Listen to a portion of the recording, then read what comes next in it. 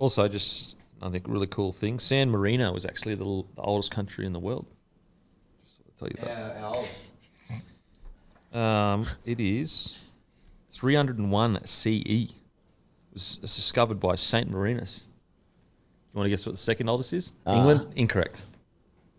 I wouldn't have a fucking clue. Just guess. Throw it out there. Somewhere in the Middle East. No, incorrect. So let's just rule out the whole Middle East. France. Incorrect. Somewhere in like Africa? Incorrect. Incorrect. What did you say, Africa? Anyone one more guess? Japan? Japan, boom. Oh. Second oldest Japan. Please. Yep. Japan. I don't want to know the third. I'm done. Actually, that's the ninth oldest. Oh, God. You want to actually guess the Did you oldest read now? the list upside down? Yeah, it actually was upside down. It actually was fucking upside It's down. not Japan. They fucking got me. It's not Japan. That's the ninth. It's the ninth. Guess the actual oldest. The oldest? Yep. Is it in Middle East? No, you can't fucking. You got to throw it out there. Put it this way: you should know it. Like in regards to England. No, incorrect. It's like one of the most historic civilizations on the world. Boom. Italy. No. Egypt. Boom. There we go. That's two for the That's why I was asking room. about Middle East. That's two for the You're room. a school teacher. You fucking should know it, mate. Not a good Are one. you recording this, Matty? I've recorded the whole thing. Thank Yeah? you. Yeah. All right, we'll put it at the end then. I can start with that. Start with it? Okay. Just a bloke in a bar. What is up, ladies and gentlemen? Welcome to another episode of Bloke in a Bar. Huge announcement. Huge announcement. It is literally next Monday. Next Monday, the Bloke 2024 jerseys drop at 6 p.m. The reveal of the jersey. So what it looks like is Sunday around 6 p.m. So get your alarms to Sunday 6 p.m. to see what they look like. And then Monday 6 p.m. they drop. It is a limited amount, guys. So make sure to be there. It is the Bloke 2024 jersey, arguably our best jersey. I know you're going to like this one. Trust me, I know you're going to like this one. Also, as you can see, we're all wearing some new Bloke hats. We haven't dropped a Bloke hat in years. These will also be on sale Monday, 6 p.m. with the jerseys. Plus one other item we haven't announced yet, but we'll announce it getting closer. So set your alarms, guys. You don't want to miss the Bloke jerseys. I've already put out a clue on Friday. They have a collar. There is a collar. Houston, we have a collar. Oh, yeah. So make sure to be there. Once these are gone, we're not making more, guys. As always, it's each year has its unique jersey. So set your alarms, be there. The Great Guru, how was your weekend, mate? It's good, mate. I have a head like a bowling ball, as we all know. So quite often when I put a hat on, I know it's not going to be a good fit on me. These are perfect. Thank you. Thank you. We always take care of the big fellas, Roo. You know that. You know that. Big brains. Yeah, well, that's debatable. But Tim, does he have a big brain? Yeah, well, look, I spent a lot of time podcasting with Guru, and you can make your own mind up. How's your weekend, mate? Look, my head's good, but I'm not. I'll be honest. I've had a tough weekend. It all started on Anzac Day. Yeah. Terrible at tour, no good. Got trounced. Into Friday. Friday was all right. Saturday, played golf. Terrible. Okay. Saturday night, I'm a Liverpool fan in the EPL. Their title race ended.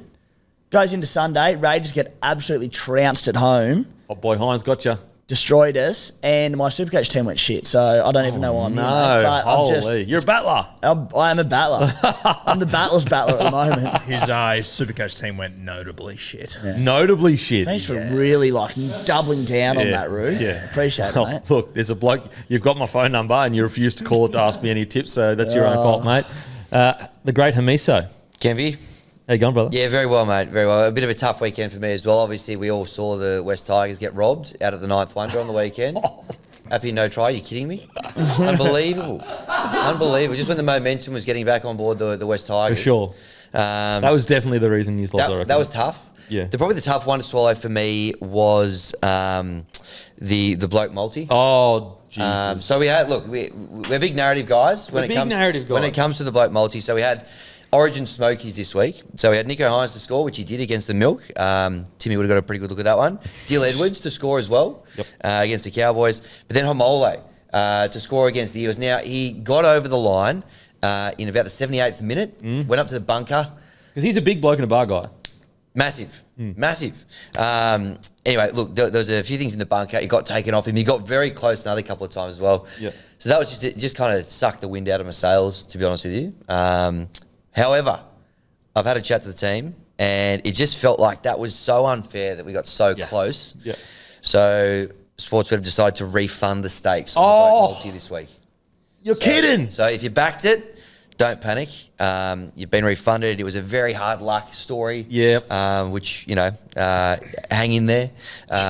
But you got your stake back. How good. Yeah. Massive thank you to Sportsbet. They're taking care of the bloke community there. Very unfair beat. Very unfair beat. Yep. So love that. The bloke in the bar multi, it'll be back up this week, guys. So we'll go for some more narrative. We'll have a yarn. Absolutely. Hang in there. If you've got any, hey, tell you what, leave a comment if you've got some narratives. That you've got some yarns. Yeah, got some yarns or narratives you want us to get around with the bloke multi. We'll look into it. We'll do our research. Yep. And we'll get back to you. We'll get on board for sure. So leave a comment. We might use your narrative. Matty, do you have a mic? Oh, what do you... I was just going to say, how was your weekend? Oh, there we go. There we go. Oh, You're what a a kiss man. ass, Hammy. Mate, it was a fantastic weekend, actually. Yeah, it was a great weekend. Last week, my wife and I, we finished Shogun, the TV series, the mini-series. Really impacted me. Quite a dramatic ending. No spoilers. No spoiler. Hey, I'm not. Hey, spoiler alert! It's incredible. There's your spoiler alert. So must watch. And then we took the little fella. We took him down to the Cronulla beach there, where the grass. I don't know what the park's called, but the grass is essentially the first time he's like kind of been out in a park. So that was good to see him. Then the next day, we went for a walk and went down to some rugby union field and watched a young rugby team train. So look, it was a pretty good weekend. Pretty good weekend. So a bit of a weekend ruiner at the end there, but no. Well, look, it was good for me because I got to say to the missus, well, back in my day, I used to play a bit of footy myself, and I used to be like, that kid, he's not going to make it. Just hated from the sideline.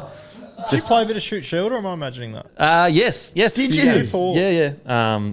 Southern District. Wow. It was a very short stint. I didn't enjoy the game that much. If I'm being honest. Great people though. Great people. Just I didn't enjoy the game that much. And by that stage, I'd kind of checked out. If I'm being honest. Kind of checked out. Just chasing the money late in his career. There was no money. There was no money. That was definitely chasing the. I wanted to travel, and so went over to Union for a little bit.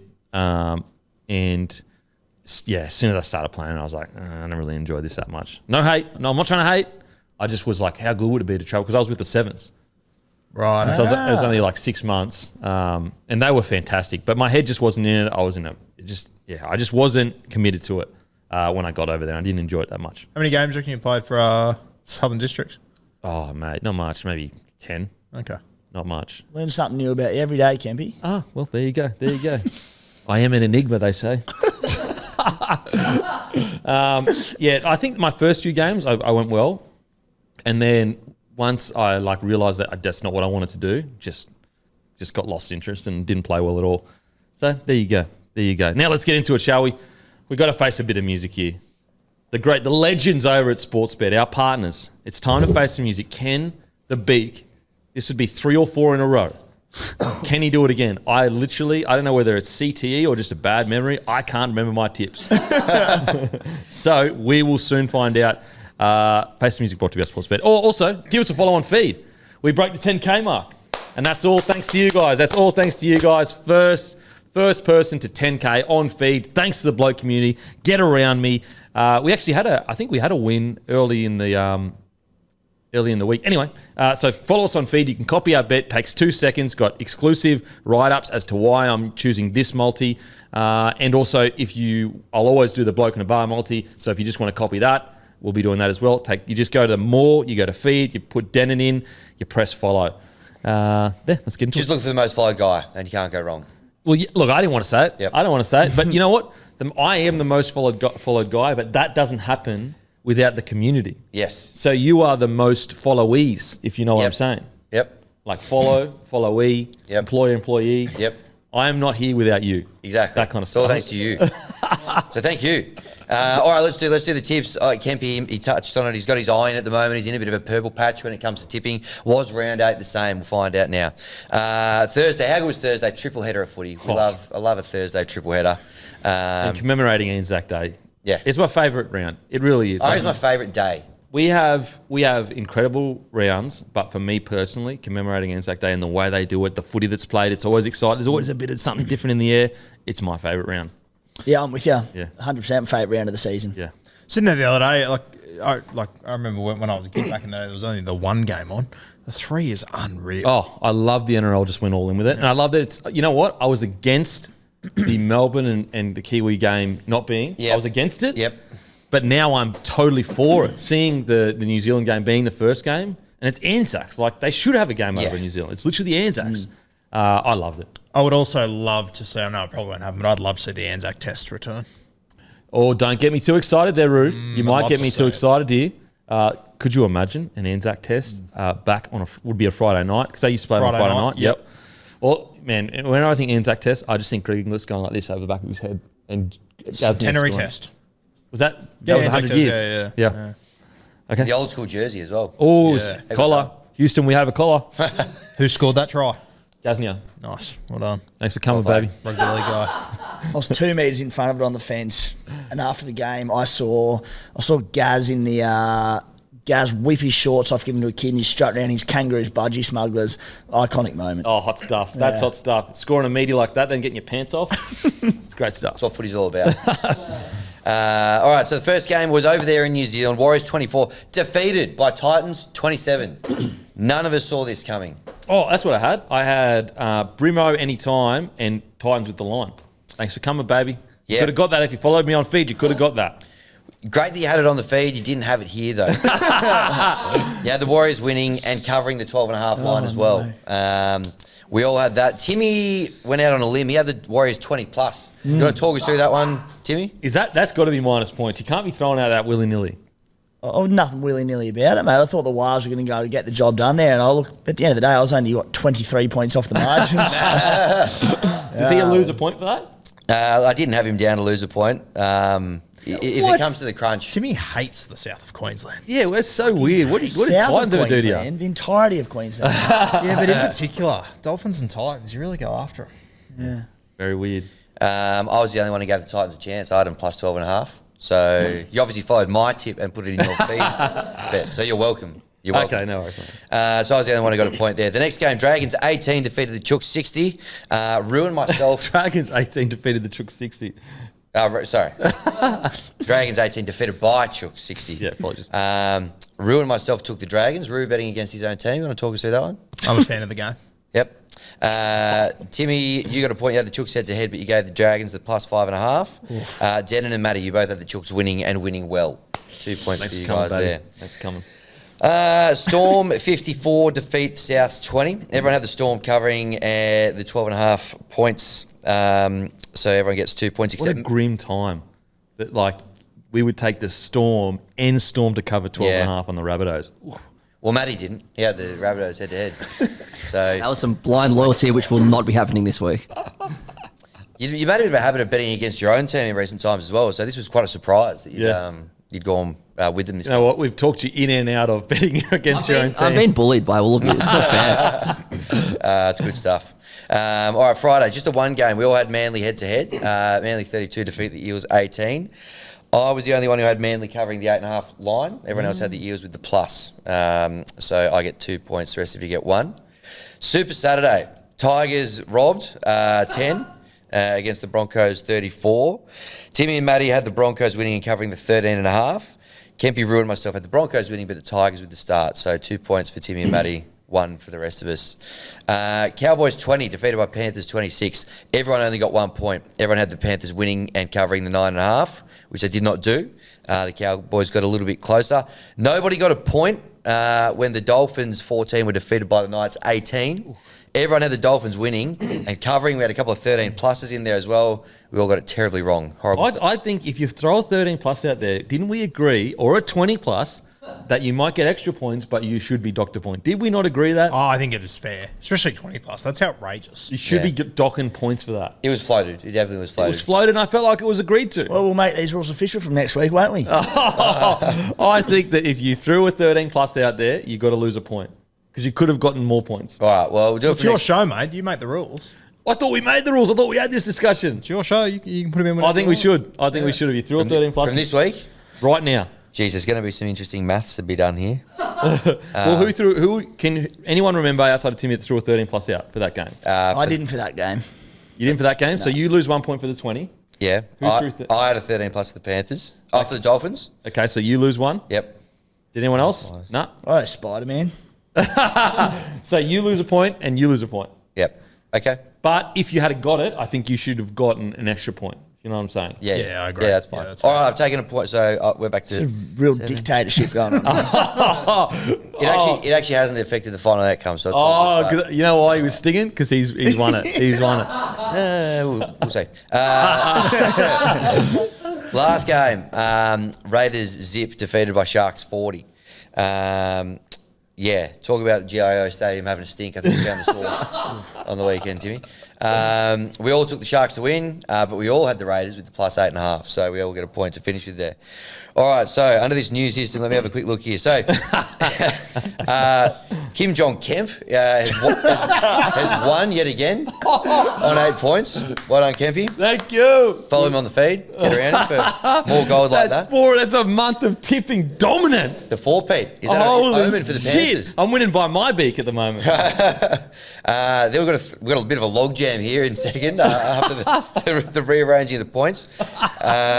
Timmy, Matty, and myself are all on 7 points, which means bringing up the rear on 6 points this week is the Roo. Now we've flogged the chicken dance into the core of the earth. So I had a quick look at Guru's most played on Spotify, and I've gone with Guru's most played song today. Oh, great. So That's great stuff. Guru will be dancing to the Crazy Frog. Oh, that is gold. All right, good. Give us the in-betweeners version. Oh, shit.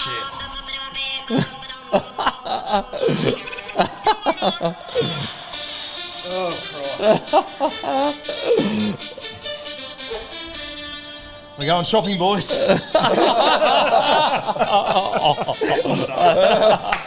How good. So without that -1, it would have been a draw between us three, correct? Yeah. Yep, correct. How good What could that have I been? implemented that rule. What could have been on the fly? I'm actually a maths mastermind. I knew that was going to come down to 1 point. I was a general maths boy, and I think I got a band 4 back in 2010. So I was really feeling I was under the pump there, but we got there. Oh, that's great stuff. Oh, that is Face Some Music, brought to you by our legend partners at Sportsbet. And just to reiterate, Hammy, for the bloke community, the Yep. bloke in a bar multi, Correct. because it was such an unfair beat. Yep, This your steak has been refunded this week. for the bloke in a bar multi. Yep. That's not going to happen all the time, but it's just this time it felt. It's just one. It unfair. felt wrong. It Yeah. felt wrong. Yeah. Just this one-off time, guys. But we'll make sure to stay tuned. Leave a comment what narrative you may want us to go after for this multi. Yep. I mean, the fact that we had a bad beat, there's an argument to be made. We went back to back. Debut got up. Yep, There's an argument to be kind of got up. strong argument. Strong argument for it. Alrighty, let's get into Bloke Beer Team of the Week. And also stay tuned for our tips at the end of the show. Bloke Beer Team of the Week. Make sure to grab a case of Bloke Beer, the beer of rugby league. Beer for blokes that turn up for family, mates, and good times. Aussie spirit in a can, and it's a beautiful, easy drinking lager, the midi and the full strength lager.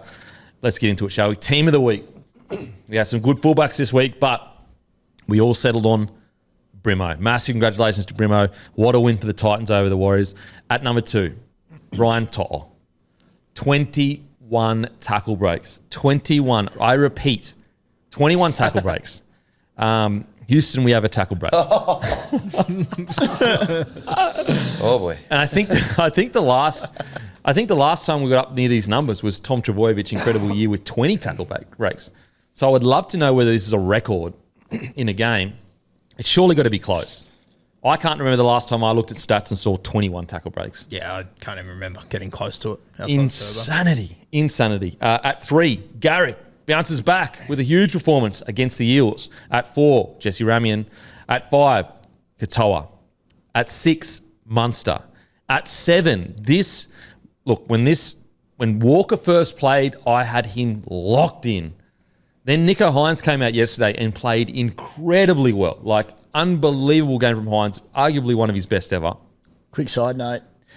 Sorry to pick on Jake Trebojevic. Jake Trebojevic has had 16 tackle breaks in the last 4 years. That's an 80-minute lock forward. Bizza did it in one game. That is so good. That also puts Bizza 14 tackle breaks clear of the next best, which is Joey Manu, who's got 45, and Manu's played one more game. What's the average? How much ahead?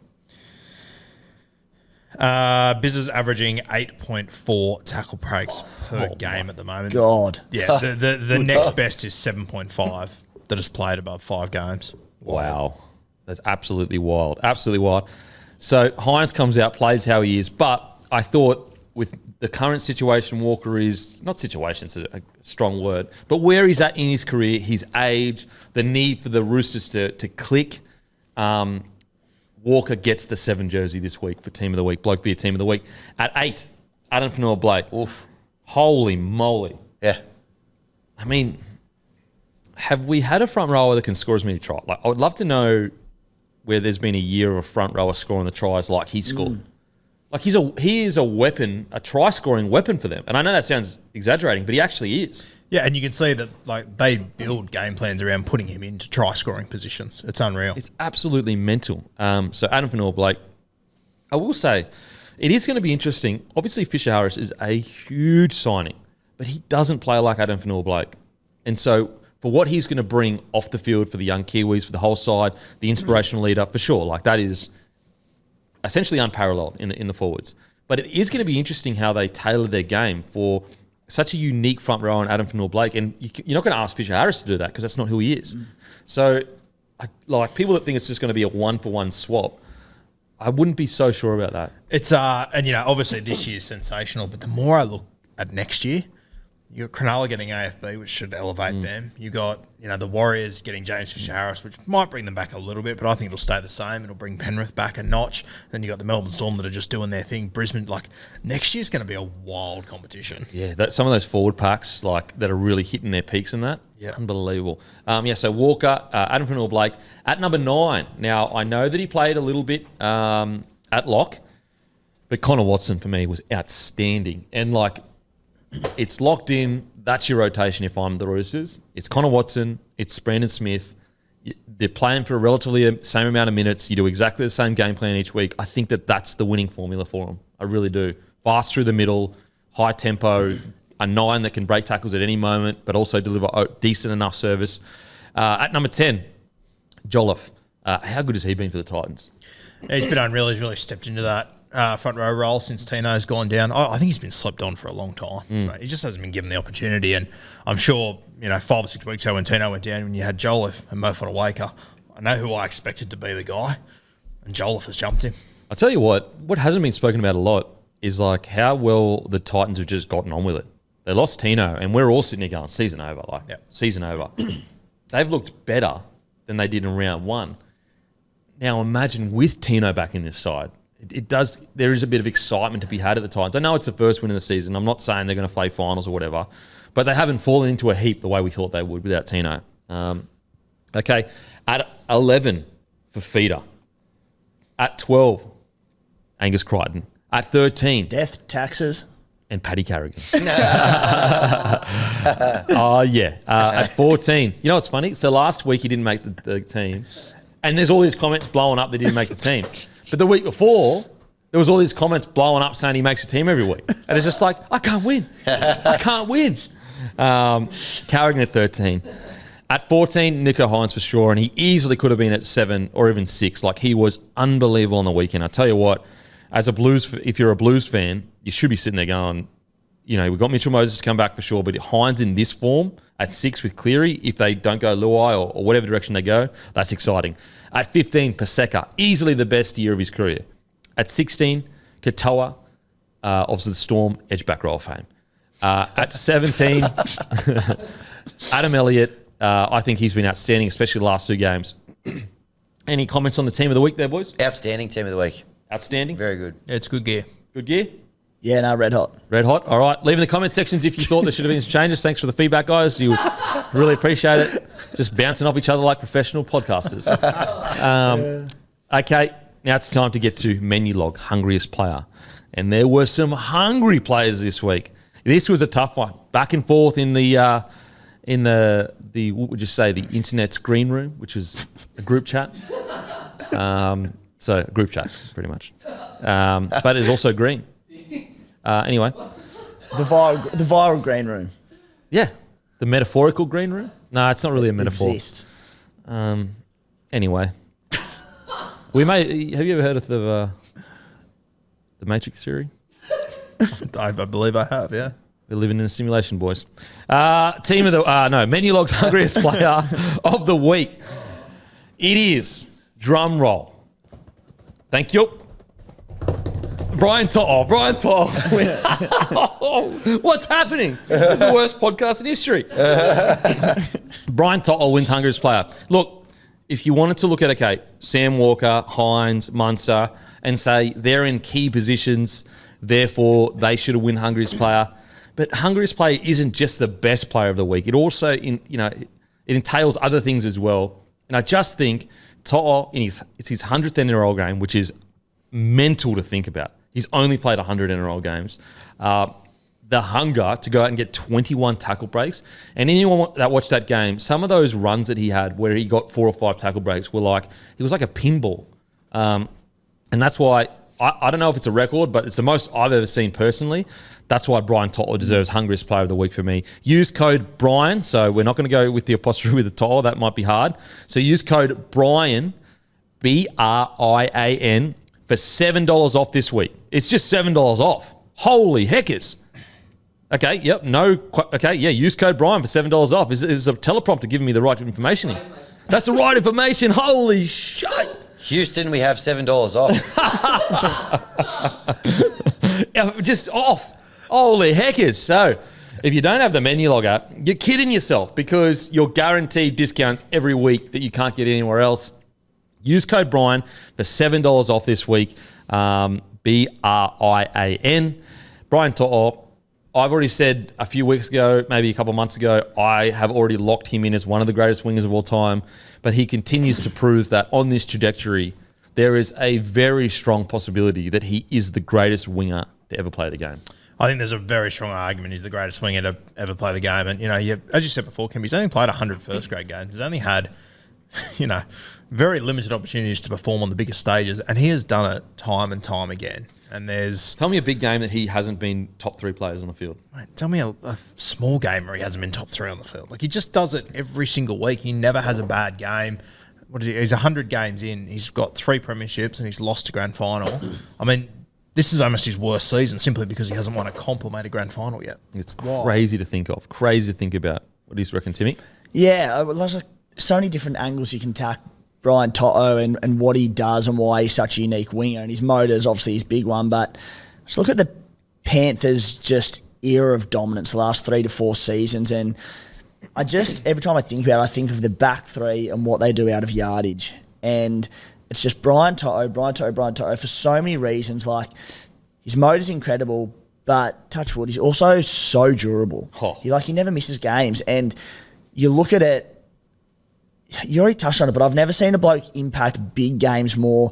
How often do you sit there at the end of an Origin game or an international game or a grand final and legitimately go, the winger could easily be the best player on the field? You never do. But with Brian To'o, it's almost every big game he plays. Yeah. I mean, you look at Origin, every series he's played, he's been probably in your top 3 players in the series.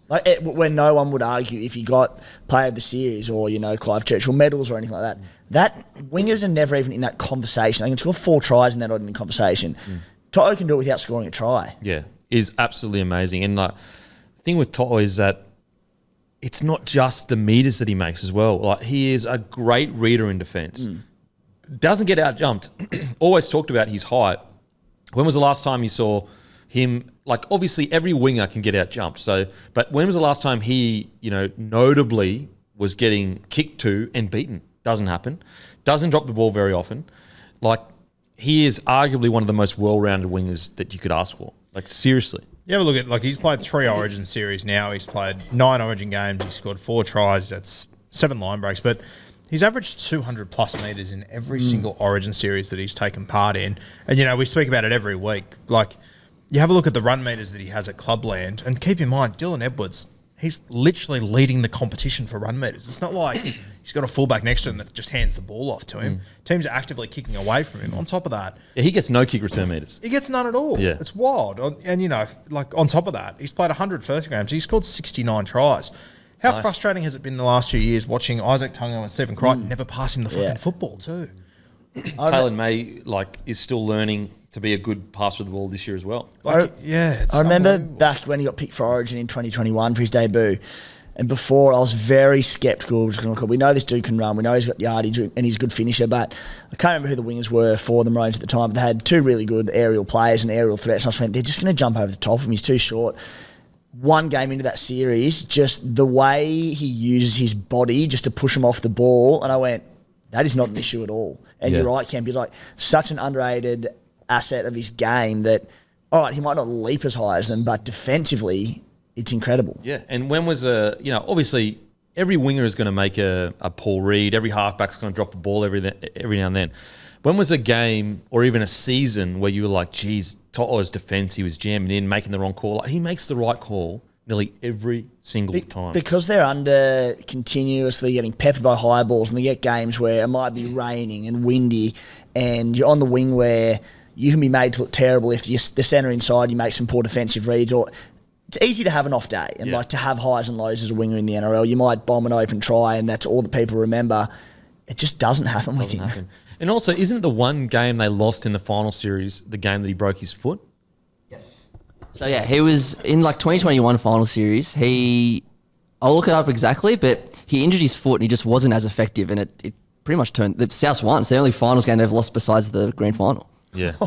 So you look at that and you go, the only finals game they've lost besides the grand final, and To'o got injured in it. When has a winger been that important to a side? I can't recall. How many post-contact meters do you reckon he's averaging this year? I reckon I'll give you my honest estimate rather than going overs to try and ruin your moment. I'm going to go 60. He's averaging 83 post-contact meters. I think you could have tried to go overs there and still not fucked it. It's insane. 83 posts. Holy moly. That's average as well. That's averaged. Incredible. What do you reckon about To'o? Yeah, well, if you look across sports, every now and again a player pops up who kind of changes what it means to excel at that position. Adam Gilchrist did it in cricket. He came in, explosive batter. You're a big cricket guy, you'll remember this. Yeah. Explosive batter basically changed it. Now, if you want to be an elite wicketkeeper, you've got to be a great batter as well. I reckon To'o was doing the same with the wing spot. Now, it's not just about the pretty finishes and scoring and stuff, but if you want to be one of the best in the game, you've got to be cranking out 200-plus metres every week like this guy does. He's really changed the role. That is what it takes to be an elite winger now. Those are the ingredients that people are looking for. So, well, I remember, this is how far the game's come. Remember when Manu Vadavai would do this? And as fans, you'd always go, look, he drops, a ball or two a game. And you go, yeah, but you accept that part because look what he does that no one else can do. He's basically a front rower bringing the ball back.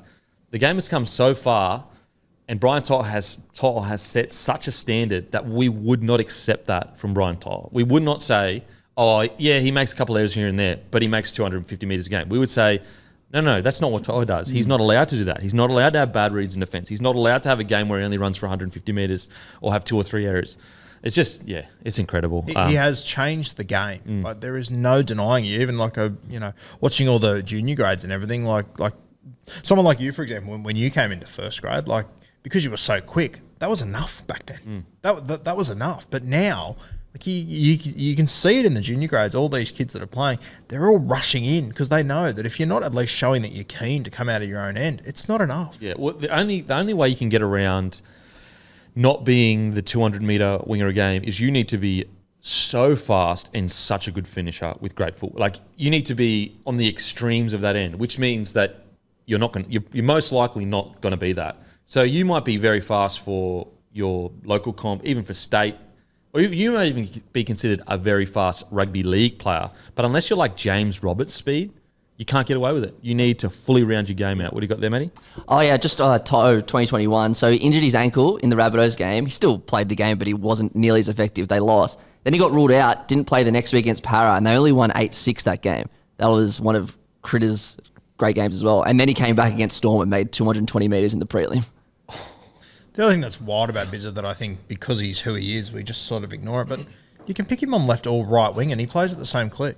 Yeah, it's a great point. Like you don't even consider it. He swapped sides the other week. No one gave a fuck. Yeah, no one even talked it. about it.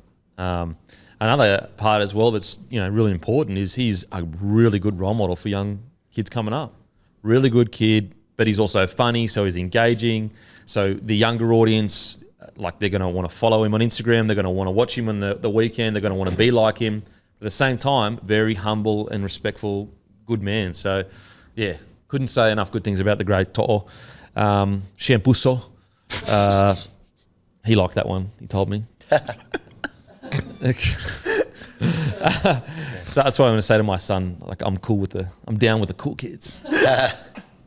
Okay, that was brought to you by Menulog. Use code Brian for $7 off this week. Alrighty, before we get into the Titans v Warriors, I just want to regurgitate. Bad word, but anyway.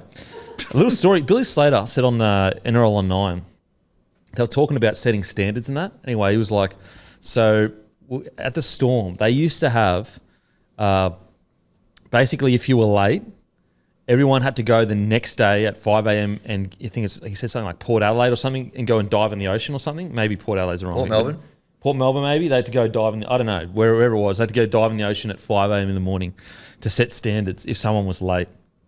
Anyway, so someone was late while Billy Slater and Cam Smith and the Storm boys were in camp for Origin.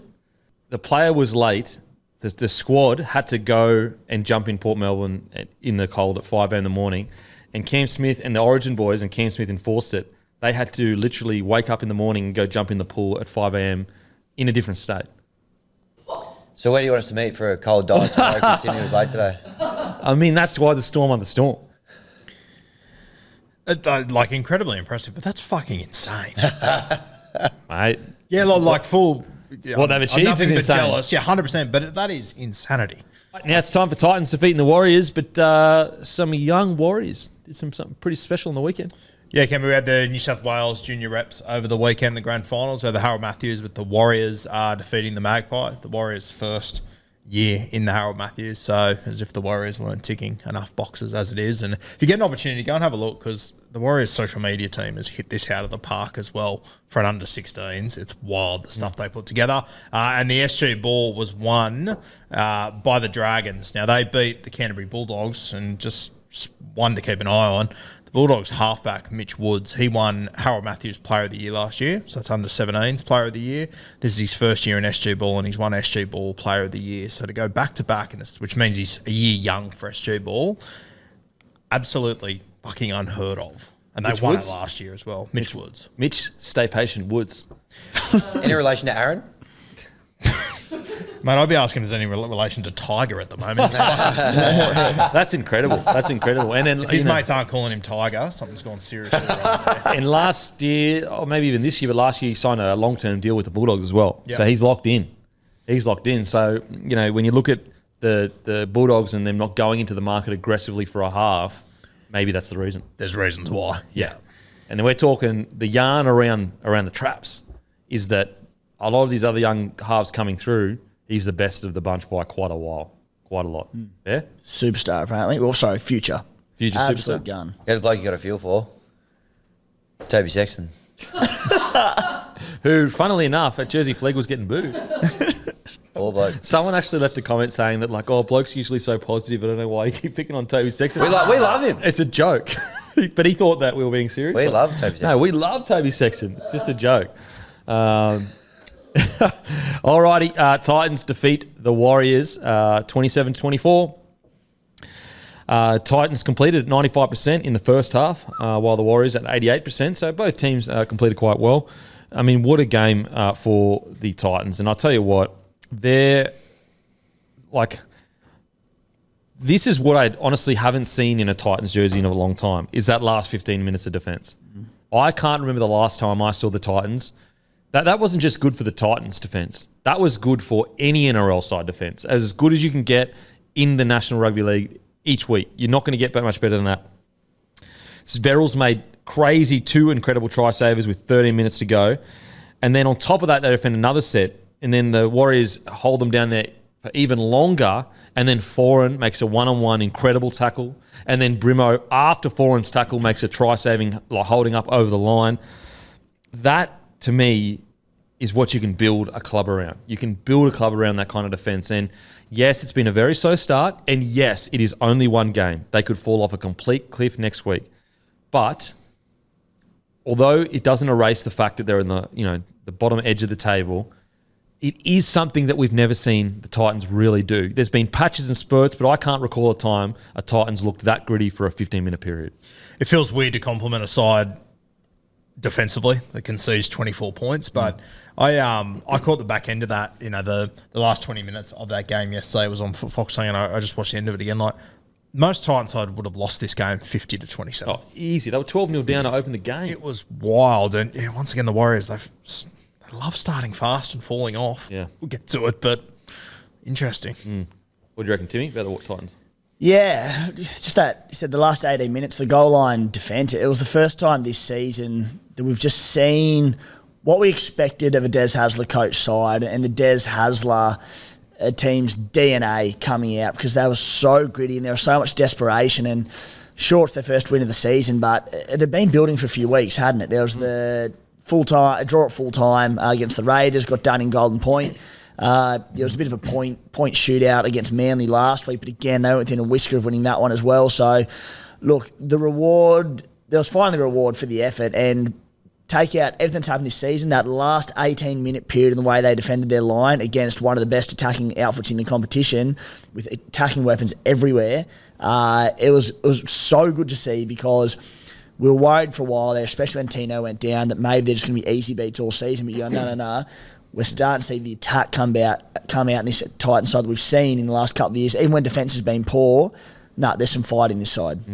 I think, I hate breaking games up because, people... I don't like it because it's like there's 80 minutes of rugby league. But if you take out the first 10 minutes, they only really leaked, 12 points? So it's like if they were... Essentially, for 70 minutes, they let in 2 tries. Again, it's an 80-minute game and there's that extra 10 minutes. But when you look at it from that perspective, that's pretty bloody good defence against a Warriors side that is desperate for a win too. We're not talking about a Warriors side that, is high and killing it and everything's going really well. Now, everything is going really well at Warriors and there's so much to be happy about. But the fact of the matter is you've got to win footy matches. And they haven't been winning footy matches. And they find themselves in a really tough position, because although I can watch that game on the weekend and say, look, the Warriors just are a few tweaks away from winning most of those matches, doesn't change the fact that they are not winning the matches they should win. But back to the Titans, we'll get to the Warriors, obviously. AJ Brimson, we've spoken about it for years on this show, but if he was at a bigger club, the appreciation he'd get for how good he is and how often he impacts games. I can't recall the last time I watched Brimson at fullback and he didn't have at least 1 or 2 big moments in a game. It is unbelievable the amount his ability to capture or create big moments. Yeah, and look, I understand why the Gold Coast Titans were doing what they were doing, but I think you just have to play him at fullback. It's not even a Campbell start. returns. I just think you might have a top 6 or 7 fullback in the game. On his day, he can even climb higher. Well, his Origin debut. Go back and watch that. You tell me that isn't one of the better fullbacks in the game? Well, if now that Ponga's out long term, if Walsh goes down, is he the Queensland fullback? Him or Hammer? Yeah, I like Brimson there, to be honest. Yeah, I think far better ball player. I'd go Brimo. Because you can keep Hammer at centre. Yeah. I'd be happy to go Brimo. Hammer's also touch and go Origin with his hammy. So Brimo, I thought he was outstanding. And just, as I said, it's just some of the... I don't know. I think it's because it's very hard to kind of look at Brimo and go, what part of his game stands out to other fullbacks? You look at Tommy and you go, he's this huge, incredible super athlete, but he gets through a bunch of work. You look at Teddy, he has 30 hit-ups a game. You look at KP, it's the incredible footwork and ball playing. You look at Reece Walsh, it's the fact that he will chance his arm anywhere and a lightning 10 metres. Whereas Brimo is a bit of a mix of everything, like decent ball playing, pretty quick, pretty strong in contact, but it's the way he brings it all together that works for him, I think. So I thought he was absolutely outstanding. And, without him, obviously, I don't think they win that match. I was so happy for Tanner Boyd in this one, boys. Same. He has been absolutely bashed from pillar to post across social media, and I was talking about it last week. I don't think the Titans have done Tanner Boyd any favours over the last few seasons, the way that they've utilised him and tried to make him a 9, try and make him a 13, and to see him crash over in this one, I thought it was just a great moment. One of my favourite moments of the weekend, to be honest with you. 771 kicking metres. How good. The moment for me, for Titans fans who've been through a rough start to the year, obviously, was the big three standing up. And I've mentioned it a couple of times already and trying to look sort of glass half full for the Titans, that Fafita missed the start of the year. Then they lose Tino. Kieran Foran missed games. Brimson was playing centre. Granted, that was by choice. But it was Foran doing what Foran does best, and isolating big back rower on the half. And he got Fafita one-on-one with Sean Johnson, a decent half defender for the competition. Fafita, one-on-one with him, storms through him. SJ holds on, but it's just Brimo supporting him, off his hip, offload try, just going quite simple. But that is that left edge does so well, and that's where you go, all right, these boys are back. They're all fit. They're all firing. This is what we have to look forward to, because there's so many points in this team. We know there is, but we haven't seen it earlier on in the year. That was the play for me. I love Fafita's new kind of energy, where he understands that he's the guy that needs to make an impact. I think that you go back to look at years gone by, and it was almost he wanted to make an impact. And I think that now he's matured enough to know he needs to make an impact. And there are two different things: wanting to make an impact and knowing that you need to. It's a different mindset, because one is saying, I'm getting paid an X amount of money, so when the game's on the line, I need to create moments that definitely get me a try. So, for example, the drop under that happened out of dummy half, that was set up by Fafita. That was called by Fafita. And then you look at the end of the game when they won, he's talking to all the boys, he's geeing them up. That's where we're seeing a mature Fafita, and I mean, he's still only 24, I think, so it's actually insane. That is basically accepting the role of a leader in the side. Whereas I think the younger Fafita was, I'm just a gun that loves playing footy. And look, both are really, really good footy players, but I think this is the one, the leader, the mature player is what the Titans need right now. That drop under that, whoever the hooker is does for him, and it was Randall on the weekend for his try. It's pretty not easy to sell, but if you sell it properly, he's near unstoppable. If the dummy half gets out, engages the marker, and you get Fafita, honestly, there could be two blokes there. You are not stopping him. Yeah. Can you imagine also being any defender, but imagine being a little fullback defending at A marker right in front of the ruck on the line, and seeing Fafita go to dummy half and going, shit. Just put your body in front and hope for the best. What do you reckon the Titans, mate? They were good. I'm glad Rue brought up Tanner Boyd. I thought he was great, especially that little probably 15-minute period before half-time to get him back into it, get a couple of tries going. Obviously scored that first one. Sunk a field goal as well, right on the buzzer. I was really happy to see. I mean, they were all great, and great that they were able to get their first win of the year. But to see him going well, in a slightly different role, he had the number 6 on this week. That looked like it suited him a little bit better too. So that was really exciting. Interesting as well, last week we spoke about the Titans. We put a market up for them. When will their first win of the season be? As is always the way when these things go up, the very next week, bang, they knock it over and they shut us up. But great win. I don't think, none of us saw it coming. I think those 3 names that you've singled out are probably the keys to it. We pointed it out last week, and it happened again this week. Detos goes over to New Zealand down 12-0 after 8 minutes and still goes, Fafita, stick to the plan. I'll put you on when the time comes. I would have had him on there as AFB put the ball down. Going, SOS, get him out there. Get him out there, yep. He waited another 10 minutes. In fact, the Titans got back into the game and scored before he came on. Look, it's easy to say we like that after they get the win, but they did get the win. That's the fact of the matter is they did get the win. Yep. And so what I like about that is that that's an experienced coach understanding that this is a long season and he's building towards something. There's a plan in place. So often I feel like, especially inexperienced coach, and you understand why, you get it, there's so much pressure. But you look at it and you go, not even inexperienced coaches, more of some experienced coach, but you go, is there a plan here? And, even though the Knights got a win on the weekend, the last few weeks, you're genuinely questioning is like, is there a plan here for what's going on? It's like Cogger's out, Gamble's out, Cogger's in, Cogger's, like all of these swapping. You go, what's the plan here? Like, did they sit down before the season? And look, I'm sure there is a plan, but obviously things have to be changed as you go. But did they sit down at the start of the season and go, regardless of what happens to us, there is a structured plan. Yes, we'll be flexible when we can, but we're going to be quite strong in our plan. And I think that's where Desi does a lot of respect for his courage in sticking to a plan. Now, we'll wait and see whether it works towards the end of the season. But on the weekend, it worked perfectly because when Fafita came on, they could go up another level, and the Warriors, at the time, couldn't go with them. I thought Kelly, again, showing us like, I'm sure a few people chuckled when we said, mate, this guy at his best is like Origin level. Like, he is so good, especially in attack. Defensively, I kind of got getting to the space with him where he's just never going to be that good. Not never, it's a strong word, but in the near future, he's probably just not going to be a good defensive centre. But, geez, in attack, he is something special. He's got so much upside to him, it's crazy. And, he always has 5 or 6 games a year where you just sit there and go, oh, my God. Because honestly, I would have said you need some time in Queensland Cup a few weeks ago. He's got those Shakira hips, doesn't he? Oh, yeah. They don't lie. They don't lie. And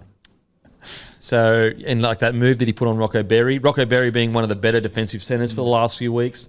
Brian Kelly, again, shows what he can do in attack.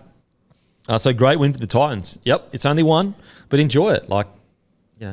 Next week's next week. If you can't enjoy your wins and you're sitting there worrying about, but we've had a bad start to the season, I can understand that, but it's like, what do you watch footy for if you can't enjoy the bloody wins? I know we got a feature in Team of the Week, but just his stats, Jermaine Jolliffe from the weekend, 160 metres, 77 post-contact, 42 tackles, 0 missed. Insane. Oof. Insane. Good player, Jolliffe. He's almost like Jensen at the Broncos, I think. He's a lot like Jensen. Gets out there, just fucking rips and tears, doesn't get the appreciation like your Hasses, your Carrigans. I will say, I thought Fodawaker was way better this week. Heaps of energy, very urgent, getting to where he needed to get to. I thought he was much better this week, Fodawaker. All right. Now, onto the Warriors. I was about to go into a whole new topic, but I'm like, it's a long podcast. So I was going to talk about legs tackles and should we reward them and the Fodawaker legs tackle on Laban. Let's just get into it quickly. So there's legs tackles. Should we have a call that let's just call it legs, like surrender, where the ref identifies a play where it's been a strong leg tackle. I'm not talking about cover leg tackles. I'm not talking about leg tackles where they find their front but they're pushing through the line. I'm talking about good chopping Jake Trbojevic through the middle. You dominate you win the contact. You completely stop his momentum. Should we introduce to promote more legs tackles like that and better our technique with legs tackles with a legs call, like the surrender call? Well, Fino, he made the chop of the week. He copped a sin bin. Yeah. But yeah, I agree with you, mate, but I don't know how the hell you do it. Well, it's like a surrender call. So when the ref identifies someone's surrender, he calls surrender and he allows them to hold them for an extra second. With the legs one, you call legs. It wouldn't happen all the time. It would just be good legs tackle, legs, and he's allowed to lay there for an extra second or two. Well, the call will be Starling. I'll call Tom Starling, and then everyone will know they've got an extra 3 seconds to lay on the I think, Kempy, that's the way the game is heading at some point because I believe there's more safety around it and rewarding the legs and not going up high and slowing it down like that. Well, it's conflicting. The studies have been shown going low actually knocks more people out, but other studies have shown others. Yeah, that's what I was about to say. I thought the lower ones did, but it's a bit all over the shop, isn't it? But I can see that there does get to a point where it becomes a reward for making these legs tackles and putting them down. And further into the future, and it won't happen anytime soon, but if it does, I think you're right. I think there will be a call of like surrender where you go, all right, you get to hold them for an extra 2 or 3 seconds, whatever it might be, if you hear that call. Yeah. I'll never forget when I was coaching my under 15, 16 sides, Johnny Sutton came down one night to help out and we did a bit of defence and he said, all right, I just want to show you some technique stuff. And he got my little hooker to come out. Someone read it. Hooker did chop tackle, perfect, textbook, how we all learnt to tackle. And Sutton goes, if you ever do that again, I'm going to tell your coach to hook you. And I was just sort of like, fuck, that's harsh. And so I was like, it's useless to us. If you don't wrap up the ball, offload, who gives a fuck? Well, as well as even if they don't offload, it's a quick play the ball. Yeah. Like you lose every way. You'd rather catch and wait for people to come. Because like when in NRL, you're taught to catch and count people. So if the perfect tackle in NRL nowadays is to catch, another guy comes in, and then you hold them up as long as you can, and you slowly take them to the ground. Because obviously the slower you take them to the ground, the more time you get to reset. And then obviously the step further to that is catching and dragging back, which you see Penrith do so well. But yeah, just a bit of food for thought. Okay, now on to the Warriors. The Warriors, they're a very strange one because they're not playing terrible footy. Their completion rates are pretty good. I think their defence, absolutely. I do get the feeling, though, that they're falling in love with attack a little bit too much. I do get the feeling that they are so eager to be like, look, we are so good, we can put on points, and not falling in love with defence the way you need to, especially the last few games. And I also think that they're so structured and everyone does their job so well. I do think that sometimes you can almost get into like a monotonous kind of I'm just doing my job mindset. So like some of the lines that they're running, and the short lines in that, they're running them well, but are they running them like they're getting the ball? I think that they sometimes fall into the robotic, like I'm just running a line, rather than I'm running a line to get the ball to bump that bloke. And I was watching on the weekend, I just felt like there were times where they were just kind of going through the motions is too aggressive. So they weren't just going through the motions, but they were just doing their job. I also think that some teams are starting to clue on defensively in how to read their shape, because a lot of their shape, they actually don't spread wide and stick their winger out on the edge and kind of get the ball to him with a long pass. They actually fan out together. So like they're quite close and the passing is quite short, and they fan out together, forcing defences to wedge in. But I think that a lot of defences, and Broncos are probably the best at this, at wedging in, but their edge back rower and half back, so that's their 4 and their 3 defender, become a second line of defence and cover. So it's almost like you get 2 cracks at the cherry. And I did notice on the weekend, the Warriors were really good at getting that extra man, but the Titans would just sweep in behind. And so I think that they maybe need to tinker with their attack just a tiny bit, nothing major. They need to run their lines with more bigger. And also, I do think they've gone away a little bit from their plays around the ruck where they get points.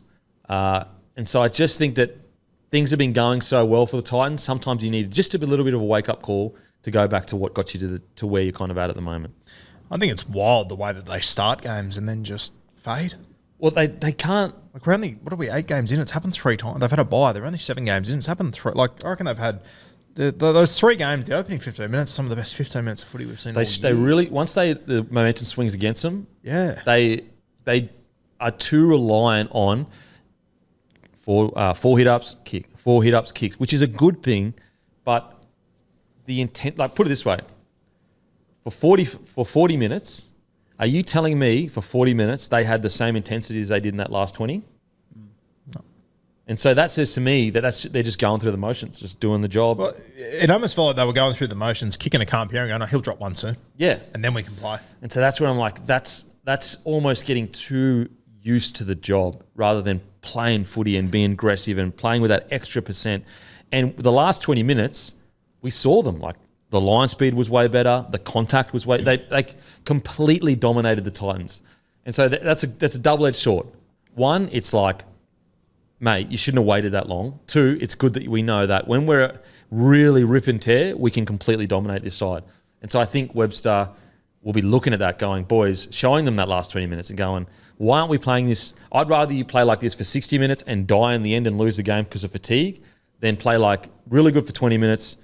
Not good for 40 minutes, or not even not good. They still play okay, but just there's no energy. There's no urgency. So no urgency for 40 minutes and then urgency.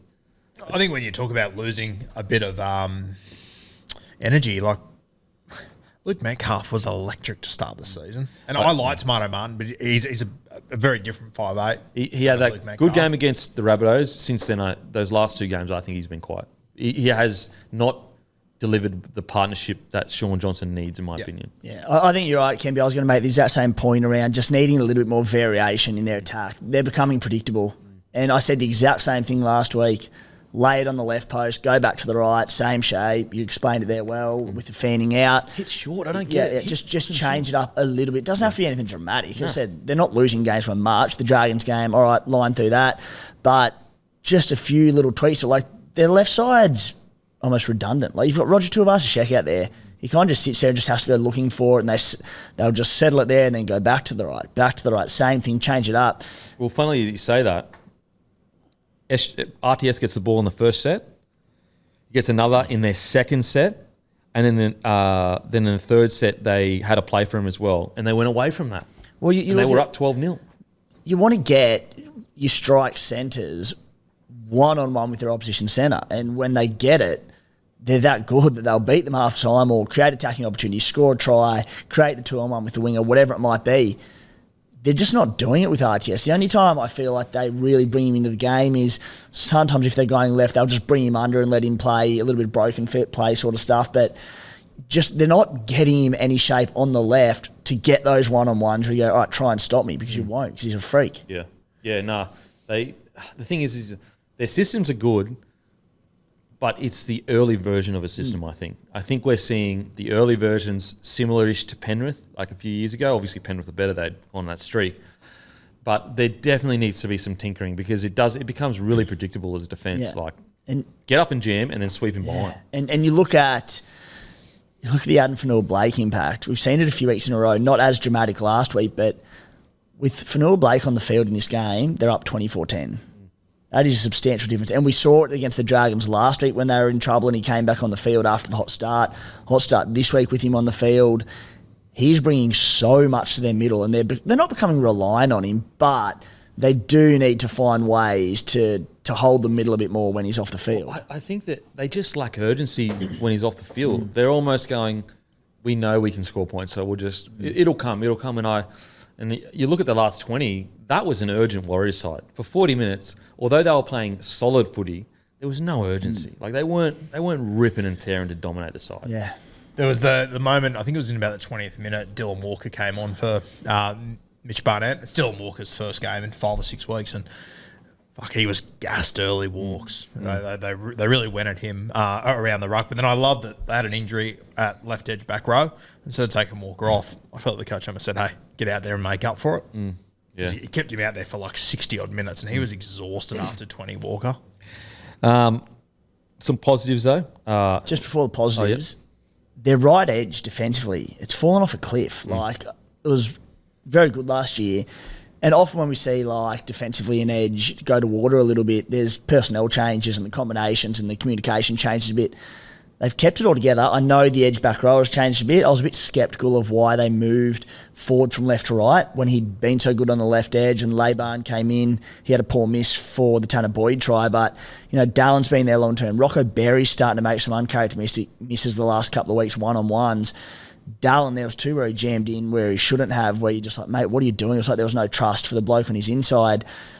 Look, they're good enough, and I'm sure they'll fix it, but really uncharacteristic what that right edge is doing defensively. Oh, for sure. Like, I felt Berry for a few games was one of the better defensive centres in the comp. Last couple of weeks, like that miss on Kelly, although it was great footwork from Kelly, but that's one-on-one centre. Yeah, one-on-one centre footwork. Like, and yeah, some of Wateni Zelezniak's jamming in is just like, mate, stay square. The one coming out, the Titans coming off their own like 20 or 30. And they just went to the edge, and Dallin just jams for like no reason, just not trusting Rocco, whatever it was. Can't prayer down the outside, back on the inside of Brimson try. Yeah. Like, just shouldn't have been scored. Yeah. And look, there were some people that are going, oh, yeah, the old Warriors are back. Like, I don't think the old Warriors are back. I think they're a few tweaks away from playing some good footy, but it is definitely becoming alarming. Like, this could spiral out of control, not because they don't have the personnel or a good club or whatever, but from a confidence perspective. All of a sudden, you can start second-guessing yourself and, do we have what it takes to, kind of win the big games? Or it wasn't even... no. Anyway, so hopefully they can fix that. Thoughts on the Warriors, mate? Yeah, well, they've got to start, obviously, winning some games. They were disappointing, on the weekend to lose. But I did think we've touched on Fanua Blake a little bit, how good he was. Mitch Barnett, though, worth a shout-out as well. Nearly cracked the 200 again. 110 post-contact meters for him as well. So those two having a good rip and a tear. But, yeah, you're right. As soon as Fanua Blake kind of has his first spell, that's when they kind of lose their sting a little bit. Mate, for me, Barnett is firming pretty hard for New South Wales. Obviously, still quite a few weeks away, but he's firming pretty hard for me. I probably had May in front of him a few weeks ago, but I think Barnett's definitely jumped him now. It'll be an interesting few weeks for the Warriors. They play the Newcastle Knights in Newcastle, then play the Roosters at Allianz, and then they play the Panthers for Magic Round. So 3 games all in Australia. It's going to be a big 3 weeks for them. Yep. Now, our Mosh bounce back this week. It's the Titans. They've won their first game of the season and bounced off the bottom of the ladder. Mosh is a place to go for smarter hair loss treatment. Most men think that the only option to try and combat hair loss is to spend thousands at clinics, and many don't want to go all the way to doctors about it. Well, times have changed. Mosh is 100% online, so there's no travelling to doctor, clinics, or pharmacies. Mosh deals with every bloke on a case-by-case basis. Their Aussie doctors will give you real advice as to where you are on your hair regrowth journey. Prescribe you what works for over 90 treatment variations that are delivered straight to your door. Join over 30,000 other guys in Mosh, their hair regrowth family, and get $50 off your first treatment plan with code BLOKEINABAR, all one word, at checkout. Completely customized, totally online, and cheap hair regrowth solutions for $45 a month. Smarter hair loss treatment all starts with a quiz at Get Mosh. And don't forget, use code BLOKEINABAR, all one word, for $50 off your first treatment plan. Big news. Luke Keary to announce his retirement today, but for the end of the year. Wow. Press conference will be today, apparently. Wow. And we're just about to speak about the Roosters as well. All right, let's get straight into it. Look, I think this is smart. Yeah. I think Sanders Smith and Sam Walker. I think Sam Walker playing on the weekend the way he did. You'd have to assume Keary will probably go into a coaching role there, maybe. Maybe even some analysis stuff. Wow. And just after extending, that is so strange. Yeah, just reading the article from the Telly, the decision will cost Keary up to $800,000 in contract earnings from the final year of his deal. Wow. Oh, man, I'd love to know how that conversation began. I don't know how you guys feel, but I would say that in the last 5 weeks, he has potentially played 3 of the best 5 weeks I've seen in the last 3 years. He's definitely played much better in the last few weeks, for sure. I think he's been unreal the last few weeks, yeah. I mean, I think it's just one of those things where I just don't, like, how does it change? How does it go if Roosters going, we want to extend you for a year, to retirement within... it's 2 months max? Yeah, I remember when he re-signed, I was writing a Roosters article for you. I was on the plane in the air, wrote it, got off the plane, and I was talking about how I think they have to move off him at the end of this season. I arrived in Vegas, opened my phone, and it said re-signed. I just went, why the fuck would they do that? It didn't make any sense to me, but I think over the last few weeks he's playing great footy. Then did you say 2 months max? Yeah. 2 months and 1 day. Wow. So I was wrong. Sorry, guys. Yeah. Look, I think it's probably the right call for the Roosters and for Keary. Now, that $800,000, that's a lot of money. So, I mean, he's made the decision to leave that on the table. It's a bloody good bloke. Surely there's just like slotting straight into a nice little cozy coaching. It's got to be. There'll be a little something there. There'd got to be. And he rightfully would be a great coach. Yeah. A halves coach or whatever. He's got plenty to offer the game. So, wow, that's really, really interesting. Now, LDVT 60, our LDVT 60 power play of the week is the whole Roosters team for being the first team to register 60 points in 2024 and running over 500 metres more than the Dragons. The LDVT 60 has 160 kilowatts of grunt, which makes it one of the most powerful utes in its class. Auto from 38,990, drive away for ABN holders, 7-year /200,000 kilometre warranty, whichever occurs first. At that price, why go second hand when you can have a brand new LDV? Roosters defeat the Dragons 60-18. What an outstanding performance, and it was really, this is obvious to say it, but really the first time in a long time I've seen the Roosters click. Like, this is the style of footy they should play. This is the Roosters that I'm assuming Trent Robinson envisioned when he made the recruitments a few years ago.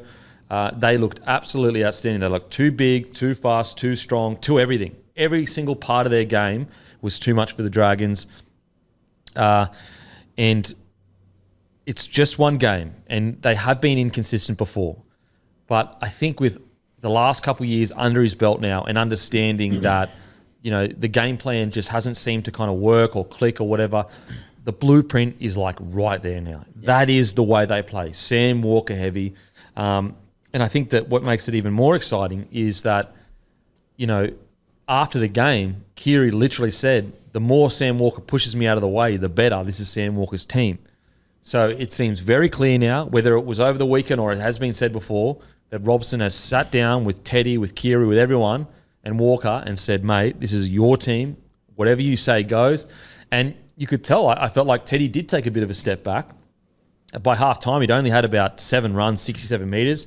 Veric, usually he's up around the 10 to 12, maybe even 15. And I think that was outstanding for the team. Look what they scored, 60 points. So really good performance for the Roosters. Yeah, it's been a disappointing few seasons for the Roosters, but when I look back at, in my opinion, the best footy they played, all things considered, was when Sam Walker first came into the league and Trent Robinson built the team around Sam Walker's strengths. I think for a long time, we've spoken about a lot here, he's been trying to gel Sam Walker into the Roosters side, whereas I think when you've got a talent like this kid, I think you just got to play his brand of footy. Obviously Victor Radley wasn't in this one, and this is what would have worried me last year. Kempy was bringing Radley back in, another spine play and whatnot, but Radley's just been playing so north and south this year that I think it'll be okay with bringing him back in. Yeah, it had all the makings of from the moment Jaden Sewell scored that first try, it was an electric try down the right edge. You just gone, this could be an Anzac Day special, and definitely entertaining because there was a ton of points, but it wasn't to be with the Dragons' defence. But, it's easy to say, they did it to the Dragons, who, they'll probably be bottom 4 or at least predicted to, but they've been in good form, the Dragons. They've been playing good footy. They completed at 88% as well.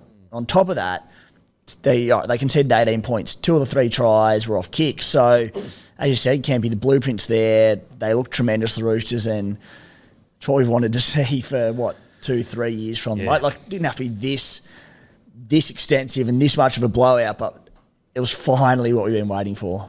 Yeah, absolutely. And you could tell that, the key players were allowing Sam Walker to do what he needed to do. They took a little bit of a step back for the team to take a step forward, and they just look so much more on song, way less clunky. And to be honest, when they did look a little bit clunky, it was because key players were stepping into probably positions that they shouldn't step into. People go, it's just the Dragons. Mate, it's 60 points. It's not nothing. On Anzac Day, and also Dragons came out firing. Yes, the Dragons are most likely going to be a bottom tier side.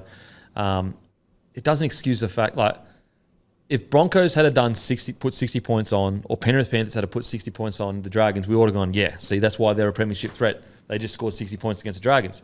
But then when the Roosters do it, all of a sudden it's it's just the Dragons. It's if they're a premiership threat, they should put 60 points on the Dragons. Now, some key performances. What about yourself, mate? Thoughts on the Roosters? Oh, it was great. I was there. They ticked it off the bucket list, the Anzac Day game. Very exciting. They looked really good, very slick. Sam Walker, very impressive as well. You mentioned that they put a team away. They obviously put the Rabbitohs away a couple of weeks as well with a similar scoreline. Big test this week, Friday night up in Brisbane. They got the Broncos. So that'll be kind of a real where's this team kind of at kind of moment. But, very impressive on Thursday for sure.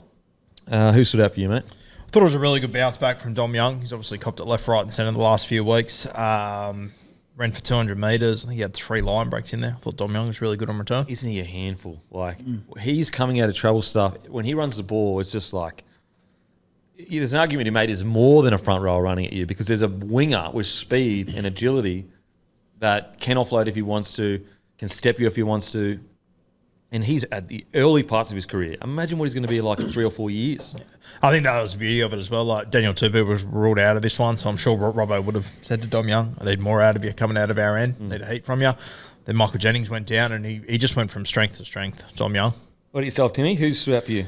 I mean, you can take your pick when you put 60 points on the board on Anzac Day, can't you? The standout performances. But for me, it was the edge back rowers. They've been chopping and changing between edges, but Nat Butcher was a threat all game and was fantastic, but it's Angus Crichton who, 12 months ago we didn't know if he was going to play NRL again. And then he came back and he was really slow getting back into it. He had stints in New South Wales Cup. He started this season in New South Wales Cup.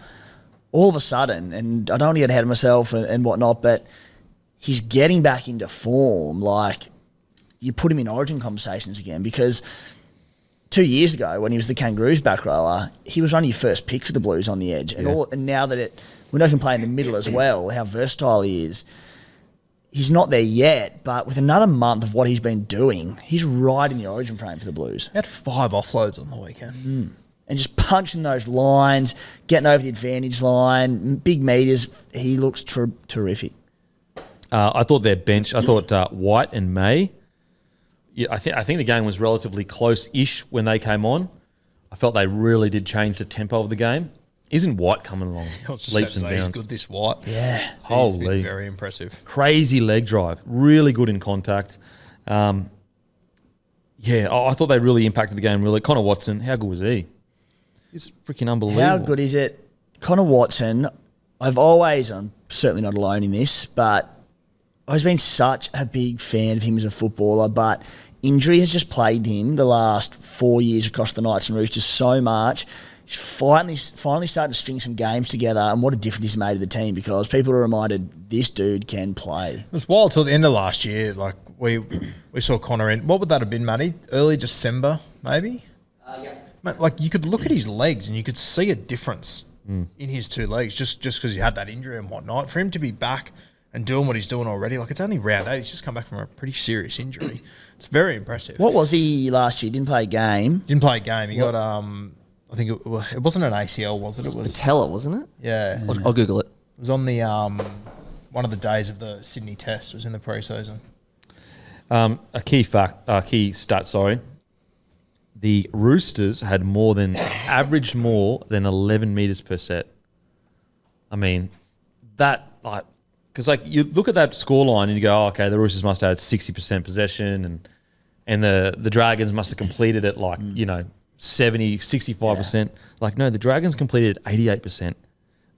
They also had 47% of the possession, yet their sets averaged 11 metres less. Like, that, when you look at that, that is just purely bigger, stronger, faster. Like, I mean, there's, yes, there obviously are plays and there's line breaks for sure. But the main thing for me was they were just bigger, stronger, faster. They won every bit of contact. Their line speed was way better. What were you going to say? I was going to say, the word that we have spoken at the Roosters for 2 years, what have we been looking for and what have we more so expected? Just being powerful and being too powerful for opposition packs. We had it. Yeah, absolutely. Well, Watson was Patella. I was going to say just on that, I thought Jared Warrior-Hargraves was very, very good on Anzac Day. So 167 metres, didn't miss a tackle as well, and he obviously set the tone with that first hit up of the game, knocking poor old Moses Sully out. He was immense. Yeah. What I loved the most about the Roosters performance, though, there's 4 minutes to go. They're 54-18 up, and they're flying off their line. They managed to hold the Dragons in their own 10 metres with 54-18 up with literally 4 minutes to go.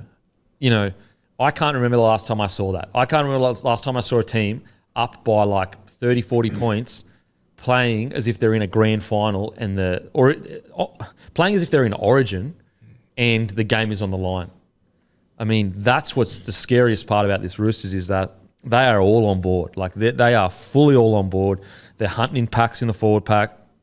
It's, yes, it's one game. Yes, they've been inconsistent over the last few years.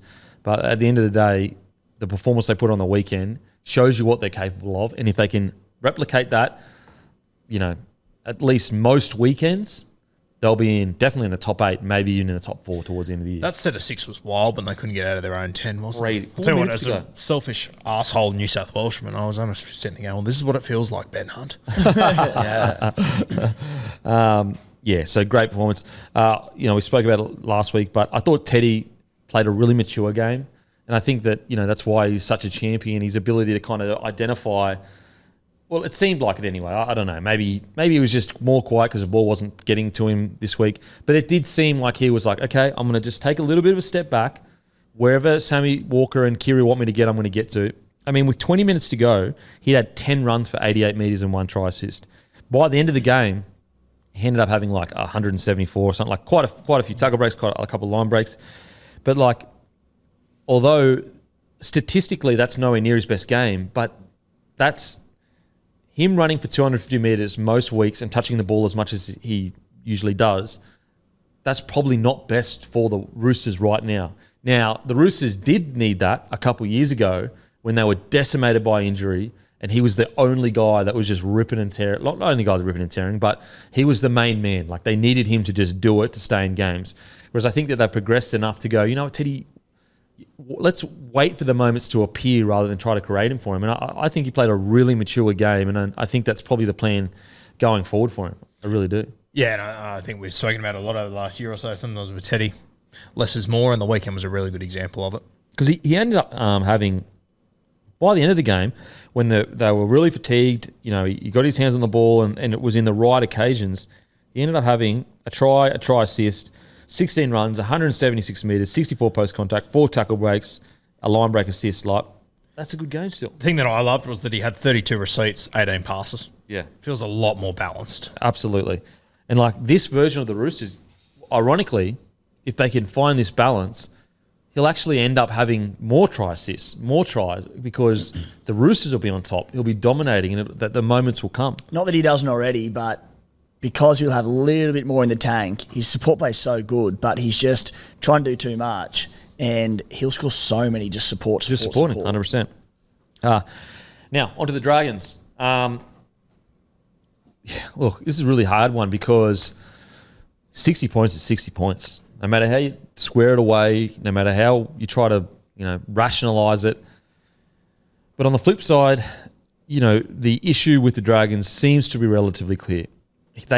Flanagan has them playing much better footy, but they are just not consistent. Like, now it's the challenge for Flanagan and that footy side is to go, okay, we have much better footy in us than we did last year, but it's about at least doing that, 3 out of 4 games rather than one good game, one.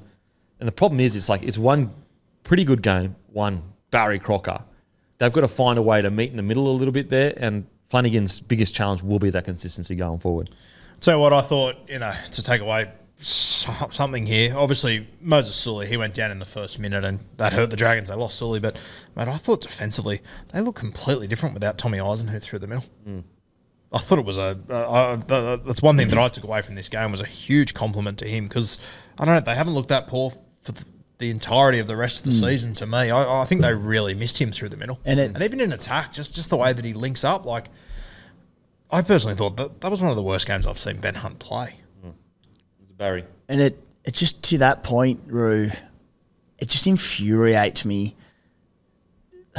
I don't know what you'd call it, but coach is just going with 4-4 benches, big packs, all that sort of stuff, and not having coverage in the back. Like, what? Today's game too. Like, what? In today's game, like, we speak about so often, but how many examples do we have to see of a player going down injured in the back line and then being forced to throw a forward out there who's not made to play centre?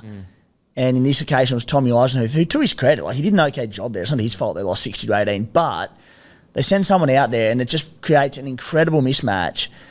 And, like, with HIAs, with injuries, with all these things in today's game, you have to have some coverage there that is a bloke who can actually play properly in the outside backs. And look, if you're a club like the Cronulla Sharks and you're fortunate enough to have someone like Sifa Talakai who can slot in at centre seamlessly and you can carry a 4-forward bench, you can get away with it. But you don't want Tom Eisenhuth to be your cover for centre anytime someone in the back 7 goes down injured. I'm like, we've seen it already. Penrith playing against, it was the Broncos one week, and then it might have been the Eels the other week when they lost backline players early. Both clubs couldn't cover the backline, and it ended the game like that. You have to have coverage there, don't you?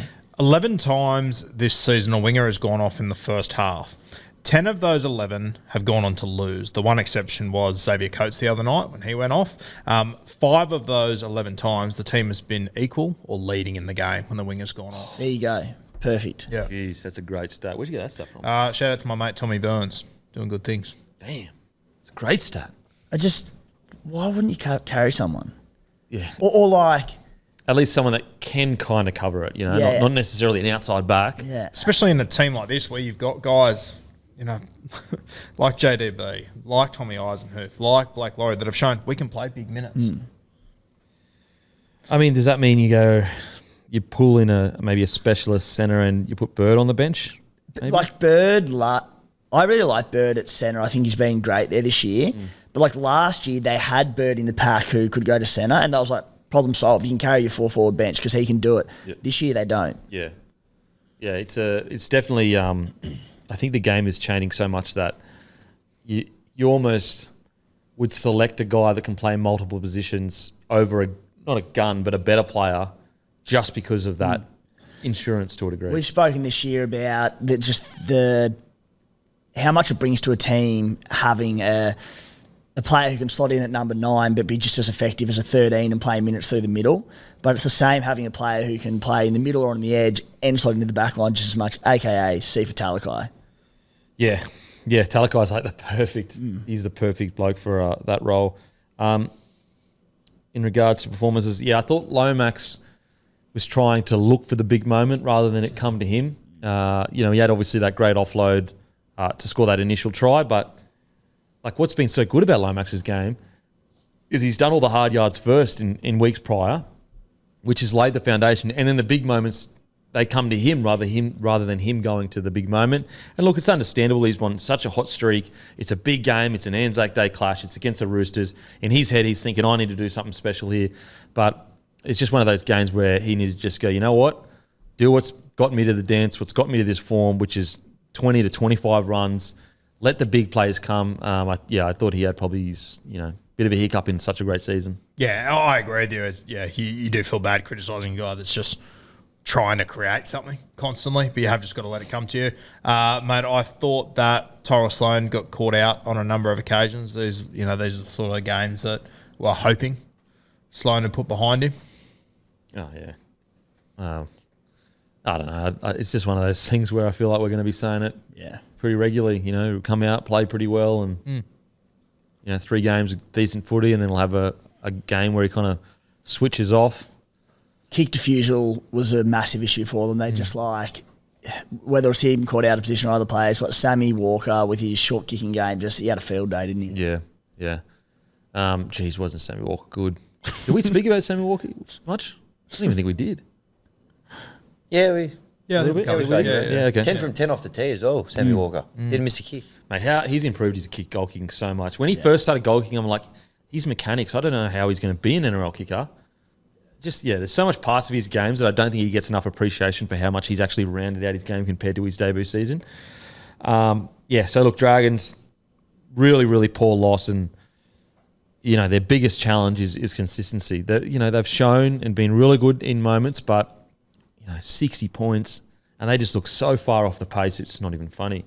So back to the drawing board for them, and hopefully it's not one of those moments that kind of knock them off that confidence that they'd seem to have built this year.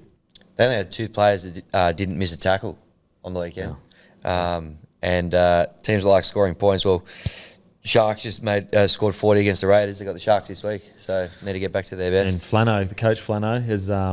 he singled that one out. He singled Set it out. that one in the diary. Put it in the diary, circled it on the calendar, he reckons. Yep. Okay. Haven't won a comp since he left, apparently, as well. That's what he said. Bit of... Isn't Flano great? do you reckon that's deflection? Oh, there's something shiny over here. Yeah. It's great. Talking about well that. played. Let's talk about the derby rather than my team getting 60 on them in a massive clash. Hey, smart footy. KO Sports, it's the place to watch all games of NRL each week. There's also plenty of other great content you can watch across so many different sports. Make sure to jump on KO, watch your team play each week. I watch Storm versus South in KO. Storm defeat South 54-20. I think Storm have cemented themselves as an absolute real deal this year. I think that barring injury, last year, even though they ended up finishing 3rd last year, there wasn't really a period, maybe one game where I might have got caught up in the hype a little bit. I'm not sure. But there was never a period of like 2 or 3 weeks where I really, really said to myself, wow, Storm could really beat Broncos and then Penrith in a final series. And it sounds silly, saying that about a side that finished 3rd, but there was really never a period where I thought, They could beat one of those teams if they had to, but both teams, I just couldn't see it. This year, though, they absolutely could beat Penrith or Broncos in a final series if they play to their potential. And I think the Storm are looking red hot. I think they're still not even close to where they're going to be. I think they're sitting at about a 7.5 out of 10 to where their potential is. The more games that this spine plays together, the scarier they're going to be. The more minutes Nelson gets under his belt, the better that Blore and Katoa can keep improving. You know, Ryan Pappenhausen, not talked about in Origin conversations. He should be talked about in Origin conversations. This is a scary outfit, this Storm, and I think they're going to be there come the pointy end of the season.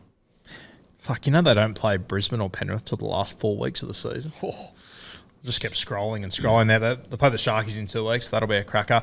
I feel like we've sat here the last few weeks and you watch this Melbourne Storm side and I keep thinking, fuck, imagine the night where all 4 of the spine members have a good game. I saw it the other night and it was terrifying. Some of the stuff that Cam Munster did, like that try that he kicked for Coates, Sean Blore was through a hole ready to put the ball down and Munster went, no, I'll drop it on the outside of my foot in a square metre, make the ball sit. But you're South Sydney, you're just going, fuck, leave us alone. Timmy? Yeah, talking this about the Storm as being genuine title contenders, and as you said, can they beat Brisbane or Panthers come finals?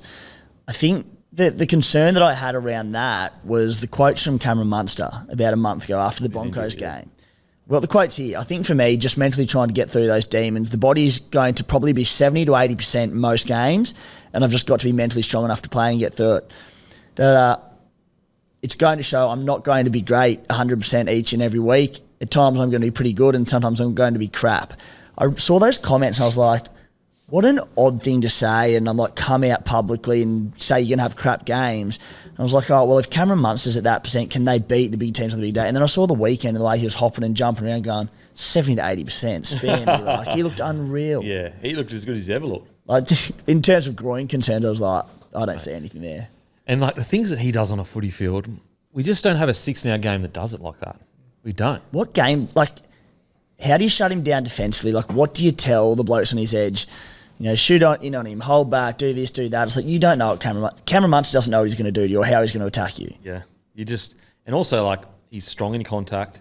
He's got he's deceptive everywhere. Deceptively strong, deceptive footwork, deceptive pace.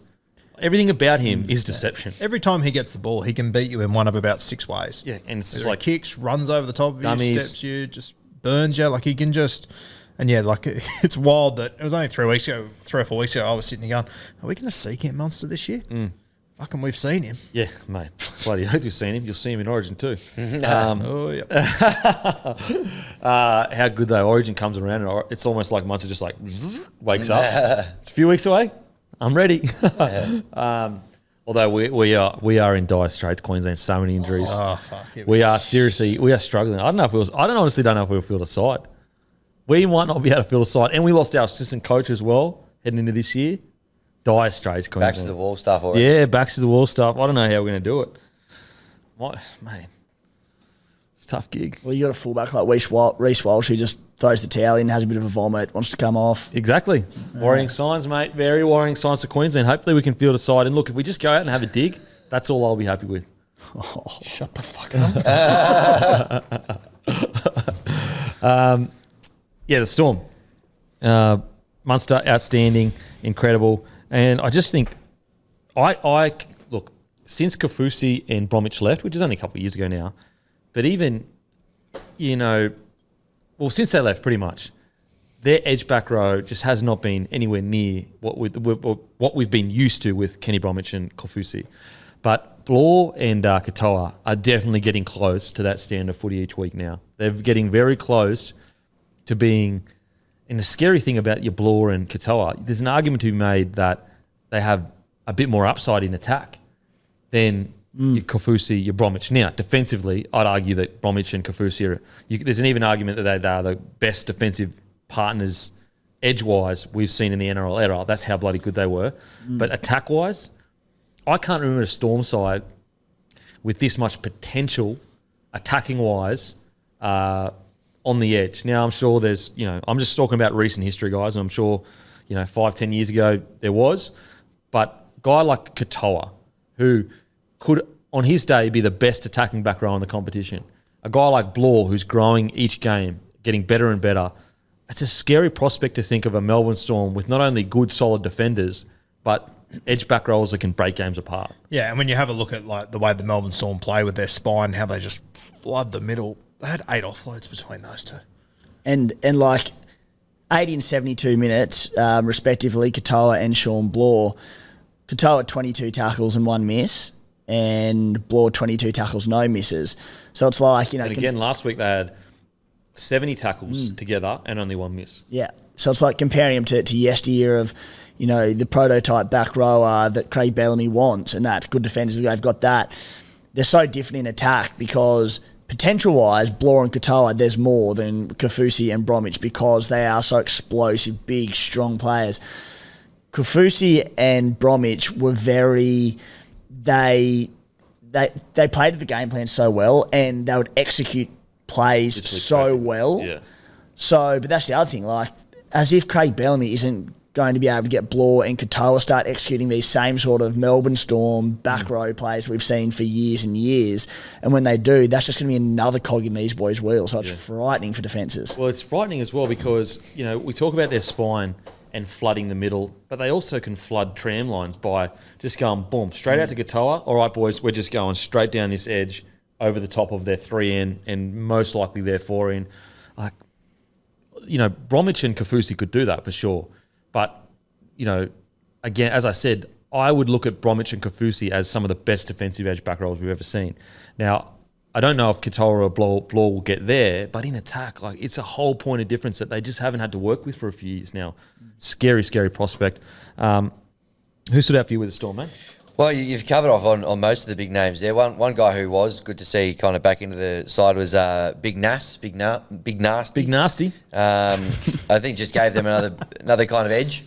Yeah. Do you know what I mean? Like just coming off the bench. And I had to say, watching that, I did feel for the New South Wales Cup players who had to deal with him for the last month or so. I mean, my word. But I think just each week they a couple of blokes just keep coming back into this team. They keep getting better. They're building well. But outside of those back rowers who, as you mentioned, are getting better each week, Nas back in there as well. Just they're an absolute handful of this team. If you take out Harry Grant, Nelson missed no tackles. Josh King didn't miss a tackle. Bloor didn't miss a tackle. Katoa only 1. Lioro, no tackles missed. So if you take Harry Grant, a smaller body, their forward pack missed 1 tackle. Mate, Nas had 8 touches of the football for 6 tackle breaks. Big nasty. Outrageous. Big Nasty, baby. He'll get you. This is a scary... And I like Christian Walsh's role that he's playing now too. Yep. Which is just like good, solid footy with a little offload here or there.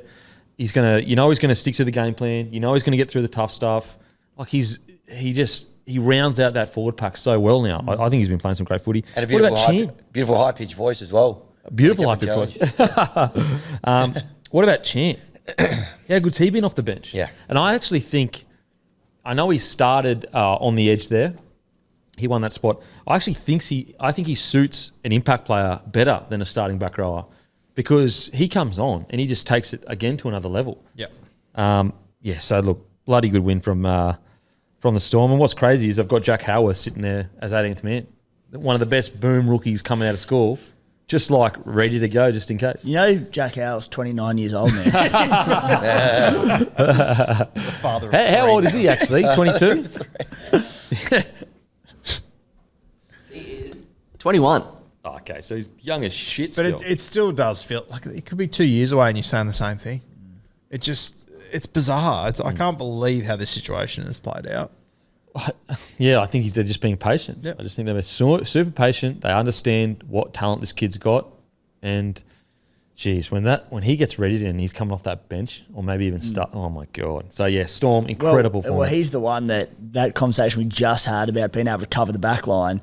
If they can turn him into a regular first grade and play off the bench, they've been playing him as a middle, I believe. Obviously, he's more noted as an edge back rower, but they can also play centre. So he's perfect if they can get him to a level. Absolutely. We watched that game on KO, guys. Also, don't forget, next Monday, 6 p.m, Blokes 2024 jersey dropping, plus these hats, plus one other item. It's one of our biggest drops of the year. Set your alarms, guys.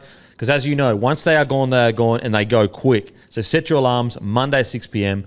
And basically, what we do with the jerseys, we drop them every year around Magic Round because we want everyone to wear them to Magic Round because it's just, I don't know, celebration of footy, all that good stuff. We will also be up on Magic Round doing a meet and greet, most likely on Saturday, as long as all the boys can be there. Saturday around 1 p.m. At the Caxton. It's been confirmed, but we'll give you more information coming soon in regards to the meet and greet at the Caxton Hotel. But it's most likely it has been confirmed, but I need to know a little bit more information because we might be doing something on top of the meet and greet, but it's most likely in the car park at the Caxton, so even better. Yeah, right. Even better than up in the room. Breaking news even on the panel here. Yeah, I'm breaking. The boys didn't know that. You didn't leave the car park at the Caxton last Magic Round, did you? Every time I saw you, you were there. Oh, I left for the Raiders Doggies game, but then I was back very quickly. Mate, honestly, Magic Round, obviously going to the game is hectic, but some of the best work is done on Caxton Street. Yeah, well, you blokes didn't leave the top stairs and the balcony. Like, you had your peace and quiet away from the punters. I was down there with the punters in the car. Oh, fuck. Please. The bloke that didn't get changed for 3 days. Yeah, bloke that stole about 6 shirts over the weekend. That's what your average punter does. You blokes wouldn't know up there on your high horse. But Oh, wow. Hey, bloke on tap at the Caxton as well. Bloke on tap, baby. Bloke beer. Brought to you by Bloke Beer. Magic Round. Unofficially brought to you by Bloke Beer. Okay, let's get some South. I'll talk about it first. Tane Milne. Oh, dear. His situation. Extremely disappointing. Extremely disappointing. Look, regardless of error, when we talk about the tough errors and, the rubbing in the faces, the forearms, the high head highs, this kind of tackle, in my opinion, when I've been watching footy and what I know of rugby league, has never been acceptable. It has never been acceptable as a part of the game of a guy's being held to dive in at his shins. I don't know what he was thinking. I hope he didn't have malicious thoughts because he could have either ended Munster's season or he could have ended his career. I am shocked that he only got 2 weeks. I think he should have at least got 3 to 4, most likely 4 because of the intent behind what he did. Really disappointing, and what a brain explosion. I hope he didn't mean, as in he clearly meant it, he made that choice. But I hope it was a brain explosion and it wasn't some other calculated situation because incredibly disappointing. Now, look, I compare it to the Dom Young situation. So Dom Young jams in and he knocks out Blake Tapp. That looked horrible. It looked terrible. But at no point did any of us sit here and say Dom Young meant to do that. It's just a bad thing that happens. He's trying to make a big hit. Those things happen in rugby league. We have to accept them as a game. That situation with Milne, those things don't happen. That is not a part of the game. There was no need for it. The game was over. Just extremely disappointing, boys. I can't believe it's only 2 weeks. That has absolutely shocked me. And Tane, I know Tane. I've worked with his missus for years. He's a good bloke, but he just has these moments in him that you just go, what is going on upstairs? And it's, if this was the first time, I still wouldn't be happy about it. But Tane's been doing this stuff for a long time. Yeah, it's strange, how, everyone that knows Tane, great bloke. And it's like a lot of players in our game, they get on the footy field and they just have these moments and you're going, mate, you're only hurting yourself with stuff like that. Yeah, it wasn't that long ago that Tane was out of the game, and I think he wrote, I can't remember who the New Zealand coach was at the time, but he hand wrote a letter just asking for an opportunity and moved to New Zealand trying to get back into first grade. He's now got his way back in there. He's got a coach that backs him when a lot of people don't, and to do that, it just makes no sense. Just super disappointing. Timmy? yeah, I mean, call me naive, but I don't think there's any malicious intent in it just because I can't imagine a player wanting to go out there to actually hurt another player in that sort of manner. I think it's just so dumb. I don't even want to call it a brain explosion because we've seen this on numerous occasions with Tane Milne. So it's like brain explosions happen once here or there. They happen too often with Tane Milne to call it a brain explosion. I think he should have got more than the 2 to 3 weeks which has been thrown up. And the small silver lining for Bunnies fans is that I think he would have got dropped anyway because he had an absolute Barry. And to be specific, the Ryan Pappenhausen blindside try had a metre to work with on 5th tackle, and Tane's at marker, just falls for the dummy, Pappy goes blind and scores. Like, that is under sixes type stuff that just poor old Demetrio in the box there watching that going like, I never saw a chance to stay in this. And you know what? There's every chance he might have got dropped, but I think if you have a look at the South Sydney squad, Matty, you might know, I think they've only got 20 players available this week. Yeah. Jeez. Well, they've got, I assume Thompson will come in, unless he also got injured, but Thompson will come in, but you're just getting thin down there, out there. I should say. Look, I don't know.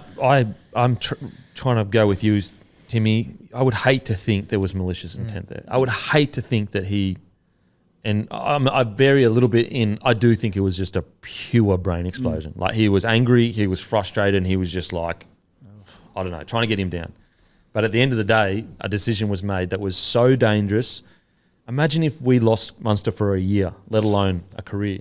And it was in the last minute of the game too, when it was just so done. done. Like the game wasn't in the balance, any of those kind of excuses. That's what I just hate. Like if Munster does his ACL off the back of it or whatever it might be, I think we were saying in the green room, he gets 8 weeks or he gets 10 weeks.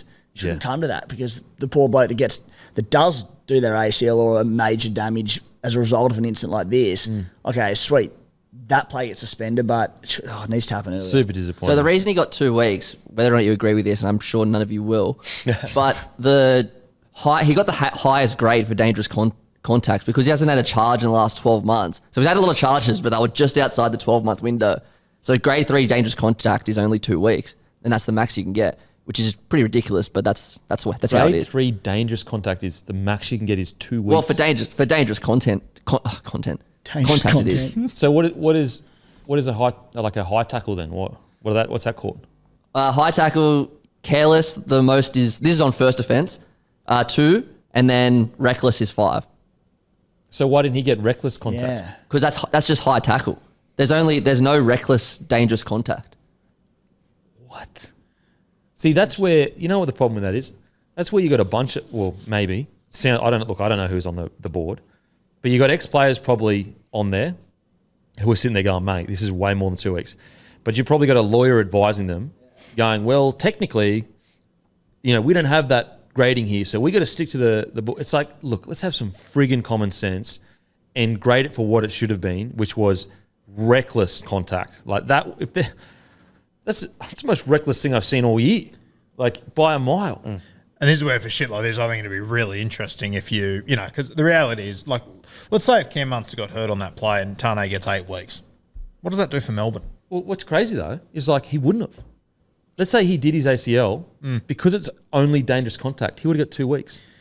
But also, do you reckon the NRL would have done that though? They would have found some loophole to give more. I reckon they would have done the thing they did with like Spencer Leniu when you get referred straight to the judiciary. Yeah. So you don't get charged, you just go straight to the judiciary. They would have done that. Yeah. But I think for reckless shit like this, that's the individual making the decision that Tane did. I wonder if it happens if Tane's fined 15% instead of getting 2 weeks or whatever it might be. Yeah, that's a tough one to get into because like if you start fining people massive amounts of money, it's like it's a game of rugby league. What you consider like I'm doing my job and I've made a mistake and I get fined for it. So for example, let's say you've all had wages. You make a mistake at work and I go, all right, you're getting docked pay. You'd be like, this is just part of my job. Mistakes are a part of it.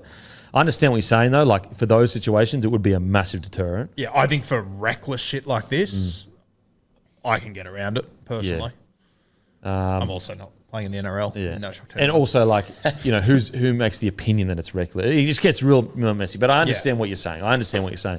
If you lost, 10 to 15 grand, would you friggin' do it? No, because the reality is like, Melbourne would get nothing out of it whatsoever. Yeah. Anyway, let's get into the footy. Hopefully, you can learn from it. Disappointing. I'm sure he's a great bloke off the field, but it's just not good. Not good at all. South. It's what's really weird is my natural reaction. Sorry, not like my immediate reaction was. Yeah, like, look, they're kind of lucky that it wasn't bloody 60-0 because there were moments in that game where Storm could have just gone away with it. But South did show a bit of fight, especially the first 20 minutes and then I think after the first half. But then I have to catch myself and go, mate, how far is your standard dropped for this team where you're willing to cop a 54-20 loss and go, oh, there's a bit of fight.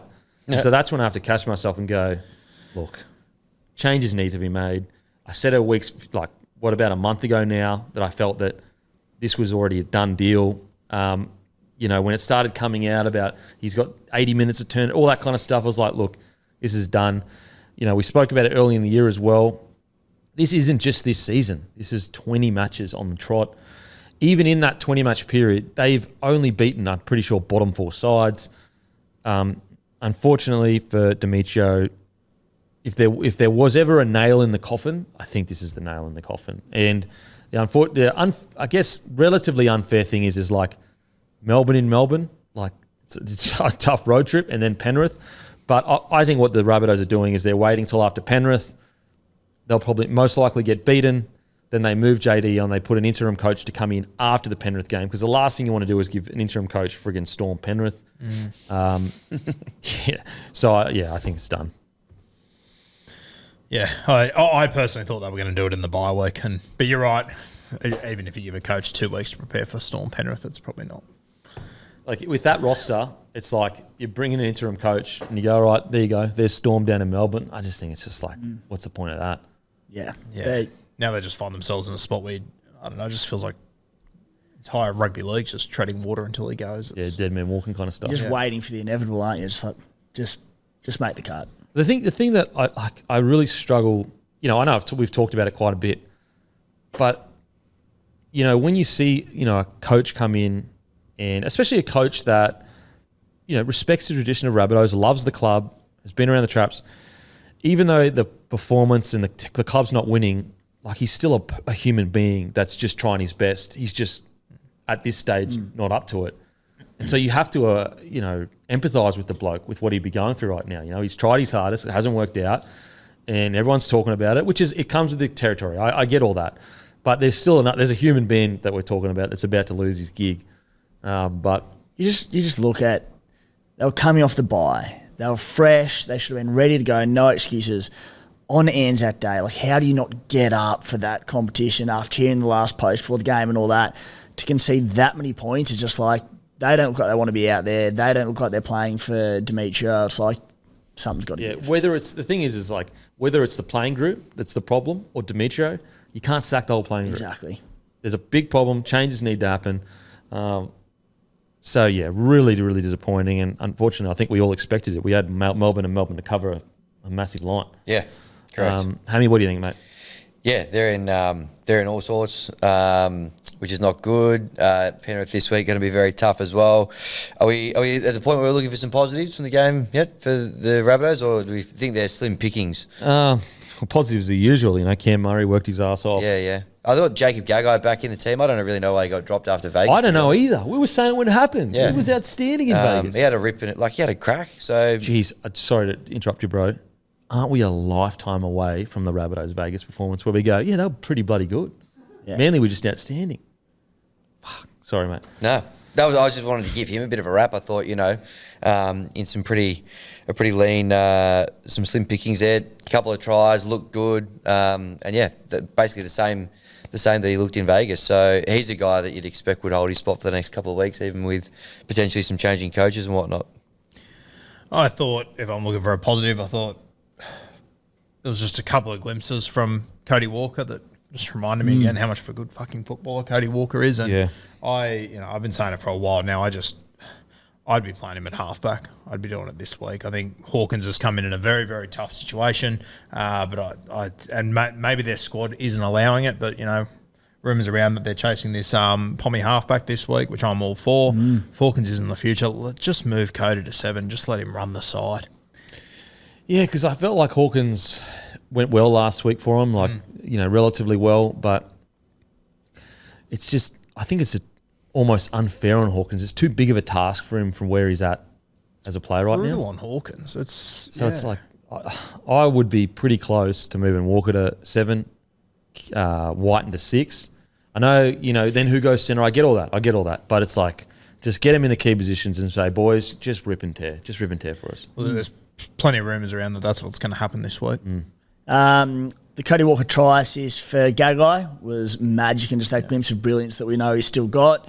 Isaiah Tass, a few good try assists laid on in the game, and you alluded, Guru, to the Pommy signing. Lewis Dodd, young halfback at St Helens, had plenty of success over there in recent years. Good number 7. Exciting. Exciting. And what it was really, I think the biggest takeaway from the game, if you're looking for any silver lining, was that Cody Walker's still got it. He's still got it. Like that magic in his hands, it's still there. I will say I have appreciated, it hasn't been his best year, but I do think Keon has tried this year. He has really, really tried. Most games, he's usually their most meters as a forward. As I said, hasn't been at his best, but I do think he's I think he's put a better foot forward than a lot of players in that team this year. Yeah, I don't think you can ever question Keon's effort, in my opinion. And Cam Murray's as well. What do you think, Matty? Yeah. As a South fan, I can cop some monster magic happening against our team, but if you look at the try before halftime, just before halftime, and the try after halftime, I wanted to get up and leave. The Harry Grant scored from dummy half, and everyone was basically asleep. And then, brain fade, whatever. But then after halftime, Ryan Pappenhausen scores that one from dummy half as well. It was just, those two were the big disappointing ones for me. I think Gray shows a lot of promise. I think obviously his ball playing needs a ton of work. At least at fullback, maybe he's better at the 6 jersey. But the energy he brings, every time he runs the ball, there's excitement around him. You can feel the energy, you can feel energy when he runs the ball. So that's exciting to, I guess, have. Trell should be back, not next week, not this week, but the week after. I would be open to Trell being at centre, keeping Gray at fullback, depending on where Trell's head's at. Now, there are reports coming out that he's quite. He feels like he owes the team quite a bit, which is good for South fans. So look, Trell fit and firing and in the best headspace ever and ready to rumble. You put him back at fullback and you just say, mate, rip and tear. But if he's a bit tentative and he's looking to get his confidence back, I think you put him at centre and you maybe even, swap him. Maybe you put Whiten at 6, Walker at 7, and then when you move Gray into the front line, you could move him into 6 and Whiten out to centre and Mitchell to fullback at times during the game, potentially. But I'd be finding a way to keep Gray in there just because of the energy that he's bringing at the moment. Yeah. Yeah, I'd be keeping him there. What do you do? It's 200 run meters. Yeah, and his size, Christ. And the exciting thing is if he just had to land the last pass a bit better, which he's a rookie, this is going to take time. Like you don't expect him to be perfect when they first come in. He'd have 2 try assists to his name, So yeah, from one CBA to another. If Coates misses this week with a hammy injury, we could see Logo come in on the wing for the Storm, which is very exciting. Very exciting. Some of his tries in reserve grade have been crazy. Alrighty, now it is time for fan questions with the great Dwayne Bennett. Here he is. How you going, brother? How you going, mate? Oh, mate, interesting weekend. Good weekend, though. Good weekend of footy. Great weekend. Mate, what is the question this week from the fans? Mate, we've got a question from Isaac. He's a Bulldog supporter. He wants to know, out of these 3 teams, the Bulldogs, the Dragons, and the Tigers, all right, who is going to make the top 8 first? Oh, okay. So the question is, boys, out of the Bulldogs, the Dragons, and the Tigers, who is going to make the top 8 first? Damn, that is tough. Oh, okay. All right. If I had to guess who would make the 8 first, it just depends. Like if Ben Hunt stays at the Dragons, I would say Benny Hunt, but we don't know what's going to happen there. I'm going to say the first team to make the 8 will be Guru. What do you think? Glad we did this. Good. I'm going to take Isaac's Bulldogs, mate. I think they are building really nicely. I think you've seen a lot of grit in their game over the last few weeks. I think every week they've improved. Halves, they've still got some things to sort out there, but I like the squad that Canterbury's building, and I'm going to take the Doggies. I like the culture they're building, and out of all 3, I think there's more signs of a really good culture, a consistent culture. My only concern with the Bulldogs is obviously halves is still some working out, and also that forward pack is probably 2 or 3 years away from being able to recruit ones that can get. But in saying that, they're currently sitting 8. Yeah, and in saying that, I agree. I look at the forward pack every week and go, oh God, they're not going to be able to put up a fight here. They do every single week. It's very true. Timmy, what do you reckon, mate? I like the Doggies, boys. I just think they've got the right people in place at the moment. Gus Gould, we know he works in plans. He works in 5-year plans, and they're getting through that at the moment. They've just looked great this season. As you said, Kempy, the question will be, do they have the pack to play top 8 footy, whether it's this year, probably not, maybe next year. But, if they can add one or two blokes to this middle over the next, whether it's 1 season, 2 seasons, I think they've got enough talent there. We've seen they've done this year, so I like the Doggies. Hammy? Pretty straightforward on this one. It'll be the West Tigers, obviously, building nicely for next year. Taruva coming on board, Luai will be there as well. And then this year, the players that have come, the Fainu brothers, Galvin, we're looking good, feeling very confident at Concord, Campbelltown, Leichhardt, at the home of footy. We're feeling good that we'll make the 8. The challenge is probably the Dogs. They're obviously in the 8 right now at the moment. The one you can probably put the pen through is the Dragons. Not after what we saw on the weekend. You got players jumping over each other to leave. They won't be making the 8. So that's what I'm thinking. Okay. Yeah. Yeah, I'll go the Doggies. This is a tough one. Look, it really just depends. Like, if Benny Hunt stays at the Dragons, I'd go Dragons, because I think Shane Flanagan, yes, they're very inconsistent. They're very up and down. But some of their scalps this year are better than any scalp of some of the top 8 sides. My big worry is Zach Lomax leaving. I think for the weekend when I watched the Dragons, I sort of sat back and went, are they going to struggle when Lomax isn't there? Because they didn't on the weekend every time. They didn't hit the mark with him kicking to him at all. And I sort of look back over the last few weeks and go, fuck, is that where they're getting most of their points from? I'm concerned with them once they lose Lomax. The other one there, Rui, is, and I know it's very unfair to say if a player goes down and this and that. You mentioned Lomax who's leaving, but also if anything happens to Ben Hunt, even if he does a minor injury and misses 4 to 6 weeks, I see them really struggling to score points and win games of footy without him. So again, he's pretty durable. We know that, but we also know that he's going to miss games over the Origin period, and how's he going to back up from those? So yeah. Oh man, it's so tough because only 2 years ago, the Dragons finished 10th.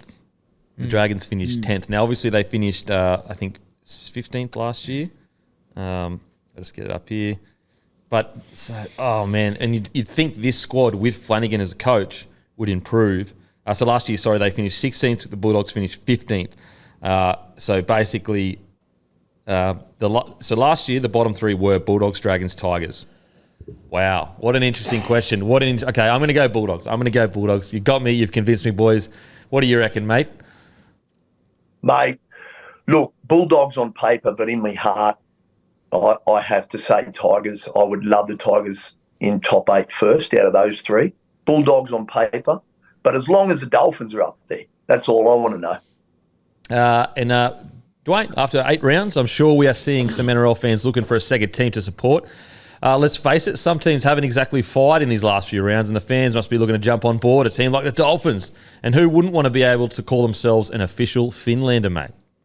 Mate, you're right. NRL fans are loving having a second team to support, but they're loving having like becoming an official Finlander. That's exactly what they're loving doing with perks such as your own digital passport and getting sent an official budget direct NRL phone Fin. Who wouldn't want to become a Finlander? I mean, it's amazing. All you have to do is sign up at finland.com.au to become an official Finlander. You get exclusive access to competitions just for Finlanders, so you have to sign up. In just a few weeks, mate, we've given away merchandise packs to a bunch of Finlanders. And not only that, we've also given away all-inclusive trips for official Finlanders to head to the homeland, Finland, to watch a game in the corporate box thanks to our mates at Budget Direct, mate. Wow. So how good's that? Are they still giving away the corporate box? If you join, you've got an opportunity to be in a corporate box? Look, I can't say, look, we might have given them all away, but you have to be a Finlander to be in it. Be in it to win it. That's Absolutely. All I'm saying. There'll be a whole heap more fantastic things coming exclusively for the Finland community. But you need to be an official Finlander, okay? So as the official immigration minister for Finland itself, I can't wait to welcome a bunch more people. Well, there you go. So you guys join up at Finland. That's PHINland.com.au. And, they've already been giving away those corporate boxes, but throughout the season, there's going to be heaps of giveaways. So if you missed out on that, there's going to be so many more. But, mate, thank you so much for joining us, brother. We appreciate it. Time for Manly defeat Para. Don't forget, guys, Monday 6 p.m, 2024 bloke jerseys are dropping. Sunday 6 p.m. is when we're revealing the design of the 2024 jersey. Plus these hats we're wearing. That's Monday 6 p.m. Set your alarms. Be ready. They'll go quick. Manly 32, Para 18. Bit of a weird one, this one, because it really just depends on where you see each team, in regards to what you expectations. Where Para were a week ago, you go, yeah, pretty good turnaround. They came in, they ripped and teared. Don't get me wrong, some really stupid decisions by players. But for the most part, Para came and ripped and teared and, they looked much better than most people. Then you look at the Manly side and you go, mate, great win. 30-18, bit scrappy, bit messy. Got the job done though. They go forward in the top 8. But if you're looking for Manly as a premiership threat, you go, this defence got to be sorted. Like it is their bane. It is honestly, it's a rock in their shoe. It will not go away. And so, as I said, it really just depends how you look on it. If you're looking at Manly as a top 8 side, you go, great win. What a great start to the season. We can build off this. If you're looking at Manly to win a premiership, you're going, they are, in my opinion, they're definitely not there yet. They're definitely not there yet. So with that out of the way, let's talk about this as if Manly are a top 8 side and also as if Para should be a top 8 side. Or you can talk about however you want. That's just my thoughts. So, look, Manly, I think that the positive is that they continue to get wins. It's almost like the flip reverse of the Warriors, where you go, the Warriors, the games that they should win, they don't. Manly, the games where it's in the balance and they could have easily dropped that game, they don't. And so you have to give them raps for that. That is that's a talent in itself, is to just find ways to win games even if you're not playing your best footy. From Para's perspective, they were just let down by some really silly decisions by some of their players in their 17. I felt like most of the Para players rocked up to have a red-hot crack. So although Para for me, I think even at the start of the year, I don't even know if I had them in the 8, but they've confirmed for me at the moment that they're not a top 8 side. Now, when Mitch Moses comes back in, sure, we can have that conversation when he does come back in. But right now, their ability to handle the loss of Mitch Moses hasn't been the greatest. But they did show a reaction. And last week when we were talking about pressure being on Brad Arthur, I thought it was relatively fair. This week, if you were just to look at this performance, this wasn't Brad Arthur's fault. This was definitely the players making dumb decisions in key moments that cost them the game. What did you think about the game, Guru? Yeah, there was not much more Brad Arthur could have done in that game. Without piling on that last 10 minutes, that decision that Sivo made, I can't make sense of it. It's genuine brain explosion. Genuine brain, like it's not in the same, sort of class as what Tane did, but just dumb. So dumb. Like I watched him play New South Wales Cup the other day. I'm watching him there, just sitting there on the sideline at Wentworth Park going, you are too fucking good for this. You are too good for this. And he comes out in this game, he scores 3 tries, does things that only Sivo can do, and then as soon as they give themselves an opportunity to win, he just throws it away. Well, what I don't get with it as well is like, Sivo, that's not the kind of player you are. Yeah. I don't recall Sivo being a niggle, forearms, all that kind of stuff. Now, maybe as a player, as a fan, you don't see it and he is like that, but I thought it was a very out of character. Like, Sivo has done some silly stuff, like made errors, blah, blah.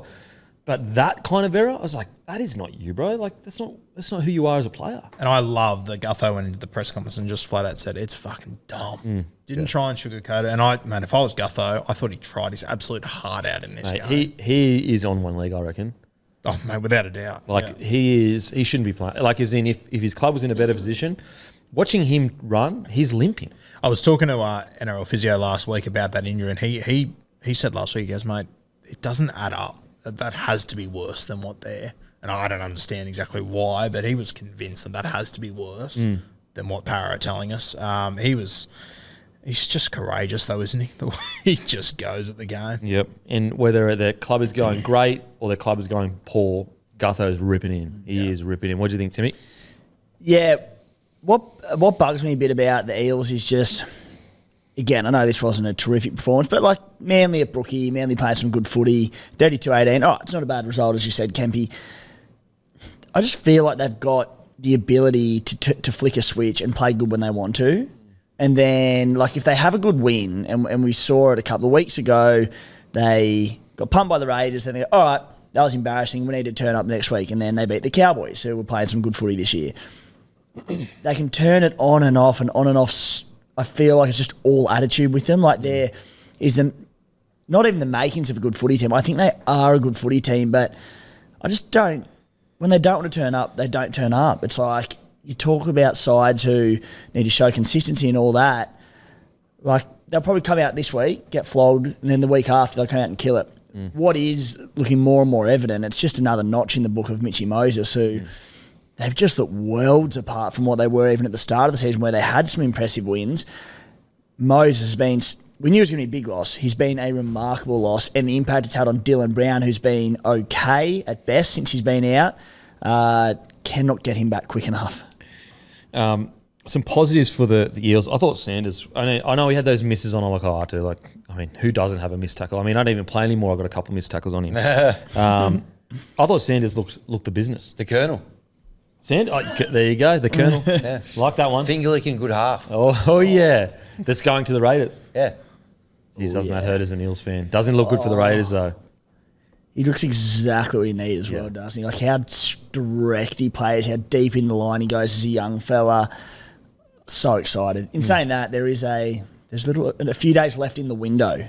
Since he informed them that he was going to leave, they've got 10 days to change his mind. So we're not there yet. Okay. We've seen some big bat flips in the past. So, like Teddy? Remember that one? Teddy did come to mind, yeah. Imagine the different landscape of rugby league if Teddy landed down at the Raiders. Like, There was a few, wasn't there, that went down to, I think McInnes was one of them too, Mansour, when he was at his best. We've had a few. Didn't you nearly get Cam Smith as well when he was going to leave? Real early, wasn't it? Yeah, real early in his career. Early days, yeah. And had he signed or something? No, so You're his best mate. What's the go? Basically, what happened is he had a senior hooker at the Storm that was like, the pecking order of seniority. Richard Swain, I think it was. There you go, the Roo at his best, doing his best work. And I think Smitty said to him, mate, you're the senior, so I'll wait for you to see what you want to do, and then I'll make my decision of what I want to do. And I think what happened is he ended up leaving, so Smithy said, okay, I'll stay. Yeah, that's what happened. But he was very close to going to the Raiders. Like, could you imagine? Moving on to the standout players from this game.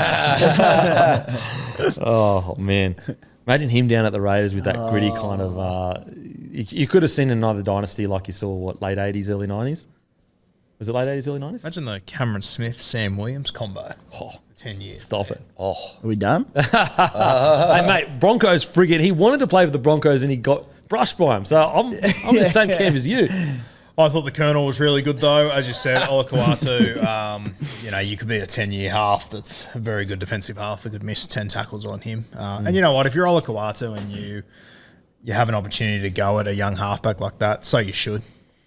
And look, to be fair, so early shift from DC in the first set, straight on Sanders. Yeah. Like, that is a veteran at work. DC are going, you're a debutant? Welcome Welcome to first grade. Oh, by the way, that first tackle you just made that was honestly tackling for your life, you're going to have to do 80 minutes of it. I couldn't believe that. I'd say, obviously, when Arcee was dropped, or maybe they've had so many different halves to Lungy, Arcee in the last few weeks, Arcee. I thought they would have moved Dill Brown back to the left to defend Olakau'atu. Like, to show faith from Brad Arthur, you went, no, we'll put the debutant on Olakau'atu. Was that the right decision? I don't know, but it says so much about him, doesn't it? Yeah, and look, as I said, he missed those tackles, but guess how many tackles he made in his debut? And it's not Cleary areas, but 25 odd? 32. Oh, wow. 32 on debut. That is just that is a masterclass from DCE. Like, there's a lot of halves in the competition right now that they would know there's a debutant on the other side, but they just wouldn't involve it in their game plan. DCE, so I got it down here in my notes here. My notes. First set goes at Sanders. Second set goes at Sanders. And then I think there was, by half time, Sanders had made 20 tackles. Yeah. By half time. And so, that is just masterful from DCE. But we'll stick to the Eels and then we'll get to Manly. So, look, exciting thing for the Raiders, if they can land a guy like him, because, yes, it is going to take time for him to develop, but the makings are there. The structure, the skeleton of a good 7 is there in Sanders. Just on that as well, I really do hope he goes to Canberra because, the reality is, Parramatta swapped their halves their last 3 weeks. He was the third choice guy they went for. Canberra have wanted him for a year now. And willing to back him in. And that's what, we spoke about it. Look, if they weren't selecting him because he's going to Canberra, I don't agree with that kind of coaching, but it is what it is, like whatever. But that's what I don't get with the Brad Arthur decision. You decided to put Blaze Talanga, who's not a half, he's a fullback or centre, probably mainly a fullback. You decided to put Assy. You decided to move Brown to 7 before you would put, is New South Wales 7, wasn't he? Yep. The under-19 New South Wales 7 in the first grade. Like, granted, yes, is he ready, is he not ready? Maybe not. But, like, you don't even have a New South Wales Cup standard 7 in your squad. And so you're willing to do all that before giving Sanders an opportunity. Like, I understand that he wasn't up to NRL standard, but at least he's an actual 7. Well, if I could just borrow your tinfoil hat for a second there, Kempy. The week that he informs them that he's going to the Raiders and there's this 10-day window, he gets his debut. Anything in that? Oh, mate, that stuff happens all the time when clubs, I think the Broncos did it incorrectly. They probably got more integrity than me, clearly. But remember when Reece Walsh left because he felt he was a first grader? And I said the Broncos handled that silly because we had Jermaine Asako at fullback there. I said, that's poor roster management. You should have said, yeah, kid, get your debut, re-sign, boom, straight back into Q Cup if he isn't killing it. They didn't do that. They just said, nah, all right, see you later. And we nearly lost, like, arguably the best fullback of his generation that is coming. Like, and that's smart. Like, Wayne would do it all the time where there's a guy that's maybe on, re-signing, whatever, put him in first grade, keep him happy, get that signature, make sure it dries. And if he's not playing that well, mate, back down to Queensland Cup. Look, where Brad Arthur has done really good things for player development, and look, maybe he was just focusing on Sanders' development as a player, but I think they're desperate for a genuine 7. I think you saw that on the weekend. Like, it was probably a better game from them with Brown. I still don't understand putting Brown at 7 and him at 6. Like, so you're going to move a genuine 7 to 6 and a genuine 6 to 7 because he's young. That doesn't make sense to me. Yeah, doesn't make sense to me either. But I thought he did a really good job. Sanders, I think he played direct. He obviously defensively got tested big time, which would have been fucking brutal. But he ticked every box for me. Who else? Ryan Madison, I thought, had a really good game on the edge there. I've always been surprised at their reluctance. I understand the impact he brings off the bench, his ability to cover positions and all that. Always been surprised at the reluctance to put him on an edge. I think he's definitely got the agility to be on an edge. He's massive. And we saw some of his defence, like absolutely levelling halves. On the weekend, he 80 minutes, obviously. 12 runs, 97 metres, 43 post-contact. So 97 metres and 43 post-contact is actually quite a good ratio. It's essentially half. 41 tackles, 0 misses on the edge. Well, one thing for me, Ken, with Eels, and I know, like, we look at history and go back in the past a little bit and you go, all right, there's new faces, players have aged, they've changed their games. But you go to 2022 and they had Sean Lane and Isaiah Papali'i on the edges, and their whole game plan was just like pound through the middle, play short to these hard-running back rowers, and then you just had Mitchy Moses and Dill Brown and Gutho around as well, just with their push support, and their whole game would go off the back of that. It was high percentage. The attacking opportunities had come because they were great offloaders of the ball as well, and when you run that hard and run great lines, the opportunities arise. The quick play the balls arise, but they don't have those back rowers bending the line at the moment. Like, even Cardi last year started to do it. I don't think he's been running those hard lines this year. Obviously didn't play on the weekend, hence why Matto was there. Sean Lane, I think, has been a shadow of himself for 2 years ago. He was really poor on the weekend. He's not hitting lines. He's not bending the line like we saw. Last year was interrupted. Happy to forgive that, but I think they need more out of him. But they really need to get their back rowers going because it's been such a focal part of their game and an important part of the game in recent years. Well, Mitchell Moses is known as one of the best short side players in the competition. And you don't usually get short side plays unless your back rower has laid that line.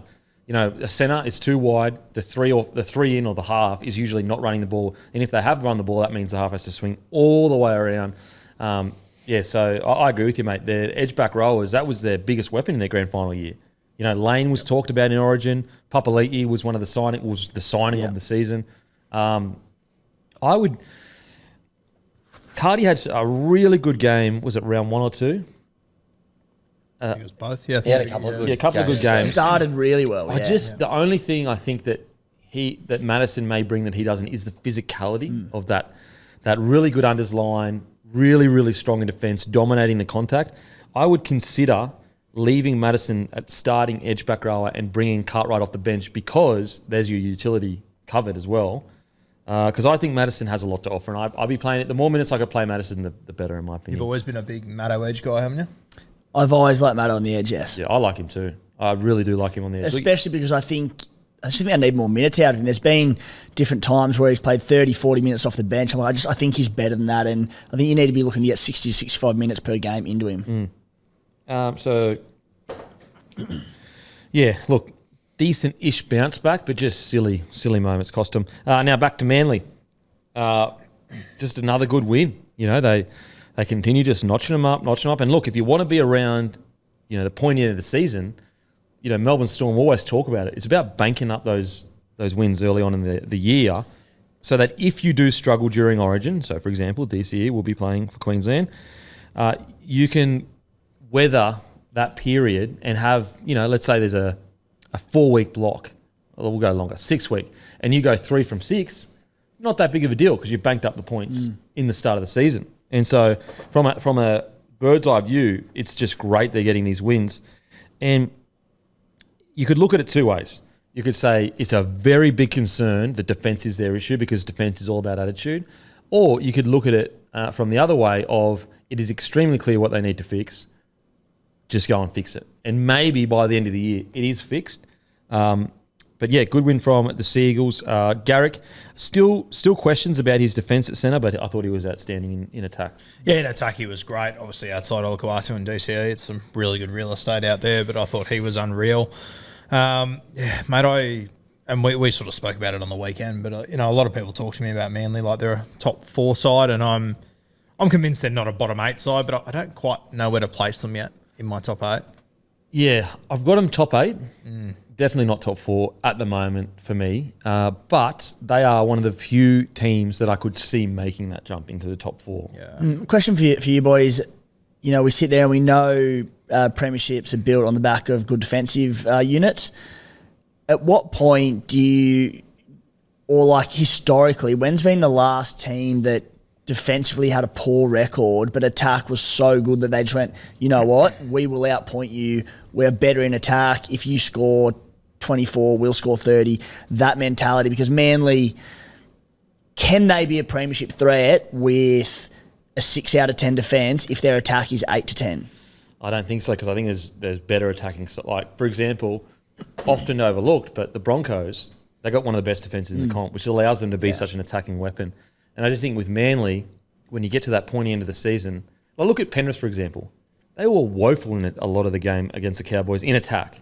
But their defence is so hectic that they stayed in the game. I'd like, and one of the listeners out there will be able to help us out quite easily, but I'd like to know the last premiership winning team that had a bottom 8 defensive record. Or even, what's the worst defensive record that's won a premiership? Yeah. That would be really interesting. And particularly in the NRL era, I think, because the game's changed so much. So since 98, worst defensive And I'm willing to have my mind change. If there is evidence of like, no, actually there's this year that had, you know, 8th best defence. Like, okay, maybe Manly can win it. I think certainly in the last 15 years there's going to be bugger all examples of it. Maybe earlier than that, I don't know. Root, what do you got? I would guess that the worst defensive side to win a comp in the last 15 years would have been the 15 Cowboys, who had about the 6th or 7th best defence out of the competition. Because I know for the last 10 years, I don't think anyone's won it from outside the top 3 defensive sides. Well, you look at, last year,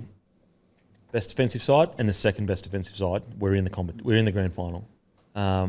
So, yeah, look, it's definitely possible, but when you have the squad to sort the defence out, surely you just go, boys, like, yeah, it's great we can attack, but let's sort this defence out, and we're almost guaranteeing ourselves a top 4 percentage. Because I do believe if they sort their defence out, I do believe they're a top 4 side. But it's a huge if. I have huge ifs around the fact that whether they will sort that out or not. Just a quick scan through, it is almost definitely the 15 Cowboys. I got one. The 05 Tigers. Yeah, I was just looking at that too. Yeah, so they had the second worst defence in the top 8, But then from the bottom 8, there was 1, 2, 3 teams who had better. So they would have been off about 11th or 12th best defence in. And so that was pre-wrestle though. Yeah, that was a lot. That was a different game. Different game essentially. That We was changed the also- game. Yeah, they started We changed playing rugby league halfway through the season too. Yeah. So Yeah. it's a bit of an outlier. So you've essentially got in the last 10 years, the last decade, the worst is 6th or 7th best defence to win the game. And, you look at that grand final, like, probably should have been one for the Broncos. It was just incredible from Michael Morgan, Kyle Felton, obviously Thurston to win that game. Now, in regards to good players, what do you boys think of who stood out for you for Manly? Mate, interesting that, like I always think, okay, if Manly's absolutely flying and they're winning games, Turbo must be killing it. Like, it's sort of, they've just got other spots to attack from this year, which I think is a positive. Like, they're not so reliant on Turbo. You've obviously got DCE out on that edge with your Olakuatus, your Ruben Garricks, these sort of guys. So I think that's a huge positive to take if you You think are a Brooks Manly has fan. changed that as a bit too? I think so as well, yeah. yeah. I was leading to say I am really keen to see during Origin when this is Brooksy's side how they go. That's a great thought. Like, will he not too wear that far 7 away. jersey or will Yep. it be Arthur? Will he probably come in, you assume, with him in Oh, half? if I give the keys to Brooksy, I reckon he's ready. Yeah. Well, It probably will be Arthur to come in, to be fair. Yeah, this but- week, Arthur, would they give Jamie Humphries a crack?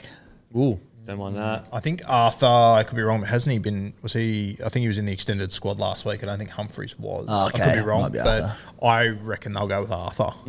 Okay. So, look, great win for Manly. As a Manly fan, like, this is absolutely a successful start of the year. Like, got to be pretty happy with the start of the year. Sitting, 4th at the moment, I think.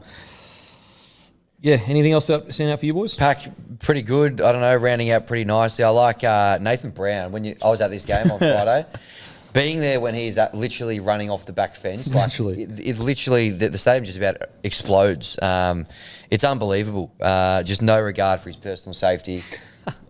He's on fire at the moment. A real kind of like X factor to add to him as well. And he came to the club and didn't even have a top 30 contract. They do an army camp where they don't let them sleep for 48 hours. They make them walk 60 to 80 Ks or whatever, all these exercises in between. Out of all these young guns, so you got guys that should be just chomping at the bit to get noticed by the coaches. Young, when you're young, obviously you don't, your injuries, you don't get injured as quickly. You recover much quicker when you're younger. Nathan Brown, who probably could have said to the Manly Seagulls, boys, I've played 150 games or whatever it is. I'm an Origin player. I'm an Origin player. Should I be doing this? Like, for example, Brooks didn't do it. Now, I don't know whether he had an injury or whatever, but Brown decides to go on the camp and wins MVP. And that is how you know. That is a reflection of how he's playing at the moment. It's just crazy mental toughness. And that's why he's having one of the better seasons he's had in a very long time. One thing I was thinking about over the weekend that I just thought was funny, we spent the entire preseason, who's going to be Manly's 14? Is it going to be Chan Kum Tong? Is it going to be Humphries? And fucking here we are. We're almost at round 10. Carl Lawton's gone, nah, I've got it. Yeah. I'm sweet. And he's just been so unlucky with injuries, Carl Lawton. Yeah. But offers quite a bit. Hey, we're talking about Luke Brooks there. Just shout out to him. I can't remember who it was that cut him in half, but Madison. that was And then he picked up Madison and drove him back. yeah. But that was one of the one of the hits of the year. Ouchie. Unbelievable. Also, a little shout out to the Manly Seagulls content team. I thought that clip of Jake Oh. Trbojevic was all time. It's one of the greatest Credit where it's rugby due. league clips I've ever seen. That was one of the good. greatest rugby league clips of all time. So yeah, really good stuff. And I love the dog in Brooks. He gets hammered by Madison. Yep. And then says, "Oh no, mate. Look, I might be a little fella, but I'm going to pick you up through the middle, drive you back, get you on your back." Former teammates too. Yeah, Diggs. like that. So yeah, look, great stuff for Manly. Plenty to build on. Bit of a foundation. Yeah. So that's what happened actually. So yeah, Madison James Brooks. Got it here in my notes, guys. Madison James Brooks, and we're talking into the nether realms kind of stuff. One of the all-time jams. Space Jam. And then Brooks then shots Madison, and a few minutes later has a great try assist. That's a part of his game that I think has really developed, especially this year, of just staying in it. I think Brooks has had a tendency to kind of fade in and out of games, whereas now he is in it 80 minutes. Really, really good stuff. Love that from Brooksy. Okay, Now, don't forget, you can watch every single game on KO. That's what I do. Do what I do. Or not. Doesn't matter. Broncos defeat the Tigers 34-10. Robbed. All right, we'll talk about it. Yeah. So, the Appy Coruscant tries. So, by the book, it's the right call. But come on. What book are you reading? But, like, by the book, it's the right call. But, like, I hate that rule. I don't understand it. Like, so you're telling me if a kick comes across and I just ground it, that's okay. But if it's in my hand and I reach out and it, like, almost rolls down to my hand, that's not okay. Now, I understand the idea of if it comes out of my hands, hits someone, then goes back in. That's obvious. I get it. But it is a silly rule. Can you imagine a grand final getting decided with that call? That's when you're looking for reasons not to give a try, in my opinion. Well, what do you reckon, boys? How'd you take it, Guru, as a Supercoach owner? Yeah, I wasn't stoked. No, I agree though. I think it's a try. And I get it. By the book, for sure. No try. Like, by the book. But it's just one of those silly rules. It's like, come on. We want to promote scoring tries. You keep talking about making the game more exciting. What was the by the book bit? We spoke at length in the green room about this one earlier. So what have they got to? You got to recontrol, re-grip it. Re-grip it. So you got to gain control of it again. So obviously that includes gripping, but I think the wording is you've got to have that back in your control. And so they're basically saying that you've lost control of it. And without the ground, without the ground, you actually wouldn't have gained control of it again. But then what I don't get with that is like off a kick, you're grounding it and you wouldn't have control of it. Anyway, so that should have been a try. I will say, though, Fainu should have been sent for 10 again after his initial sent for 10. Yeah. Because he did not get back 10 metres. That was a professional foul. That would have been a try. So, look, tough calls either way, in my opinion. I know Tigers fans aren't going to like hearing that, but that was a professional foul that second time by Fainu. So lucky they stayed that he stayed on the field. Did you go to this game on the weekend? No. I'd already been to 2 games, and if I was going to drag my partner to a 3rd game, I would be single this morning. So that was it.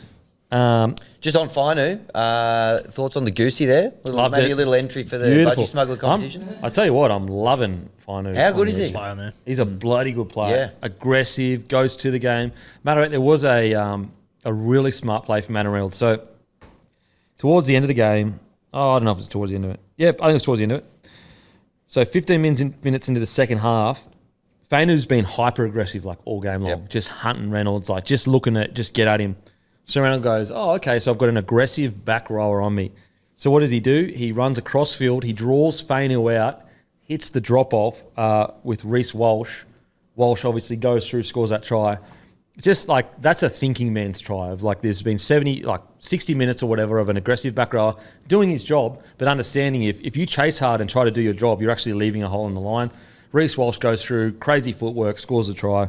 I messaged you guys when it all happened, but Broncos have got to be the most frustrating side ever to play against because they can have less possession, losing every single stat, and they go into the break at, was it 16-0? Yep. And you're just sitting there going, how? How does that happen? I was sitting there going, how? Because you said it as well. The Tigers probably were on top for 30 minutes of the Easily first 30 half. minutes, they were the better side. Yeah. But they're down 16-0. Yep. Bizarre. And this is where it's so frustrating to talk about them because, my instant reaction is, well, you can't beat the top sides with that. And I go, fuck you, we're at the grand final last year. Yeah. Like, what do you mean we can't beat the top sides with that? We've shown that we can beat the top sides with that. It's just, it's, it must be bizarre. Like, if you're opposing them, it's just like, imagine how, like, the conflicting feelings you'd have as a player, a Tigers player, walking off and looking up at the scoreboard going, we just dominated them for 30 minutes straight. And we're not even 6-0 down, we're 16-0 down. What do you reckon, Timmy? It just shows how good they are. Like, we say it week in, week out, but they can beat. I honestly reckon, barring Penrith, they are good enough to beat anyone because of their defence, because of how lethal they are in attack with 65-70% possession. That is such a ridiculous thing to say, but it shows how good their D and their attack is. Yeah, and that's the one takeaway from the Broncos' perspective. They always get raps about their attack. I'd argue their defence is better than their attack. And like, I don't think they're going to play. I don't know what they were in the grand final last year, but I don't think they're going to beat Penrith in a finals game with 68% possession. Completions, not possession. But any other team, I think they can. Well, it took Penrith even with the fact that in the grand final last year, Broncos opened the match with like 40% completion rate for the first 20 minutes. It took Penrith to complete at 97% to beat a Broncos that completed at like 75 or whatever percent by the end of the game. And that just like their attack is, and also their defense as well. They're just a tough side to, like, for example, how do you game plan for them? So, yeah, that was 71% in the grand final. Against 97%? Yeah. And that 71% came in that patch in the middle. Yeah, insane. And that, like, I got a bit of pushback for it, but it's like before the grand final, I said, if Broncos complete at like 85%, they dominate any side because they're just too good in attack.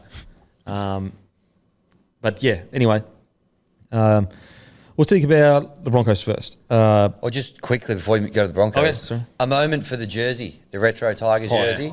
Have they moved into probably maybe the silver medal position so far from the ones we've seen? Dogs was very impressive. Dogs are I've still got the checkered one for the Broncos. I really like that one. But I tell you what, it was hot. Yeah. It was hot. It's so hot that you're like, why don't you just have that jersey normally? Certainly an improvement on last year's Anzac Day jersey. Anyway, so It's on the podium, I think. it's good. It's good. And I'm a medium if anyone at the Tigers is watching as well. Okay. Only concern, and look, maybe I'm being a bit too nitpicky here, but just like key players limping around and stuff, like Reynolds cramping, strapped within an inch of his life, Reece cramping, throwing up. It's just like, What was going on? oh, like apparently it's just cramping. But it's like early in the season, and you go, how are they going to last the whole year? It was like, an evening game. Like, it wasn't that hot. Like, Yeah. It was a nice night. The but- humidity in Campbelltown, eh? Yeah, something in Getcha. Campbelltown water. So that's probably neat. Also, I guess, you know, even though the Broncos won quite convincingly, like they didn't actually play that well. Like they just defended their asses off and then pulled out some incredible tries. So there's a lot of improvement that's needed with the Broncos. I thought Mariner had a really poor game, and it's a really good learning lesson for him that he's clearly NRL standard. Like he's a gun winger, and he even he said in his Instagram like he's still asleep on the field. It's just one of those things where when you get to NRL, you can't really afford to have that game once every 4 games or so. Not to say that he will continue to do this, but like there's so many good young guns coming through, especially the Broncos. If you have too many of those games, boom, you lose your spot, you're gone. I mean, look at Corey Oates. Look, he's a Broncos legend. Queensland, played plenty of Queensland. Jesse Arthur's Mariner get the jump on him, and he's not getting that jersey back unless they have like a good 4 to 6 weeks of bad form. That's how hard, like, competitive spots are. So, real learning curve for Mariner of like, it's not always just going to work for you. You've got to make sure that if you're going to have a quiet game, just reduce the errors, I think. He had hands like feet in this one, didn't he? Mate, The early, would have been probably the first try of the game, Walsh just tips onto him and he just cold drops bizarre. it. And then 3 minutes later, same thing happens. He has this unbelievable put down in the corner and you're going, how did that just happen? Yeah, it's like, seriously, it honestly sums up the Broncos where like they make easy things hard and hard things easy. And that's the whole thing. And I'm so glad to hear Dan Mariner take it on board because at the end of the day, if you want to look at his stat sheet, a try 150 metres, 2 line breaks, 1 try assist. I'm sure there'll be plenty of young guys who go, I dropped a few balls, but still came up with plays. Yeah. I love that he takes it on board. It's awesome. It's why he's part of the CBA class. Absolutely. Oh, One of my picks. don't get me started. Inspired stuff. So he'll be back. He'll bounce back next week. Reece Walsh, I mean, I feel like we talk about him every week. But Unbelievable. what the hell's going on there? Yeah, holy shit, just so quick, just out of nothing. The one on half time, that was a real killer. But he just pops up everywhere, so good. I think it was Vossi talking about it in one of the Sunday games and talking about the impact that he just had at the stadium and everyone wanting their photo with him and just the energy around the ground every time the ball would be in his hands and how special it was. He's just an entertainment bonanza, isn't he? Like what he would, and I think in commentary he said he's like, even in that game, he was scoring unbelievable tries. He was throwing up. He was cramping. Yeah. He's just, there's always something happening. Yeah, it's such a good point. Like, he's just an entertainment machine. He is just going to put bums on seats for so many years if he stays fit. I'll tell you what is blowing me away week in, week out. Like he's played 6 games this year. One of them was against Penrith. He played 4 minutes. So realistically, he's played 5 80-minute games, right? He's scored 8 tries in 5 games. And betting agencies keep giving us like $2.20 for him. It's outrageous. And I mean, like, he scored 8 tries in 5 games. Like, I was over there in Las Vegas watching him. If that field was the same size as other fields, he would have scored more in that game. He was so fast across the turf; it was crazy. Yeah, so another good game from the great Reece Walsh. Very unlucky not to get in the team of the week. I think Adam Reynolds. What about that intercept where he's on the ground? That kind of summed us up at the time. We were looking all right. But for him to intercept that, we just... What? How? From sitting on the ground, basically. That's New South Wales spirit. It's Queensland spirit because That's what we're made we've taught him a bit whilst he's been up there, mate. Please. Now, Payne Haas's try. Paddy Carrigan's before. Like, it's stupid. Like, some of these performances that these guys are pulling off is just like, you just sit there going, how? How's a guy like Payne Haas moving like that? And just going, I'm just going to run the ball, bit of footwork, bit of strength, try time. First game back after, 5 or 6 weeks out? It's a joke. What about old Jockstrap Madden? 2 tries against his old club. How good? Mate, it was the Jock Madden Cup. It was the Jockstrap Cup. It was. The Jockstrap Cup. He's taking the strap home. He was unbelievable. It's a jockstrap that's been around year on year for 100 years in rugby league. They just hand it back and forth. That's what it's all about. And that's what the game's all about. That is what rugby league's about. It's about handing jockstraps back and forth.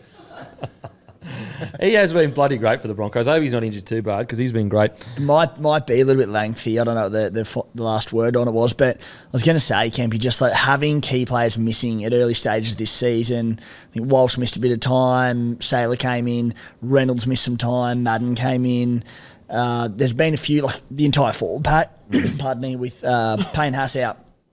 Back end of the year, we say it every year, and we'll say it time and time again, but just the opportunity to get minutes into these players, particularly key spine players, where if you lose a Reynolds or a Walsh, come finals time, you go, no, they've had a handful of games together, they've done a job, the confidence that'll give, not only the individual, but the entire team, it's going to go a long way for you. So I think in the long run, it'll do wonders. Yeah, especially we're still banking up enough wins, you know? It's not like we're falling completely out of touch with the 8. Saylor come back in now that you need a 5'8" potentially? Or is Mam... I think Mam may be back. Mam and Cobbo a are chances to come back. It's not guaranteed. So I thought Wilson. What about Wilson at fullback? Oh, yeah. Stop it. Again, another one of those things where you're going, what the hell is going on here? So, yeah, look, great stuff from the Broncos. Pia Cora, also outstanding. West Tigers. Who's it out for you boys? Yeah, this game sort of, like when you consider, finally got binned early, then you had the Appy injury, it sort of all just went to shit for the Tigers. Pretty quickly there. And the fullback's just got so much ability, doesn't he? But I think we pointed it out last week. Can just be hit and miss. Yeah. He wasn't last year though, but this year wasn't last year. Yeah, but he does seem to be suffering a little bit from second year syndrome. Yeah, just sort of that fading in, fading out of games. There's one area that they're targeting him a little bit more is he hasn't made a solid under the high ball probably as he was last year. There's been a couple of games that Lomax got on top of him. There was 1 or 2 that he dropped with not much pressure on him the other night as well. So that's just been a bit of an interesting area. I will say, you saw the difference in Clark. Like Renault's kicking game compared to Tigers' kicking game. It was like a master versus an apprentice. Like he just kicked him to death. Yeah. I thought Johnny Bateman was really good at 13. Mm-hmm. I can't decide where I like him more, to be honest, but I thought he did well at 13. I thought Stefano, in a game like that, against a pack like that, and you only have 9 runs, 64 metres in 46 minutes, I'm like, that's the game he needs to get out of his game. Because, he's actually been quite good this year, in my opinion, like really shown a lot of improvement. But that's the game where you go up against the big packs that it's real opportunity to go, if you want to be spoken in the same breath as your Payne Haas's, I'm not saying he needs to go out and do that, but like as in play as well as Haas. But I do think that in those big games, you need to go at least have urgency every time you run the ball. Show that you want to be compared to these guys because he has the talent to be compared to those guys, but a little bit of a quiet game in there. This is where, once again, we spoke about it last week, but fuck, he was going really good. As soon as that $1 million bullshit was thrown around, it's like he's stuck in the mud all of a sudden. But the other thing is, like, touched on it last week, there's an Origin front row spot up for grabs, even if it is a few minutes off the bench. There are spots there. There's not one spot. Yeah. He needs to take it by both hands and say, like he might not be thinking of Origin at all, but you'd be mad not to go and I need to lift for this month leading into Origin to try and win that spot. And the last couple of weeks has been anything but. Yeah. I don't know what it is. I really don't know what it is with Stefano. Like, I'd like to see his stats in recent years against top 4 teams. I don't know how they'd read, but I'm very curious and I've just sort of thought it on the spot, so we can have a look at them later on. But, you know, does he struggle to get up against the better sides? Does he lift and bring out these big games against bottom 4 sides? I'm not sure. you know, Tigers fans are going to hate hearing this, and this is from a purely selfish perspective. I'd like to see him at a bigger club that is going to demand much more from him, where he is. Sorry, mate. I mean, hey, he's managed to put the clauses in, man. Not me. Because, like, I feel like right now he's a big fish in a little pond. I want to see how he reacts being a little fish in a big pond. And I think that sometimes when you're the big fish in a little pond, you can get away with things that you normally wouldn't. Now, maybe Benji can change that, and Benji's the guy that can, you know, really get the best out of him. But I do feel like if you put him in one of these systems where you're not guaranteed a spot, you're not the big dog anymore, you're actually lucky to be there, I want to see how he reacts to that. How do you feel about your pond size, mate? Well, not great. I want him to grow with the pond. Grow the pond and Yeah, I grow want the him pond. to, yeah, exactly. Yeah. I don't want to let him go. He's definitely got the footy in him to, like, he's played Origin footy. He's a good player, but you're right. He's got to probably take the game by the scruff of the neck a bit more and lead a bit more. And when we play these big good teams. Well, here's a good example, and this is going to be really unfair because this guy's a rookie. He hasn't played that much footy, so maybe he's just in his first year, and that's why it's okay. But I look at a guy like Xavier Wilson. I don't see him not being keen as anything for the best packs. Like I see Wilson coming on and going, "Oh, I'm playing against the Penrith pack. I'm ripping and tearing it. Like, this is the opportunity is here." And the reason why I compare him to Wilson is because, like, obviously Stefano is a more established player. You know, he's played Origin. You know, he's got, you know, more runs under his belt. I can't really compare him to Haas or Carrigans because unfortunately he's just not at that level yet. And I mean, the last 2 weeks, and of course, they are essentially the best packs in the competition. So you don't want to be too critical, but both games the Tigers put up somewhat of a fight. They weren't massive blowouts against the Broncos and Panthers, but 64 and 75 metres. The Raiders in round one of the better packs in the competition, at least they were until the weekend. 99 metres, so sub 100 in that game as well. Yeah, the numbers are okay, but just not quite hitting the heights we know he can achieve and we know he can do. Well, like Willison, he was 18th man against the Panthers. He got brought in late, 42 minutes, and he ran for 93 metres from 9 runs, so averaging more than 10 metres a run, 33 post-contact. He had a tackle break, a line break, an offload, 22 tackles, and only 2 misses with 0 errors. And he's in his, like, 5th or 6th game. So, like, that's where I draw the comparison. I go, well, Xavier, he's a big boy, naturally gifted, similar to Stefano, a bit different body shape. But he went towards the game, you know, against Penrith, where we got absolutely fucking towed up too. So it's not like it's an easy game. And, you know, to use another example, we'll get to him soon, but, you know, Paul Alamotti at the Broncos, at the Bulldogs last year, looks pretty average. Mate, he looked like he couldn't even get picked up by a club. Goes to Penrith and looks a million. And I know it's Penrith and everything, but if Stefano was to sign Penrith tomorrow, Mate, I'd be excited as a New South Welshman. If I'm Stefano's manager, I'm saying, mate, whatever Penrith offer you, sign a 2-year deal with him because he'll come out as one of the best front rowers in the competition. I would be shocked if he didn't come out of Penrith Panthers as one of the best front rowers in the competition because it's all there. We've seen it. He's an incredible front rower. Sorry, Hammy. Take the unders to go to Penrith for 2 years, then sign for $900K wherever you want the year after. Exactly. You'll get you know that $1 million that has been floated around that's so unfair on you because you're a young fella just learning your trade. You'll actually get that $1 million after 2 years. I'd entertain maybe Tigers. On $1 million. I'd entertain a player swap with maybe like Nathan Cleary or something like that. Don't want to do that. Let's talk.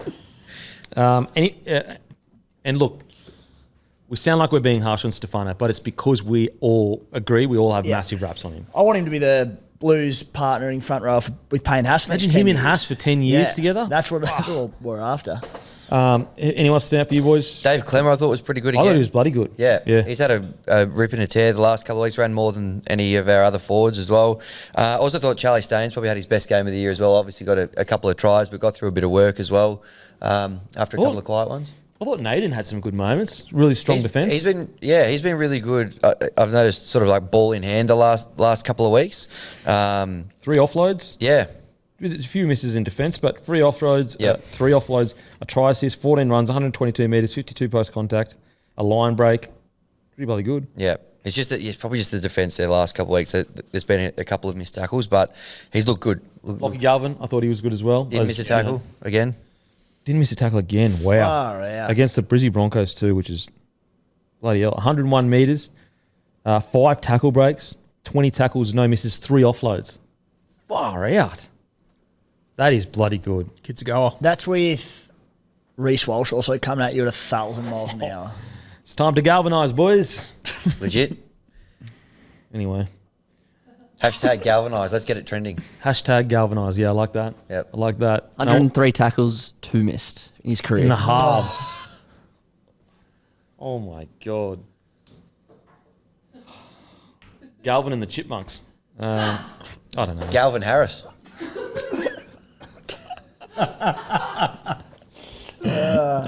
Leave yours in the comments below.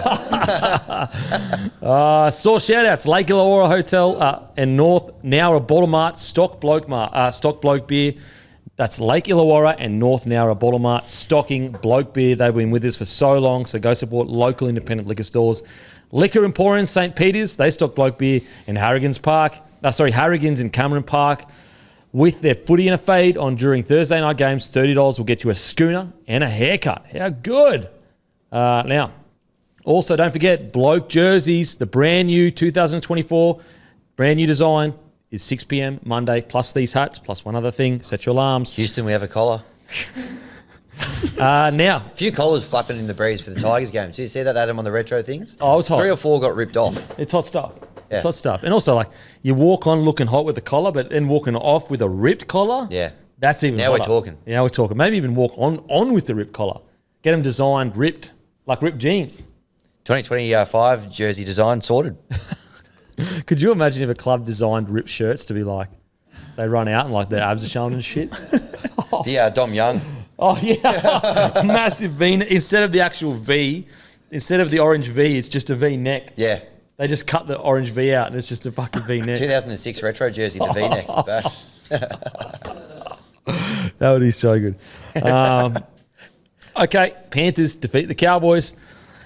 Look, it's one of those games. Panthers playing at like a friggin' 6 out of 10, looking nowhere near their best. Nathan Cleary, clunky as anything.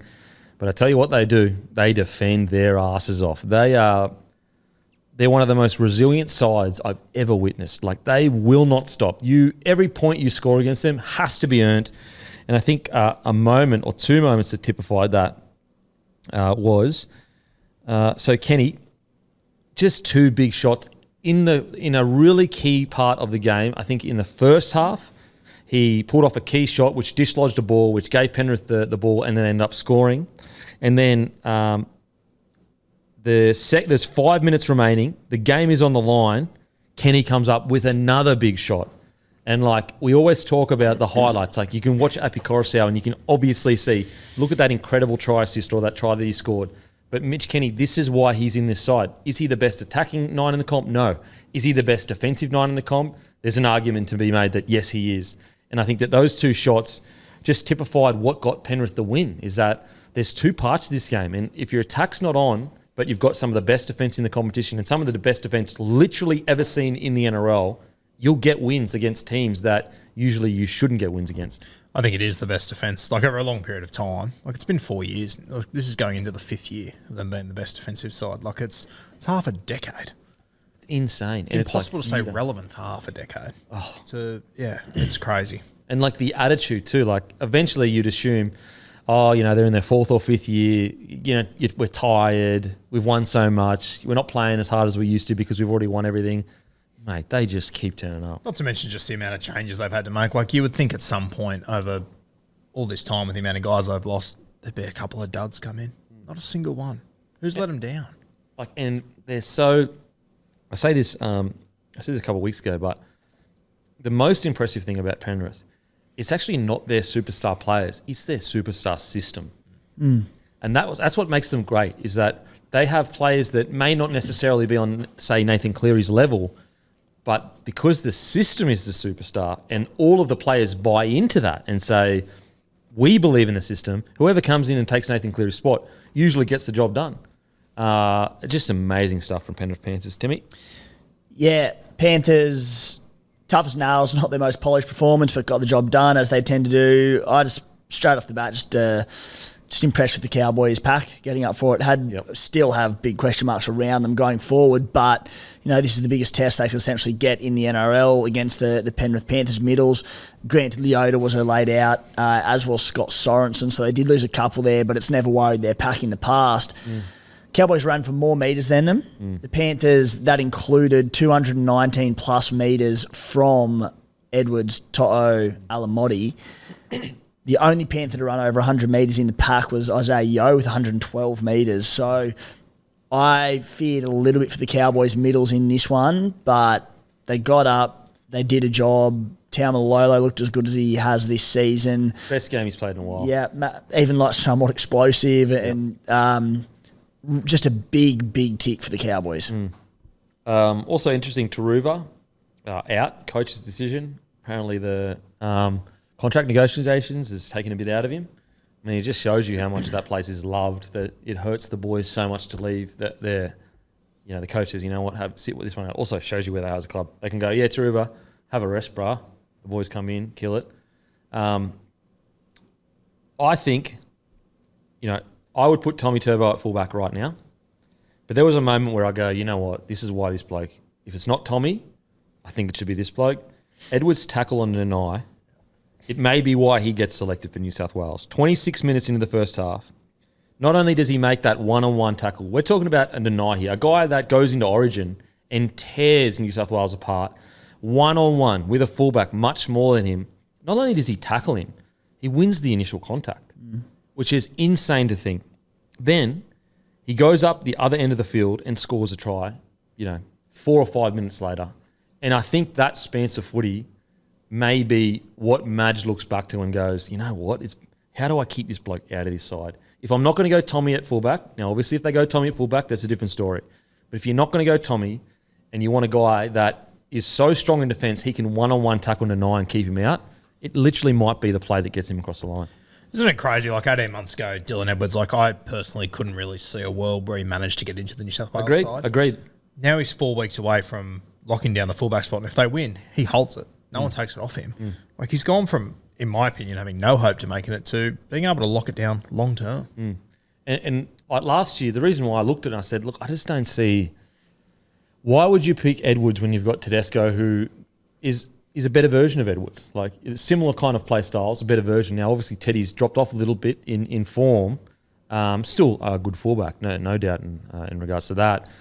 But I think Edwards has gone to another level this year. I really do. I think you could say that Cleary's injury has been the best thing for Edwards' career, because it may just be what's getting the fullback jersey if they go over Tommy. What do you reckon, Timmy? Yeah, same as you boys.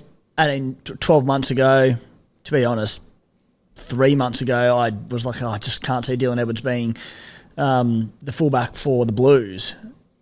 But now he's a clear cut number 2 for me. I still want to go Tommy Chaboyevich at fullback, and people say, well, if he comes in, firstly, the combinations. We know they're there. There's going to be Cleary, there's going to be Isaiah Yeo, To'o, etc., etc. So that's a massive tick for him.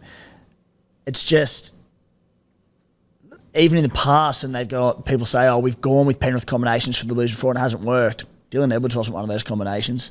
How important is he to this spine? Very important, obviously, but I've got him number 2 to Turbo, by some stretch at the moment. I think if your argument is we've gone with Penrith in the past, I understand what you're saying, but this is a different environment. So I don't know if that holds as much weight, because you have gone with Penrith in the past, but that's with a completely different coaching staff. So it's not necessarily one-to-one. You're not necessarily going, we went with Penrith in the past and now we're going with Penrith again. No, you went with Penrith in the past with a total different coaching staff. Going with Penrith in the past, again this year, or if they do decide to do it, maybe they work better with this current coaching staff. I don't know. I'm not saying that that's the case. I'm saying that it's not necessarily a one-to-one argument. There is merit in it because, there is part merit. I'm not saying that you're all saying that, but I think that it's not as one-to-one as some people are trying to make it out, in my opinion. Yeah. Do we think the fact that you can obviously play Turbo at centre helps still? I personally think it's really based around what type of fullback management likes. Does he like a rugged fullback that is durability is probably the most durable fullback in the competition? You'd say? Dill? Yeah. Yeah. I think so. He's not like he'll play through a broken foot. No one puts their body through more than what Dill does. And so if you're looking at that and you're going, look, tough, strong in D, gets through a bunch of meters, plays with Cleary. Whereas if you're looking at a guy that, look, we need points. We need points and we need a player that's a superstar on the biggest stages, then I think you go with Tommy. Now, don't get me wrong, Tommy can do everything that Edwards can do and, arguably just a little bit better, plus the other things that Dylan can't do. But as I said, I think it just depends on what style of footy you want to play. Can you still get that sort of stuff out of Tommy at centre? He's got, Origin hat-tricks and whatever before. So I feel like sometimes with Origin, you just got to get your best players out there and kind of let them work it out where they kind of go. And I think you can probably still get away with Turbo at centre. I see what you mean, but a Tommy Turbo with even more touches on the ball and your game plan is literally around him nearly every single set, I think that's scary. And he's never played fullback, has he? Exactly. Yeah, and I just think Tommy's good enough to almost single. Like when Tommy Turbo is on, and he's been pretty damn good this season. When he's on, he can be the difference. We can look at the end of the series and go, if he's fit, gets through all 3 games, we can go, Tommy Turbo was the difference and why the Blues won the series.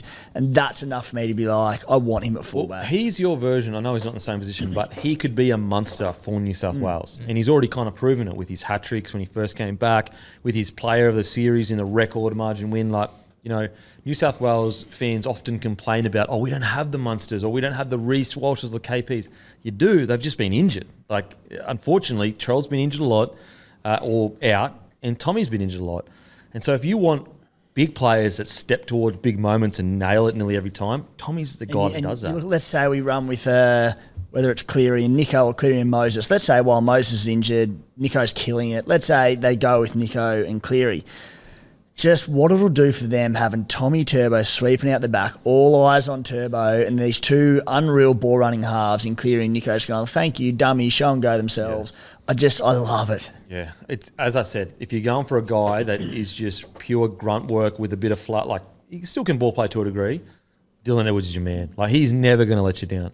But if you go, not to say that Dylan Edwards can't have big moments, but his big moments are more about accumulation, whereas Tommy is more about huge moments where you're just going, what the fuck just happened? I wonder if it comes down to, all this chat about whether Latrell's going to make himself available. Like if he's available and getting picked, I wonder if that sort of forces their hand. Yeah, you're right. I personally, I wouldn't. I think I would have Stephen Crichton in my side as well. I'd like to have him in there. Probably at centre, I'd probably put him and Brian on the same side. It's a great call because if Latrell is available and plays, well, I'm with you. I want Cleary in there. So you probably put Tommy at fullback. But if Latrell isn't available, we go, all right, it does open up that centre slot a little bit more. Yeah, you got to have Cleary on the side. His defence is too good. Yeah. He's almost like your Hammer version, in my opinion, for New South Wales. But anyway, but don't worry, we'll do a full preview of Origin. Don't you dare worry, sir. And madam. I think of everyone on this show. Okay. Anyway, anyone stood up for you for the Panthers, boys? Alamotti?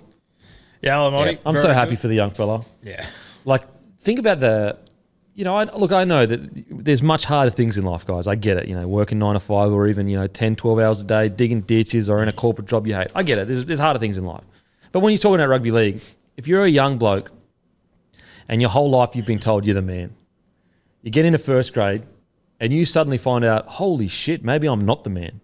That's a very bitter pill to swallow as a young fella. And so many young guys just go completely the other way. Their confidence goes. First of all, I want to give a massive rap to Alamotti's management and Alamotti himself. Because, look, even though I said before we were unsure that other clubs wanted him, I'm sure there were other clubs that probably would have paid more for Alamotti.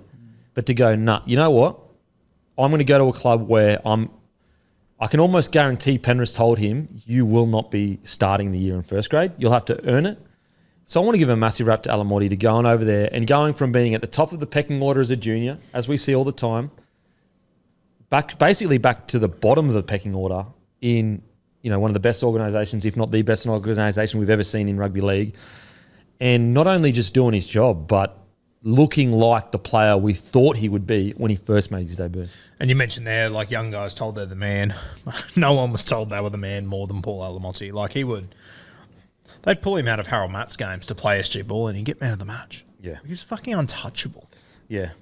Yeah, it is hard for young men to cop that medicine, and when I got to the Broncos, we were told straight away, like, I know you guys all think, because, like, and this is Broncos when it's just, like, at the tippity top of the mountain. So the juniors coming through, the people they could select, they would sit us down and go, guys, I know you think you're the man, but every single person here is the man of where they're from. So, and on top of all that, you aren't even in first grade yet. So, like, you think you're the man here, you're not even in the squad yet.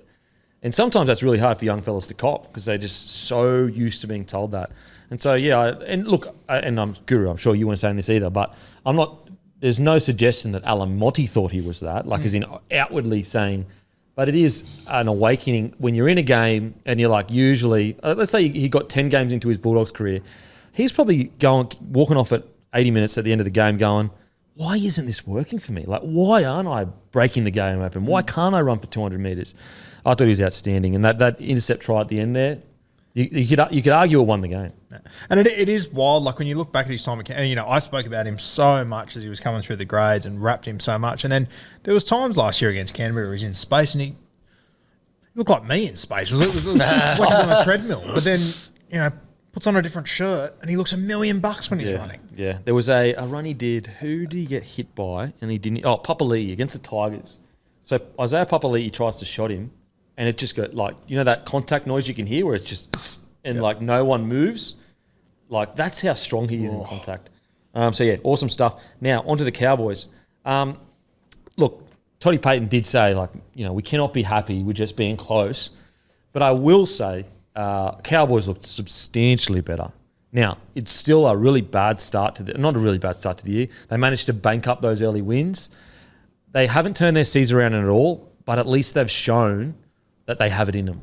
They've shown that their forward pack, when it wants to turn up and work with urgency, Houston, we have urgency. Maybe Payton said that to him before the game. They can. Chris Houston, we have urgency. Oh, yeah. Oh, yes, Timmy. Just letting it breathe. He's happy with that one. Yeah. Boys, what do you think about the Cowboys? Yeah, it's interesting, mate. I feel like I feel so negative on the North Queensland Cowboys. They've got a record of 4-4, and over the next few weeks they go Dolphins, Titans, Rabbits, Tigers. Like, they could be 8-4 all of a sudden in a few weeks' time, and would it really shock anyone if they put on a couple of big scores over the next few weeks? You know what it is? It's relatively similar to the Manly situation. Yes. It's like it depends how you look at them. Yep. If you look at them as a premiership threat, it's not the best start to the year. But if you look at them as a top 8 side, you go, it's all good. It's all good. There's still plenty to go here. We've got a good run home, or like a good run for the next month. I'm so intrigued to watch them over the next 4 weeks. Yeah. What about you, Timmy? Speak very highly of their entire pack from this. And I touched on them a bit of a whole as a whole before, and spoke about Taumalolo. Sam McIntyre was great, but the two that I had found to be very disappointing this year, if I'm being honest, is Fini Fuiaki and Nanai. They got a response out of them this week, and they needed to lift for the game against this Panthers pack. Mate, lucky to run for 30 metres each in the last month or so of footy. Fini Fuiaki, 18 runs for 152 metres. Nanai was 16 runs for 141 metres. And look how different this pack looked as a result of just like taking pressure off the middles. I tell you what, like, he's still so young. Could you tell us how old Nanai is? I think he's 22. So he's still so young, maybe in 21. And so I think because he exploded onto the scene, we kind of forget how young he is. But He turned 21 in February. Oh my God. So I think when you watch this inconsistency, although it's not, you can't just go, yeah, that's okay, it's all right. You've got to take it with a grain of like, he was 20 at the start of this year. But the frustrating thing would be like, no, mate, when you want to play, you are the best back row in the comp, bar none. Like, literally bar none. You do things like probably him and Fafita, when they both turn up to rip in, they're probably the best back rows in the In competition. attack, it comes easy to him. Yeah. And it did as a 20-year-old. Like, as he develops his game over the next 2, 3, 4, 5 years, he's just going to evolve into one of the most devastating back rowers, and it obviously very different players in a lot of ways and very different physiques, him and Fafita. But they're like when Fafita first came in, even for the Broncos, the shit he was doing in attack, these moments of brilliance, they came easy to him because he's so talented, and he developed this grit. And I think Nanai will do the same, and he needs to round out areas of his defence. But as I said, he's 21, and it all starts with, we've said it time and time again, roll up the sleeve, have a few runs. It's exactly what he did on the weekend, and he was great. He went on that kangaroo tour at that World Cup with the Kangaroos, right? I think so. So what, does that mean he was 19 when he was... I'm sure he played in that World Cup for the Kangaroos. I think he did. I think Oh, he he did. came off the bench. Oh, my God. And so, like, what's incredible about so he did? Makes me wish I'd done something with my life, to be honest. Bloody hell, 19.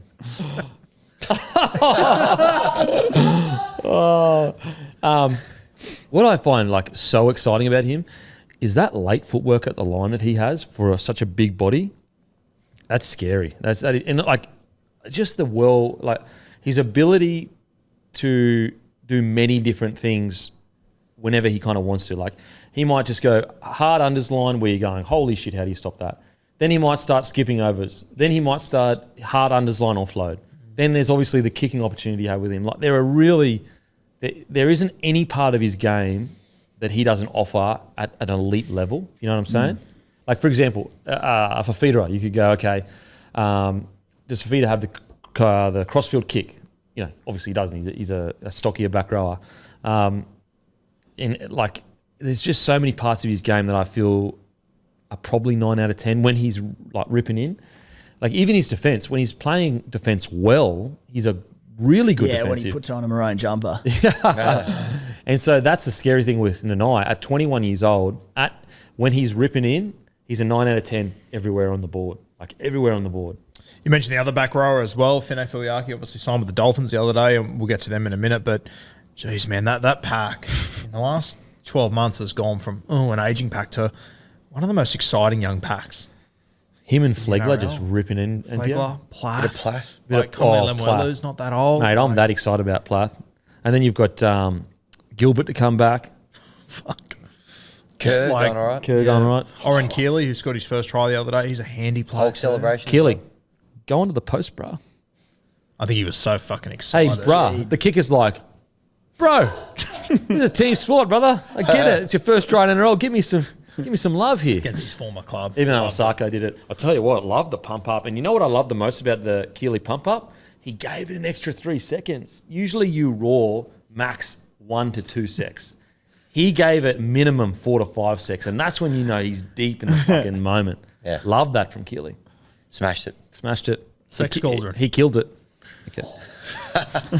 One to watch for Try July, if that's the celebrations. Oh, yeah. Coming out So already. who can yell the longest just standing there going, "Ah." That'd be good. Could you imagine? And we're going to do it live at Magic Round in the car park. Jordan Ricky will be going in as $1.20 favourite.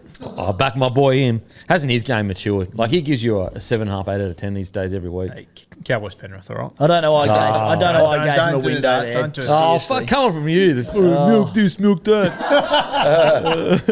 You do say that. Hey, just on the pack for the Cowboys, I like the addition of Tom McHaley. Made our team of the week in some of the pre-game trials. 17 minutes of chaos. Didn't miss a tackle. Came on. Tom 77 McChaos. Tom McChaos. Now we're talking. Get that on a t-shirt. But he was a great little addition. So hopefully we see a little bit more of him. How explosive was he off the Yeah. bench? Really good impact. Yep. Yeah, 2 offloads. Like, that's what you want. 80 or 90 odd metres in, what did you say, 17 minutes? 77 metres. If he can play that role, that might be what that pack needs. Yep. Like, maybe that aging pack, you go, okay, first 20 boys, the aging pack, please just, like, rip and tear, do all the little things really well, and then we bring on McChaos, and he just comes through the middle. Another one we let go. God, I miss him. Who else stood out for you guys?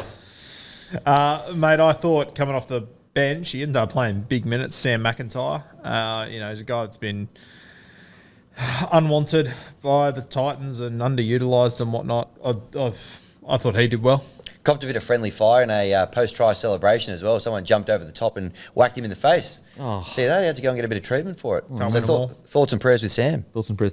Speaking of injuries, Tom Chester, the poor fella. Was that ACL or hammy? I'm not sure what the result Yeah, I think it's a was. long. It's long term. It's a I'm not longer sure. term. Like we're talking minimum 6 to 8 weeks, I think. I'll tell you what, mate, opens up a very interesting spot for Valea, who left the Warriors last year. Yeah, I wonder how he's been going. What do you got there? 1 month. 1 month, so Chester? 4 weeks. Yep. Okay, so that's all right. Not too bad. I thought Valimar. I know he made some errors, but I thought his carries pretty bloody good. It's a good player, man. He's very If handy. you can just round out some of those errors out of his game, he'd be very handy to have coming. And I think he's still relatively young too. So another guy that if you want to build him into a 180 meter, 200 meters a game kind of player, I think he has the body shape to do that. He showed it last year as well. Who else stood out for you boys? Reece Robson continues just to battle away. Cotter, another bloke. Reece continues to- Robson's service is so crisp. So good. Love watching, especially the long balls he throws. Who's at 9 for you boys for Origin? Him and Appy for Yeah. me. Okay.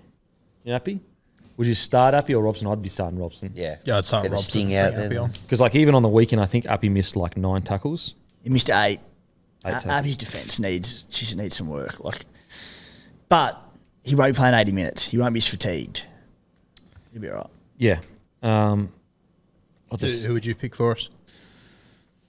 ooh, it's a tough one because Appy needs minutes on the field. But just that defensive side for me, if I'm a Queensland selector, I would look at my team and go, okay, do we have enough creativity around the ruck where we can afford to not have Appy's creativity?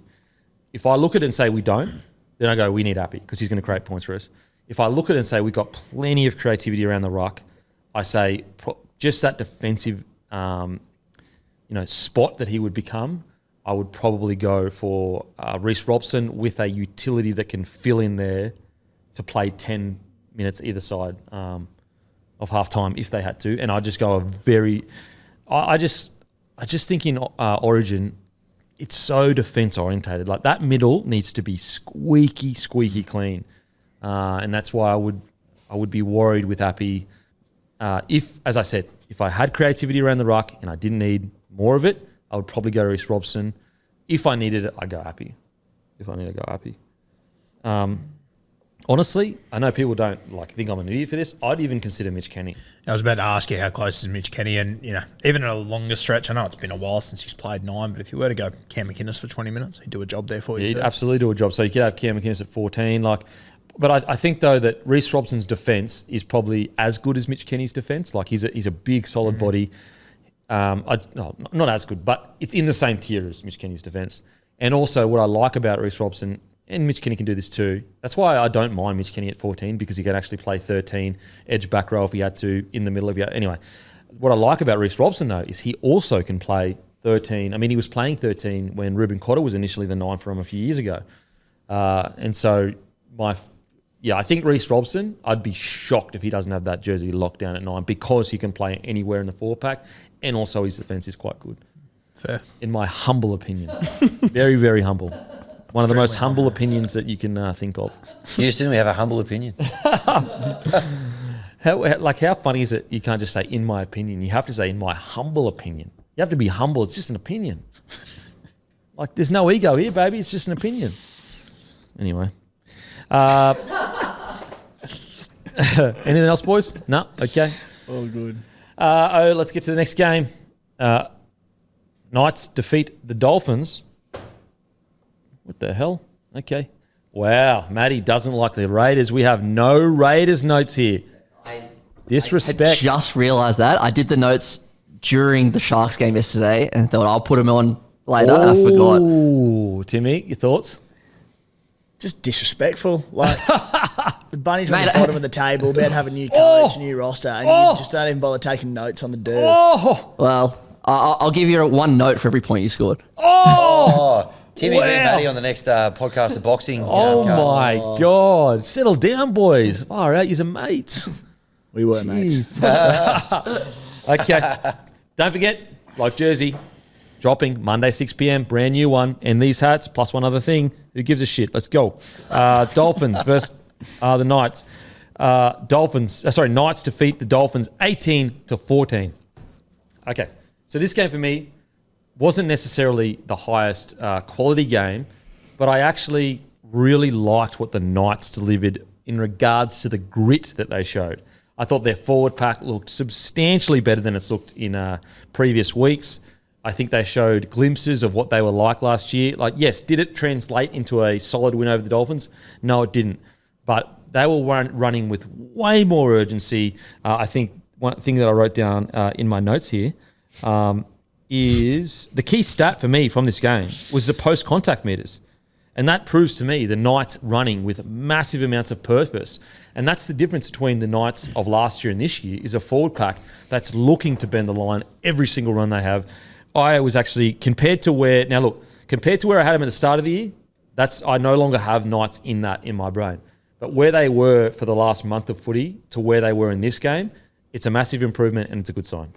Yeah, for sure. And they didn't have everything go their way in the forward pack too. You obviously had Saifidi got injured. I think Jed Cartwright got knocked out after only a few minutes. So they were down troops as well. And this was a sort of grit that we saw from Newcastle parts of last year that really stood out. Like, I think there was parts of last year where you just went, fuck, even if they don't play well, you know you're going to get a tough game up at Newcastle. Yep. And let's be honest here, it hasn't felt that way so far this year. Yeah. It was almost like the KP injury sort of made them knuckle down this week. I thought their halves looked way more. Like, they looked like they were getting to points on the field better. They had plays. Like, for example, the inside play to Armstrong, who had a really good debut. So congratulations to the young fella. Just that inside ball, like just little things like that. I just didn't feel like that the last few weeks their halves have been almost confident enough to even... I can't remember an inside ball like that. You know? Yeah. And maybe that's because KP likes it out the back. I'm not sure. But I just felt like their halves were much better in this game. Timmy? Yeah, I was a bit mixed thoughts on the Knights' defence in particular here. I quite like what they did in attack. They were busted open quite easily, like from the Dolphins' end or around halfway. Like, they conceded 7 line breaks in this. But I thought their goal line defence in particular, and they showed tick around there, which we hadn't seen at times over at the start of the season, the whole start of the season. But goal line defence really good. Attack, they looked decent. You mentioned the Armstrong try early on. I thought it was just smart footy from Jackson Hastings to isolate basically Cody Nikorima. A real halves play, identifying that there's a fullback there, there's a front rower there. Trey Fuller doesn't get up square. He tries to get out to the man. I tell you what, if you ever wanted a lesson, you're supposed to get up square, watch that try. If Trey Fuller gets up square and then pushes out, the space is taken and that doesn't happen. And he's just gone, Hastings went, thank you, bang. The gap was enormous by the end of it. Like, went through untouched Armstrong. Yeah. And so that's just a half out thinking his opposition. So I thought that was quite good for him. I did think, like, as a general whole look at the game, I said 7 line breaks from the Dolphins. They had so many opportunities to win this game. They could not capitalise on any of the opportunities. Yeah, that's the hard thing for the Dolphins is they're gonna. Wayne did come out of the out of the press conference and he just said we were really flat today, and I totally agree. Like even in the period just before maybe the last 5 minutes, I was a bit surprised at the lack of urgency from the Dolphins. Just little things that I was noticing, but I do think that the Dolphins will look back on this one and go, geez, we had that game was there to be won, and we just did not take our opportunity. I guess you add in like they cannot take a trick with injuries. Like Jesse Bromwich didn't finish the game. Kenny Bromwich went down quite early on in it. Reshuffles.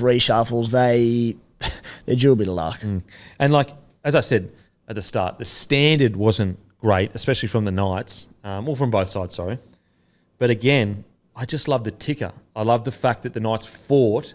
And even though were missing tackles here and there, and even though the line break was hugely lopsided, they just kept turning up for each other. And that's what got them the victory. It wasn't a skill set. It wasn't being a much better side. It was genuinely just about scramble. You even look at the stats here. Missed tackles, 46 for the Dolphins, 38 for the Knights. So relatively similar-ish. But a key stat, ineffective tackles, only 5 for the Dolphins, 21 for the Knights. So as I said, the standard not that high. But what does that say to you? That says to me that although everything wasn't working for them, they just kept turning up on the inside. They kept scrambling. What's the criteria for an ineffective tackle? Do we know? Do you know what? I think it's like basically blokes finding their front and bumping up, like being kind of bumped off and quick play the balls, pretty sure. Okay. And that would make sense because 21 times ineffective, so 21 really quick play the balls, I'd assume. That would be where the line breaks. I wonder is it play the balls under 3.5 seconds or something? Something like that, I'd assume. So, look, when I look at the Knights and the current situation they find themselves in, I'm not really looking for crazy footy. I'm just looking for 17 blokes that are just reacting to the coach and ripping and tearing. And I feel like they really did that on the weekend. So we'll talk about the Knights first. The good thing is they found, obviously he's not KP, but a guy at the back that can admirably do the job at the moment. It's one game, but get through a bunch of work. What I love the most about David Armstrong, it's not necessarily like, was he crazy fast or crazy strong or whatever, but he was just energetic. Like he just got involved. He wanted the ball. He was always there or thereabouts when a half break was made or there was a quick play the ball. And I kind of feel like at the moment, that's what the Knights needed, just an injection of energy. 100%. Energy is the key word, and he brought it. Armstrong, which is interesting because I think that if the squad was full strength, I think Fletcher Sharp might have been in there before Armstrong. And I sort of came into yesterday's game going, it'll be interesting in 3 weeks when Fletcher's available again, who holds it, but fuck, it's going to be hard to take it off Armstrong. Oh, for sure. 11 tackle breaks, 2 line breaks, a couple errors, but he'll sort that out. Just the energy. And sometimes, we always talk about you can buy experience, but experience is it's intangible experience. Like it's an intangible thing. Some players that may be a little bit past it physically, what do they bring experience-wise? But also, you can't measure youthful energy. Sometimes bringing in a young fella, I mean, I know the Souths didn't go that well, but since he's come back in, Souths have definitely played better than they were playing Jai Gray. And it really is just about the energy that the young fellas bring in. And I think Armstrong could be a similar shot in the arm that the Knights may need. Just that youthful. Look at the Tigers with Galvin. Yeah, yep. Just energy. We had it last year with Buller as well. Yep. Bit of youthful exuberance. Oh yeah, goes a long way. I thought Dan Gagai was really good for the Knights. Yep.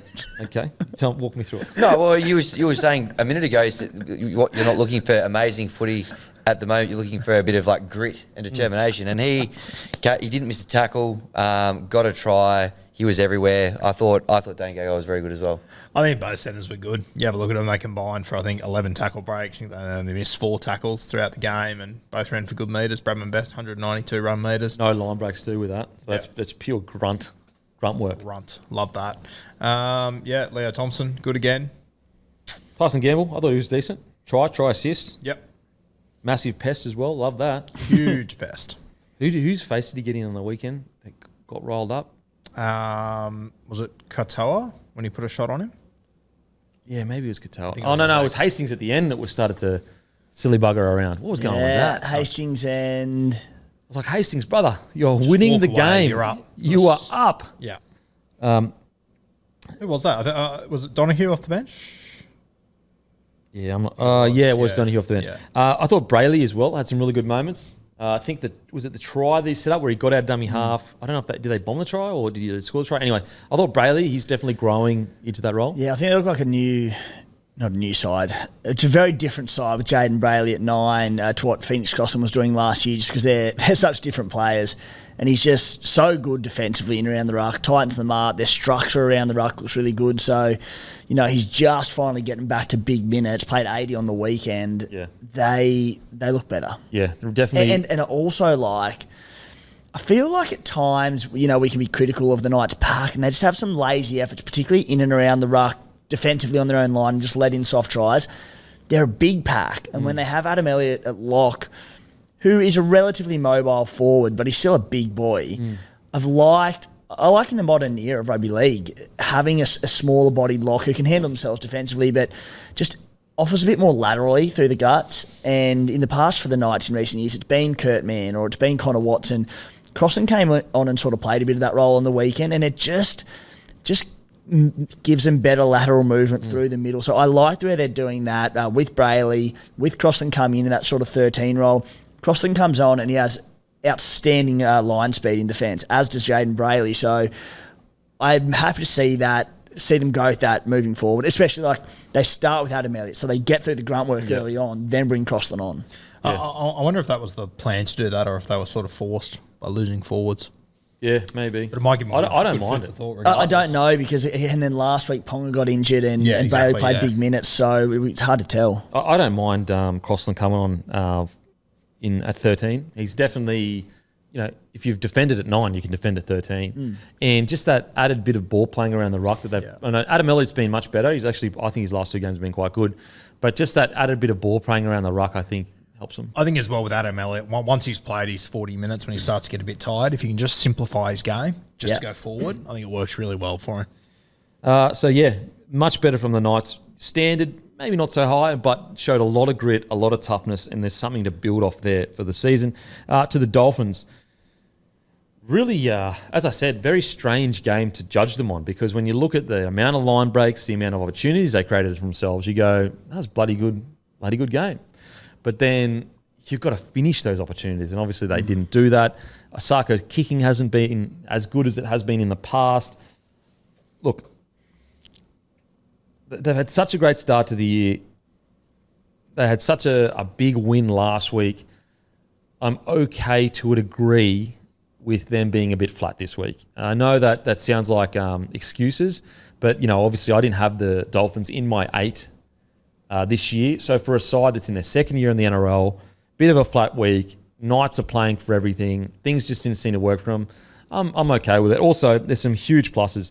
Max Plath for me is super exciting. So exciting that I'd be close. If he keeps playing like this, them at full strength, I would consider keeping him at 13. Oh, fucking hell. He's my third, eh? I really like him at 13. And for what he lacks in size, his grit, his toughness, defensively, he's outstanding. But his ball playing, it is slick. It is some of the better ball playing for a 13 in the competition. I like Max Plath at 13. And as I said, even full strength, like I'm talking Gilbert back, everything back, I think he'd be pushing for a spot in that 13 role. Full strength, he'd still be my 13. I think he's the guy most suited. I've said it a few times, he was playing halfback 2 years ago. You could see some of those plays where he took guys on his inside to the line in this game. He didn't always make the perfect decision, but he just looks dangerous all the time, Plath. He'd be my 13, without a doubt, full strength. And being so young, he's only going to get stronger in defence, better in contact. I really have liked his work. He was great last week. I thought he was great this week. Very, very exciting. And to get a guy in a key position that's essentially coming through the younger grades, like when you're talking about salary cap pressure, geez, that's a win. If you can sit there and go, Max Plath, you're going to be our 13 for the next 2 to 3 years on a minimum contract most likely, like for how hard it is to find a good 13 in today's day and age, like that's a massive win. And that's what I spoke about it in the game before. You have him, you have Finay Fuiaki, you've got Flegler, who's still quite young, you got Oren Keeley, Mason Teague. Like, they're building a pretty damn good forward pack up there, the Finns. Yeah, absolutely. Like Josh Kerr's not that old too. He's still got plenty more to offer. Yep, agreed. Like that forward pack, especially with Katoa, who in defence had a bit of a tough day, but in attack, what I'm loving about Katoa is we're starting to see different parts of his game. So we've seen the ball playing, his ability to square, go deep in the line, but I also he had 21 runs, ran for 124 metres. When that it's almost like a puzzle. When all those puzzles get fit together and they complete the puzzle, it's going to be a scary prospect to play against Katoa, in my opinion. Yeah, for sure. Anyone else stand out for you guys in Dolphin? Even Ewan Aitken, mate. Like, it feels like he's been around for an absolute eternity. Like, he's only 28. Yeah. He's still got 4 and 5 years And left. he hasn't played his whole career in back row. He's only going to get better there. Yeah, I thought Josh Kerr has impressed me so much this season. He's averaging about 35 minutes per game, 112 metres per game. He's missed 9 tackles all season, but 149 on the weekend with only 38 minutes. Yeah, just in attack, they can't, like when he offloads at will. Like he had 5 offloads on the weekend, and I think he's particularly valuable chasing points like we saw on the weekend, where you're going, all right, attack's a bit stunted, we're struggling to sort of make any headway here. He comes on, they cannot put him down or close that arm off. So he runs a really good hard line, attacking the line. Like he can find a try for a big fella. I think he's been tremendous. Someone tell him Wayne doesn't care about his Supercoach side. Wow. Hey, Just wrapping him galore. I was wrapping him before I brought him into my Supercoach side. I tell you what, you wouldn't want to wrap him too much because his price will go up. I know that much. Funnily, I wrap him year in, year out. It's the first time I've ever actually owned him in Don't Supercoach. manipulate the market, mate. I'll do what I can to get my Supercoach side firing. Don't be running agendas here, mate. I'm sure Wayne's a big listener to the podcast. The thing with Josh Kerr is like, you could see this from a mile away, couldn't you? When he's at the Dragons, you're like, there is so much potential. Big boy, good motor. Mate, yeah, I think he's been great as well. Trey Fuller. Oh, Trey Fuller. How good's he been? Oh, my God. Glass half fuller, that's for sure. 28 runs. Trey 200. Bien. Sorry. You can cut that out if you want. 28 runs, 240 metres, 66 post contact, 10 tackle breaks, 3 line breaks, a line break assist, an offload, 7 tackles, only 1 miss. I tell you what, if you're looking for a fullback, if you're desperate for a fullback, not even desperate, if you've got a fullback position that is essentially open and competitive, I'll be talking to his manager immediately. He is too good to not be playing NRL, in my opinion. You could do so much worse. Oh, yeah. You look at a guy like that and you're like, you'd have to guess that he's just been unlucky in his career where I'm sure there's things that he hasn't been best at. Maybe it's training, whatever. But like unlucky in the sense that he just maybe didn't land at the right spot to get him into the right mind frame to be the best he can be. Because like watching him play, a guy this talented, he should have been playing since he was bloody 18. Big if, but if he can maintain this form the next 3 weeks, far out he's going to be hard to drop when Hammer comes back. Like obviously, the thing is, I'm not getting ahead of myself. Hammer's their best fullback option at the moment. It was really good to start the season, but like if he keeps playing this footy, and we know Hammer can play numerous positions in the back line. Well, you got to ask yourself: is the team better with Fuller at fullback and Hammer at centre, or Hammer at fullback and Fuller not in the team? It's a tough question. And, it sounds outrageous, but Wayne was happy to do it last year at different points. Yeah, so they didn't get anyone to fullback. And all of a sudden, if you have Herbie and Miso as your centres, jeez, dangerous. Alrighty, Knights. That's not Knights. Sorry. Good start. Great start. Where are these notes? Anything on that teleprompter, Den and Kent will read. Okay, Sharkies defeat the Raiders 40-0. Let me repeat. Sharks defeat the Raiders 40-0. Jeez. It's a tough one to swallow. Look, this is a mixture of two things. Sharks were unbelievable. Like, that's probably the best game I've seen the Sharks play in a very, very long time. I thought they looked incredible. I thought their forwards played as good as maybe they could play. I thought Hines, it's one of the most complete performances I've seen Hines play. I know we've seen Hines play some really good games, but I can't remember the last time I saw him so in control, so confident. The way he dictated terms in that game, just the confidence he was playing with, there was not a single shred. Every time he went to the line to make a play, there was no hesitation as to what he wanted to do. And there's also no hesitation in the decisions he was making. Even to, I think it was like 60th minute or whatever, he runs across field, he has a lot of time, he ends up getting tackled, and it's quite a good tackle from the Raiders centre or maybe 3 defender. But even the non-hesitation to not pass the ball, like everything was sure. He was sure in every decision he's made. I thought Hines was absolutely outstanding. I thought Ramian. I thought the back five, we've been singing their praises for a very long time, but I just want to reiterate, they are the most underrated back five in the competition, in my opinion. They are outstanding. They deliver so consistently for the Sharkies. In regards to the Raiders, obviously the 40-0 is a big concern. But my biggest issue is not the situation happening with the halves. Yes, for sure, Fogarty is a massive loss. My biggest concern at the Raiders is this is now the second game where their forwards have been completely dominated. We're talking about, on paper, one of the best forward packs in the competition getting completely rolled over. And that's my biggest concern at the moment for the Raiders. What do you think about the game, Timmy? Yeah, forward pack. Going into this game, I was really concerned at where the polish should come from, where the points should come from. The kicking game was always going to be an issue with 2 inexperienced ball-running halves, more 5'8". But I just thought with Fogarty going down off a disappointing loss as it was, that our forward pack would get up for the battle. And I thought it'd be like a pretty gritty affair. And all right, maybe we get done 1-12 and it's a tough enough game. Our forward pack just got trounced. And particularly, you mentioned the Sharks back five, but they just tore through our middles coming out of yardage. Every single one of them, like Katoa had a field day, Ramian had a field day, going straight through our middles. We could not contain them. It didn't look like it. And that was so concerning. Like, credit to the Sharks. As you said, Campy, they put in a phenomenal performance. So, you know, while we were poor, you do have to sit back and acknowledge what the Sharkies did. But, as you said, 2 weeks in a row where our pack were very underwhelming. 64 missed tackles.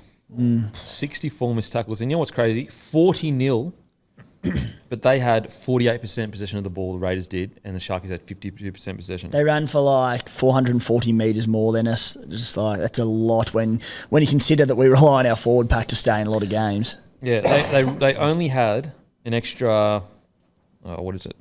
I'll just say 30 runs, but it was 40-0. Just crazy. 9 line breaks to 2, 64 tackle breaks to 22. Average set distance was relatively similar, so that's interesting. That's my biggest concern of the Raiders is your strongest weapon at the moment is like it's not even close to where it should be. And I messaged you when I was watching the game, and I just have to wonder. And this is pure guesswork, but I wonder, like, I would love to know how hard was the Raiders preseason, because it seemed to me that they've had a really hard preseason. Got them peaking for round one, and they just look like they were a really tired footy side. Like Danny Levi, he was, and I know it was 10 minutes of continuous footy. I get that, but it's 10 minutes of continuous footy for both sides. Oh, even in commentary, they're like, just the Raiders couldn't recover from that first 10 minutes. So I was like, all right, they're professional athletes. It was 10 minutes of footy. Like, yes, it was fast, but that shouldn't put a line through them through the whole game. But also, like, the Sharks, both teams went through that 10 minutes. And I get it. I think the Sharks were at like 100% completion in that 10 minutes. With that forward pack, like that's what you guys were. When you started the season, what do we keep saying? Wow, the Raiders' completion is like 85%, 90%. I'm just really surprised, and I'm a bit concerned at the fatigue. It looks like they're a fatigued side. That's what concerns me. And sometimes, you know, that's why some of the master coaches, not usually, but Bellamy is the exception to the rule. Bellamy always starts a year fast, and he manages to keep them up for pretty much the whole year. But you see, like Wayne, even Trent Robinson, it's been an Achilles heel for Trent Robinson, but a lot of these other coaches are almost okay with starting a little bit slower and building into it. Mate, Ivan Cleary in the Panthers, they rarely come out of the blocks and go 8 from 8 or 10 from 10. Yeah. Like, particularly the last few seasons when they have had long campaigns and grand finals, they often start 4 and 3 or something like that, or 3 and 4. Well, the Panthers now don't look anywhere near what we know they're going to look towards the end of the year. And so my concern for the Raiders is it's very hard to catch up fatigue in season, because you can't just go, boys, we're going to go and have a light few weeks, because then you still got to play on the weekend, and that's what's going to take the gas out of you. So, man, it's a tough spot, Ricky Finders. What do you reckon, mate? The thing that stuck with me was that missed tackle, Joe Tarpanay on Hazelton. If there was one player in the whole game that I said wouldn't miss that tackle, it'd be like Tarpanay. Yeah. And that's what, when I first saw it, is when I messaged you, Timmy, I said, what was the preseason like? You were unsure. Because, like, Tarpanay doesn't miss those tackles. And also the guys around him. Boys, I was more concerned about the lack of blokes around him. It was the middle of the park. From memory, I don't think it was a lightning quick play the ball, and everyone was scrambling off a line break. Apologies if I'm wrong. There wasn't a player within 1.5 meters either side of him in the middle of the field. Yeah. How? Mate, you have a look at your starting pack. Morgan Smithies had the least amount of missed tackles. He had 3. All the rest of them had 4 or more. And so when I see that, we all know that this Raiders team is tough, because they wouldn't be in a Raiders jersey. Ricky Stewart wouldn't allow it. So when I see that, I have to guess that they are a fatigued footy side. Like, that's the only thing that makes sense to me.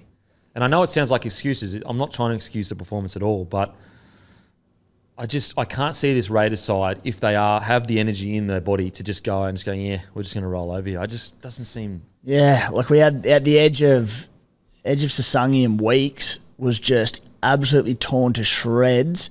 Elliot Whitehead due back this week, so he should come straight in there and he'll make that edge so much more solid defensively. I can't wait for that, but again, it's not going to turn around 40 points. A veteran coming back in on the edge, but gee, they had some fun through there. Tell you what, from watching Sasangi in reserve grade, I thought he was going to go really good. 15 missed tackles in 2 weeks.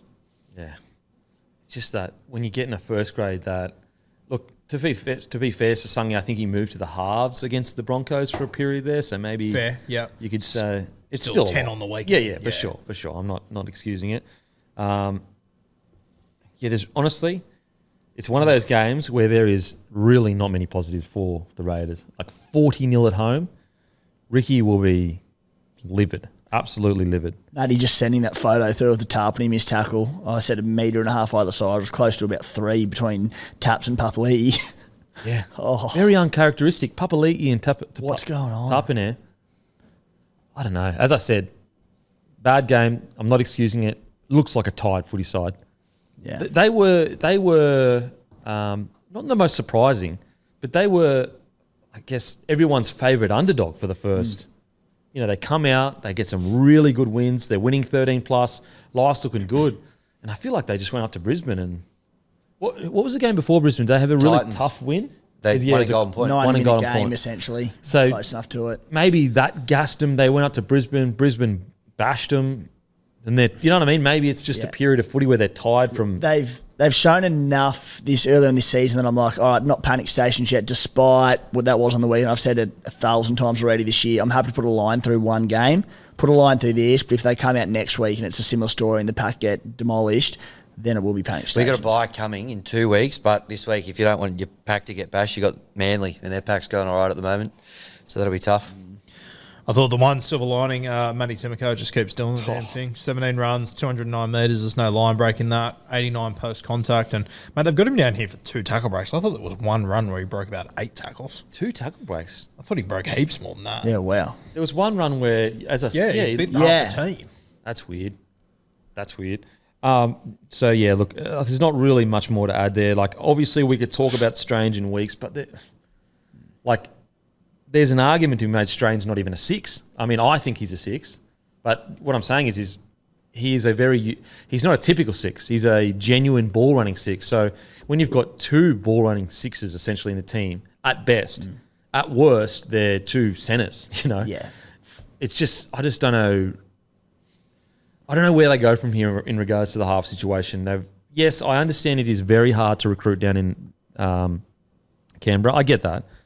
But just like the Eel situation that I've been really critical of, I just don't know how in today's day and age, when you look at Penrith, you look at Broncos and, you know, even Storm and that, how you can't have a New South Wales Cup ready-made 7 in your top 30. At least one ready to go. They've and I understand there was, the devastating news earlier this year. Yeah, Fox Stats had Timoko at 7 tackle busts, just for the record. But I think they need to go. I don't know if anyone's available or what they can wrangle, but they need to go to market. They need to find something. I don't see how this halves pairing.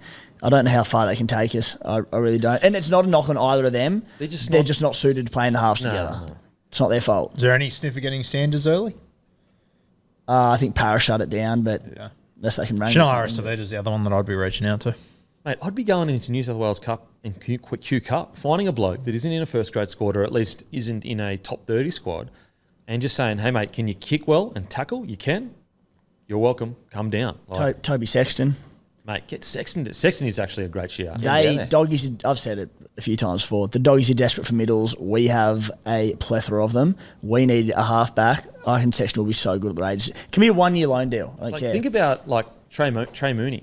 Get him up to Doggies, gets experience, time in both of them, switch them back, whatever. Just switch them back if you want to. Isn't that picture that Matty just sent us? Like, I can see 8 Raiders there. Where are the other 5? It's horrifying. It's like it's like tramline to almost sideline. There had to have been a line break before, and they've all screamed. I think Teague Wilton might have had a line break before, maybe. Maybe straight through. I reckon you're right. Regardless. Ugh. Regardless, you still got to compress. Yeah. If you're the edge, you've just got to, like, the age-old saying is, if they're going to score, it's in the corners. And so you see it all the time. Teams just go, all right, stuff it. Compress, shoot up off out of line if we have to. Yeah. So, look, not much to, obviously, Timoko. Who else?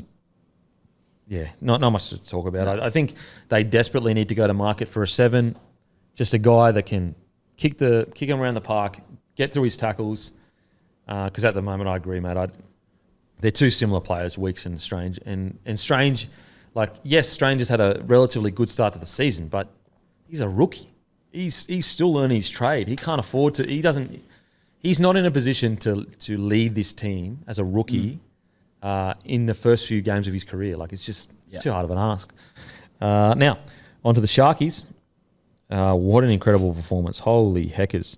Nico Hines, 1 try, 2 try assists, 25 runs, 202 metres, 21 post contact, 8 tackle breaks, a line break, 3 line break assists, an offload, 25 tackles, only 1 miss, 456 kicking metres, and converted, I don't know. Heaps. 6 of 7. Like, 6 of Get 7. him in there. Get him in the Blues team. but like, think about those stats. 2 try assists and a try, and 202 metres. He has 7 on his back. We're not talking about a fullback here. We're talking about a 7 that led his team around the park, got them to certain positions. Like, 7s shouldn't be this athletic. It doesn't happen. I mean, I know Hughes has bucked the trend a little bit, Cleary to a degree, but it's incredible. 25 tackles, only 1 missed, but I love 2 intercepts as well. Oh, Seeing them like beach balls. it's just you've got to be excited. If he can keep this form up, as a New South Wales Blues fan, like, but you've got halves in form around Origin. There's a bit of depth, a bit of argument as to who you should have. They could be halves for the next 6-7 years. If they can... they're an exciting prospect together, Cleary and Hines, aren't they? Yeah. If they can make that work, oh boy. If Hines can step up in the Origin arena, like we hope he can, Cleary Hines, that's a devastating partnership. Imagine for the next just 5 years. Cleary running the show through the middle and Hines just going side to side, chime in where he wanted to. With Tom Trbojevic next to Oh him. boy. Fucking scary prospect. It's scary, but it'll be interesting to see how it will gel because they're 2 very ball dominant. I think it can, because Sevens. down at the Storm with Munster and with Hughes, he made it work. He made it work really well as being the second fiddle. I just think, like they need to link up a lot, and I think Nico just needs to play that second receiver, almost that sweeping fullback like he does. I think he's aware enough to know, just be whatever, Cleary, wherever you want me, you just let me know. Yeah, you don't have this Sammy Walker, Luke Keary thing. Cleary, you're the man, your team. Tell As me you where said, you where need do to you go. want me? Yeah, where do you want me? I'll be there. Him out the back on those spreads, it's a scary, scary prospect. He was outstanding. That this back line is just getting better and better. Katoa, Ramian, Ito, Mulatalo, Kennedy. I tell you what, this is what excites me for the Sharkies. It's not the big scoreline. We know the Sharkies can do this. They've had relatively good attack for a while now. I mean, even last year they're outstanding. But I reckon what 2 things that I really like. Last 10 minutes before halftime, the Raiders had 73% of the ball and they didn't score a single try. There is no way the 2023 Sharks hold the Raiders out with 73% of the ball 10 minutes before halftime. That is the difference between this year's Sharkies and last year's Sharkies. It's a long season ahead for sure, but I'm telling you right now, that grit in defence, this is similar to what we saw in the first year of Fitzy's coaching, is gritty, strong defence. I really think they've worked on their defensive patterns, especially on their line. They looked way better. Yes, I get it. They're playing against a Raiders side that has 2, sixes playing together. That doesn't change the fact that they were essentially on their line for 10 minutes with no ball. Like, eventually someone's going to fatigue. They're not going to do their job. And the other thing that I really like about the Sharks is they're playing outstanding attacking footy. Every single time there's a quick play of the ball, they identify it and they all get on board, especially on their opponent's goal line. You go look at those tries with obviously Hazelton. They get up flat and they make a play for their front rowers. Whereas, for example, the Warriors, I felt on the weekend, although, Adam Fennell-Blake scored a couple of tries, I felt like there was a lot of opportunity to play up-tempo footy and score around the post what I'm liking about the Sharks is as soon as they identify it, Brayley gets out, Hines gets on the front foot, all their forwards get in shape and push up. That excites me for the Sharkies this year. You mentioned their back five, mate. If you just have a look at the centres and wingers, like as far as runs, the lowest was 19, the highest was 20. Run meters, the lowest was 183, the highest 209. Post contact meters, lowest 63, highest 73, and combined the four of them missed 4 tackles. Yeah. And their centres and wingers had a combined 34 tackle breaks. That's insane. Holy shit. And you're right, as soon as they get on the front foot or quick play the ball, these guys just go back. They just flood straight through the middle. Everyone is up on the advantage line. There's no like, oh, well, actually, my job, the next play was supposed to be out on my edge, so I'm not going to push up here. They are just all up on the advantage line. And, mate, when you're talking like run meters, I think Mulatalo, he only had 183. I thought he was dynamic yesterday. Yeah. He's playing incredible footy at the moment. Absolutely. I mean, the Sharkies are very exciting. You know, obviously the question is, we need to see him against top 4 side. I want to see him against Penrith, the Broncos. Yes, they did beat the Warriors, so that's a plus. But I'm really keen to see them against some of the top tier sides. Well, you won't have to wait long. They got the Dragons this week, but then they got the Storm, Chooks, Panthers. Huge month of footy. Yeah. If they can go 2 from 4, that's a win in my opinion for the Sharkies. How good's it, mate? We're about to, like, how good are you? Yeah, We're about absolutely. And as I said, 2 from 4 with that run, I'd be happy with that. I'd be happy with that as a Sharkies fan. So really, you only need 1 win against those 3 sides we just discussed, and then Dragons you definitely should beat. Now it's a granted it's a derby, but yeah, I know that a lot of people are going to sit there and go, Sharkies draw has been not as hard. I get it, but what else can you ask from? Like they're in a no-win situation. It's essentially sitting there going, well, I'm not going to judge them until round friggin' 16 or something. Like, you got to... They also beat the Warriors in New Zealand. 100%. And so they're beating teams. They're looking much better than last year. They're beating teams convincingly. They lost to Tigers. And ever since the Tigers lost, and then there was about 20 minutes against the Raiders, that initial game, the first game they played. But ever since then, they have been, squeaky clean. Great side. So I'm excited for the Sharkies this year. Yeah. And, God, they're just a good team to watch. Super exciting. I tell you what, that team with Adam Fanor-Blake in it, oh, my God. Oh. Wow.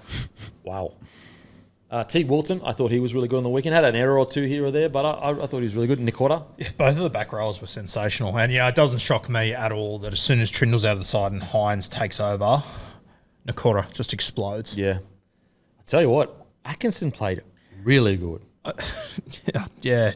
It's obviously a big blunder by Trindle, but it could prove costly for him. Mate, it could cost him his spot. If Atkinson keeps playing like that, he may have to go toil away in New South Wales a couple Especially if Hines keeps playing like that. Yeah. And like what's so disappointing for Trindle is he was just starting to find his bloody feet with Hines. And you've waited 4 years. Waited 4 odd years to get that opportunity. So disappointing. Hopefully he learns from it. What about the try saver from Will Kennedy? Yeah. On Strange. Wow. Late in the game. So good. Had it wrapped up. Yeah, it was brilliant. Okay. Time for basic music tips. All right, round 9. Kicking off on Thursday, Matty's boys in action. The Rabbitohs 5.50 host the Panthers $1.15. 14.5 points is the line in this one. Oh, surely they don't get absolutely pumped again. Latrell back right, Matty? Next week. Oh. 14 and a Isaac half. Thompson's back there. Noted. 14. Oh, fuck. Penrith to win, obviously. Yep. Rabbitohs to cover. I did it. Oh, big call. Penrith. Penrith. I'll go Penrith to win, South with the start. Ooh, Penrith, I think. Okay. Another carve up. Sorry. All right. Friday, 6 p.m. Matt Orford Cup, Manly versus Canberra. Manly $1.38. The Raiders $3.06. The line is 8.5. It's the KO Cup. It is. It's the KO Cup. Yeah. Make sure to watch all games on KO. Apologies, what was the line, sir? 8.5. Yes, I'm going Seagulls to cover and win. Yeah, Manly. Manly. Oh, boo. Wow, boo. I think the Raiders can put up a fight and shake him, but I'm not. Boo earns. Boo earns. Who earns? Manly for me. Manly as well. Oh, this is a big clash. All right, next we've got the Broncos versus the Roosters. Broncos, $1.55. Roosters, $2.46. Line, 5.5 points. Big game. Broncos, Roosters to cover. Oh, okay, nail biter. It's a close one. Yep. Yeah, I'll go the same. Broncos, Roosters. Broncos. I'll go Broncos, Roosters. I reckon Broncos for that one. Super Saturday. Matt Utai Cup, Canterbury $1.40, West Tigers $2.96, 7.5 is the line.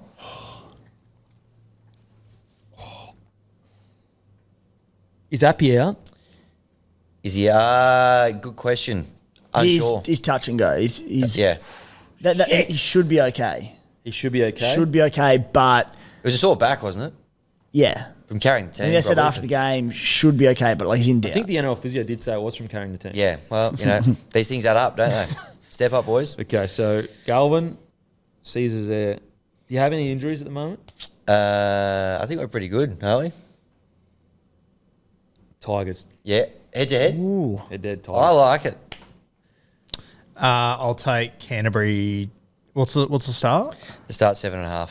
I'll go Canterbury to win. Tigers with a start. Yeah, I'll go Dogs win, Tigers start. Okay. I'll go Dogs win, Dogs to cover it. You're a dog, mate. Tigers head to head for me as well. All right, Saturday 5:30, Gold Coast $4.95. Coming back after a good win. The Storm $1.18. The line, Gold Coast at home, is a whopping 13.5 points. Oh, man, I reckon $4.95. Titans head to head is pretty juicy. I think they've been pretty good over the last. Okay, I think they've got Storm. a decent record against the they've Storm pulled a few up upsets, there. yeah. Yeah. I'm going Storm. What was the line? Apologies. 13.5. They beat him 38-34 up there last year. Storm to cover. Boom. I'll go Storm Titans. Yep. Yeah, I'm going Storm Titans. Storm Titans. I'm going to go Titans with the start, but I'm going to go Titans head to head. Jeez. Yeah. Wee. Like that from you, Hammy. Well, that's what it's all about. Saturday. So you can go both. You on both? Oh, no, sorry. I can't do that, can I? Terrible I've broken punting my own advice, but room there. Yeah. I'm just going to go Titans head to head. Okay. At the value. bold. North Queensland $1.42, Dolphins $2.89. Line 7.5 points in this one. Oof, okay. What are their injuries like?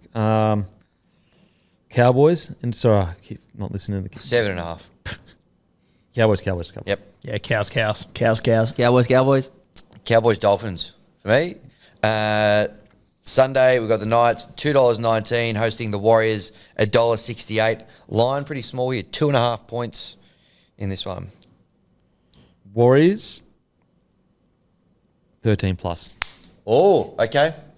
And this is under the new regime. Under the new regime. If it's not 13 So I get plus. an extra 2 points. Yep. An extra 2 points. Yep. Or -1 if I lose Yep. it. Correct. I'll go Warriors. Yep. Warriors. Yep. Warriors. Warriors for me as well. I think, and then to bring us home, the Sharkies $1.20. St George $4.60. The line 13.5.